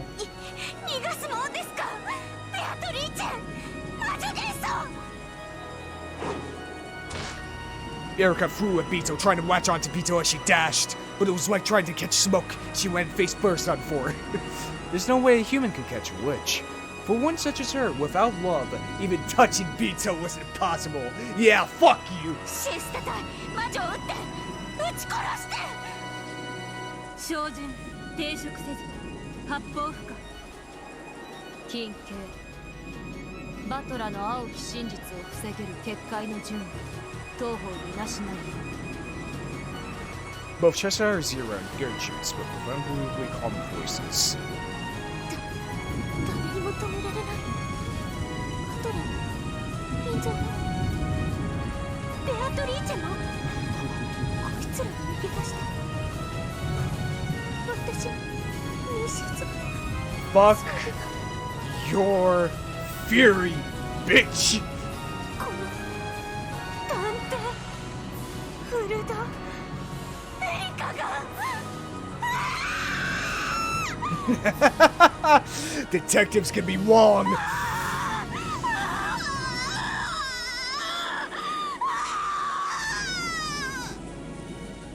Erica crouched, screaming, clutching at her head.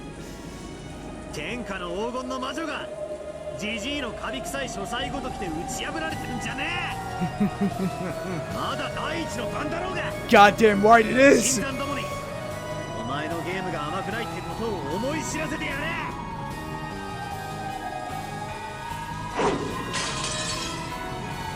Just like Battleward, Bito also flew. Aww, she drifted down through the raid treasure box world into Battleward's chest. Battleward caught her with both arms as though catching a feather from an angel. It was like a knight catching a princess who had been locked up in a tower. It was like a beautiful picture of a scene in some fairy tale. やっぱり惚れたわ後ろ見分けの当主ってこういうやつらばっかなの後ろ宮金蔵の破天荒を記せ書斎の魔導書の数に負けぬ長い波乱の物語が書けるでしょうその次の当主の物語に記す価値が大いにありそうだいえいえもう記しております Yeah, it's pretty wrong. Goddamn right, this video is just 4 hours itself. But goddamn is it worth it. Like, oh my god, I couldn't stop it in this section. There's no fucking way I could have. The demons giggled on top of the roof, holding umbrellas. Then they quietly looked down over the puny courtyard.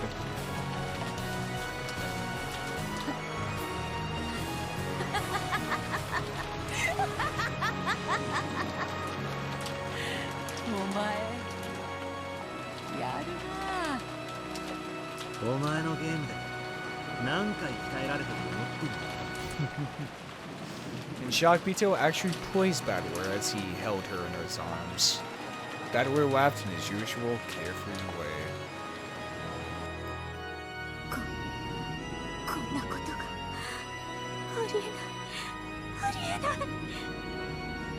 Berica looked down from the window and clenched her teeth, still clutching at her head. Still holding Bito in his arms, Badware grinned back. Erika. 何ですか？黄金の魔女の謎はお前にはくれてやらねえ。俺がこいつはな、俺たち二人の You goddamn right. まあ、でや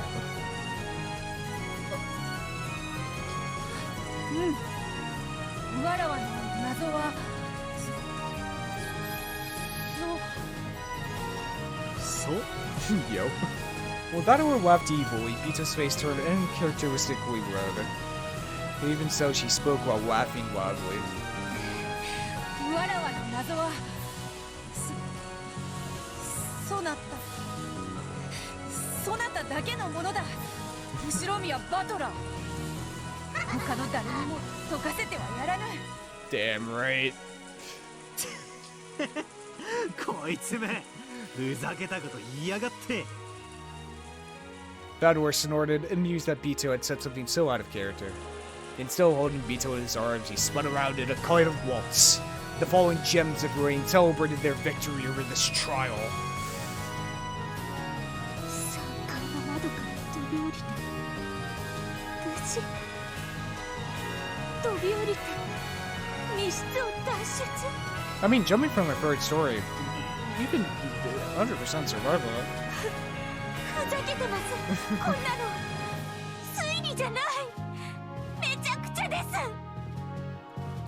If Badware had at least been seriously injured and writhing in the mud, Erika might still have had some ground to stand on. She might have been able to claim that Kenzo couldn't have jumped down with his whole body and gotten away unscathed. However, Badware stood calmly in the courtyard, looking up at Erika with the dignity of the victor.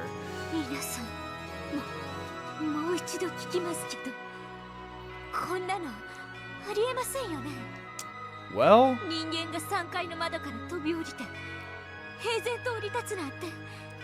I mean, if you just, そんなのあるわけがない。 I mean, if you just have like the right position, you know, right coordination, yeah. そうでしょ、みんな。ましてや、老体の金蔵さんが3階から飛び降りてみせるなんて、こんなの推理じゃない。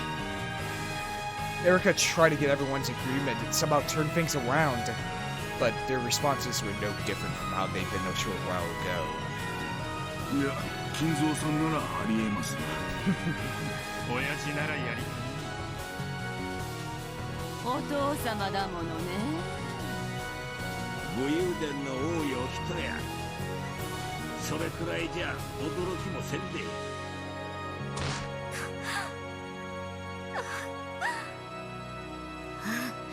あんたたち、頭も正気もどうかしてんじゃないですか。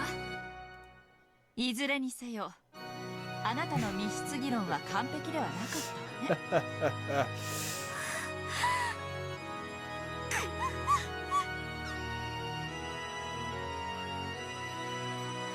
Not only the servants, but the family members also agreed. They all agreed that there was nothing strange about Kenzo jumping down from the third floor window.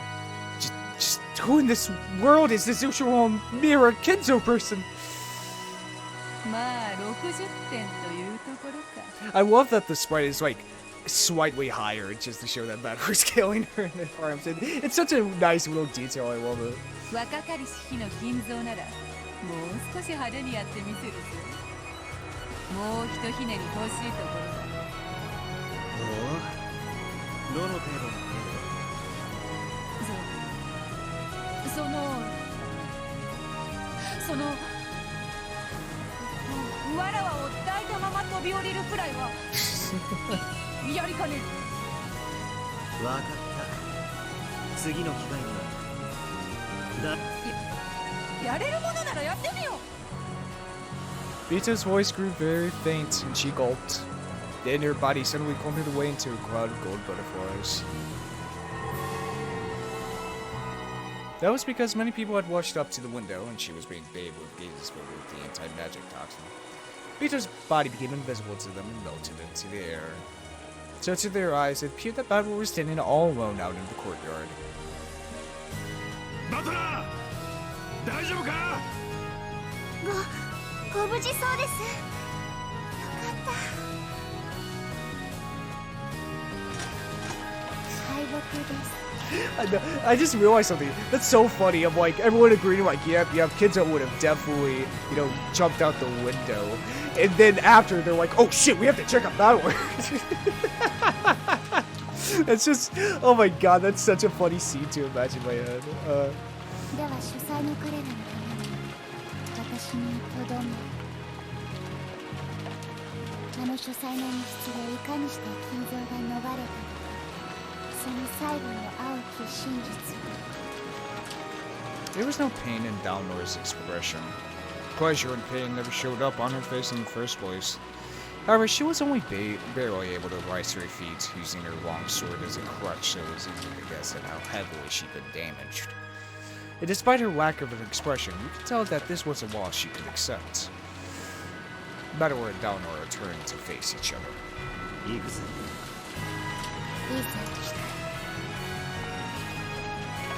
As though weathering herself, Dalnor quietly closed her eyes, but she still stood tall and maintained her air of dignity.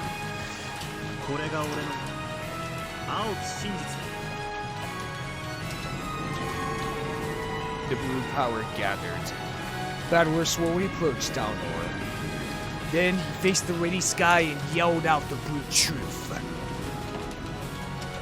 後宮金蔵は夏日おばさんの目を盗み窓より書斎を脱出した。夏日おばさんはそれに気づかず窓を施錠したんだ。これで夏日おばさんが23時じい様の就寝を見届け、扉のレシート封印で窓の内側からの施錠を矛盾させずにじい様は書斎を脱出できる。実際に脱出可能であることは、この俺が実証した通り。以上で戦いを決着する。 Case closed. The blue wedge flashed through the courtyard along with a blue bolt of lightning, roaring down towards Dalnor's forehead as she stared up at the sky.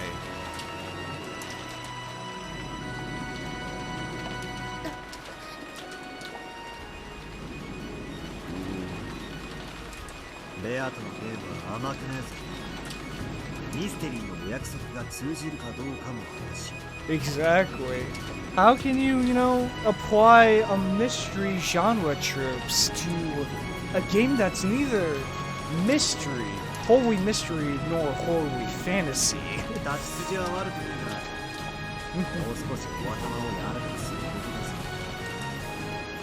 A massive blue wedge that looked like a pillar was above Dalnor's forehead. It had stopped with its tip just slightly touching her. It didn't want her for... It made no mark larger than poked with a pencil. When Battlor snapped his fingers, the blue wedge shattered and gave a shower of translucent gems. No, drops of rain that poured down over the courtyard. Dalnor sat down in a dazed sort of way. Amidst the thunder and rain, the successor to the usual Mira family headship faced the people staring down from the study. It spread his arms wide.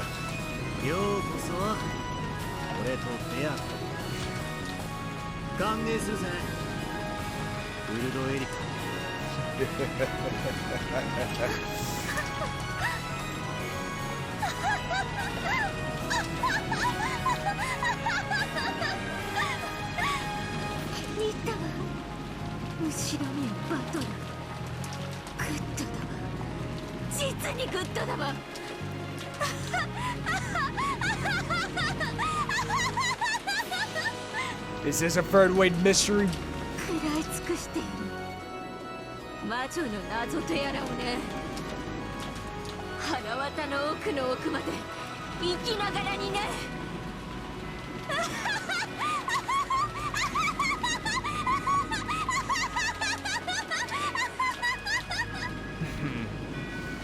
Battle and Bito both looked calmly up at Erica, who couldn't contain her evil laugh.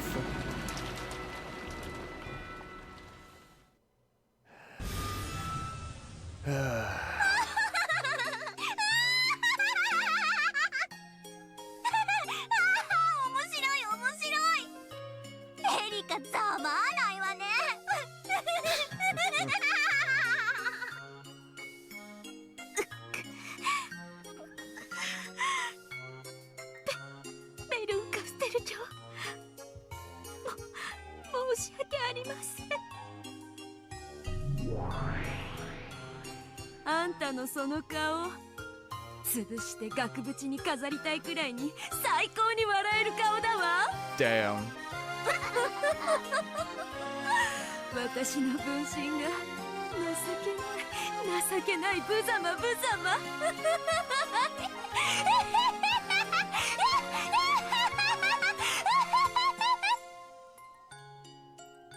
Bathed in the snares of Burncastle, a being who was like a mother to her, Erica was so ashamed that it looked like as though she chewed or were whipped to pieces. この恨みは必ず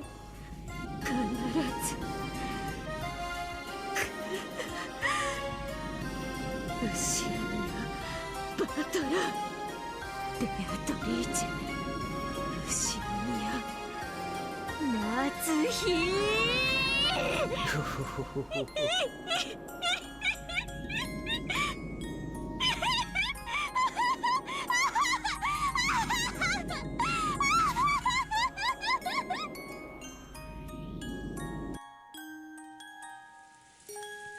この謎は俺たちの謎だ。誰にも邪魔はさせねえぜ。ベアトリチェ。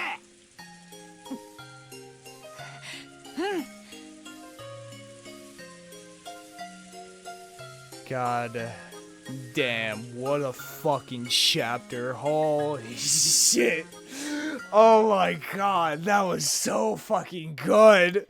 Oh, that was so fucking good. Oh my god.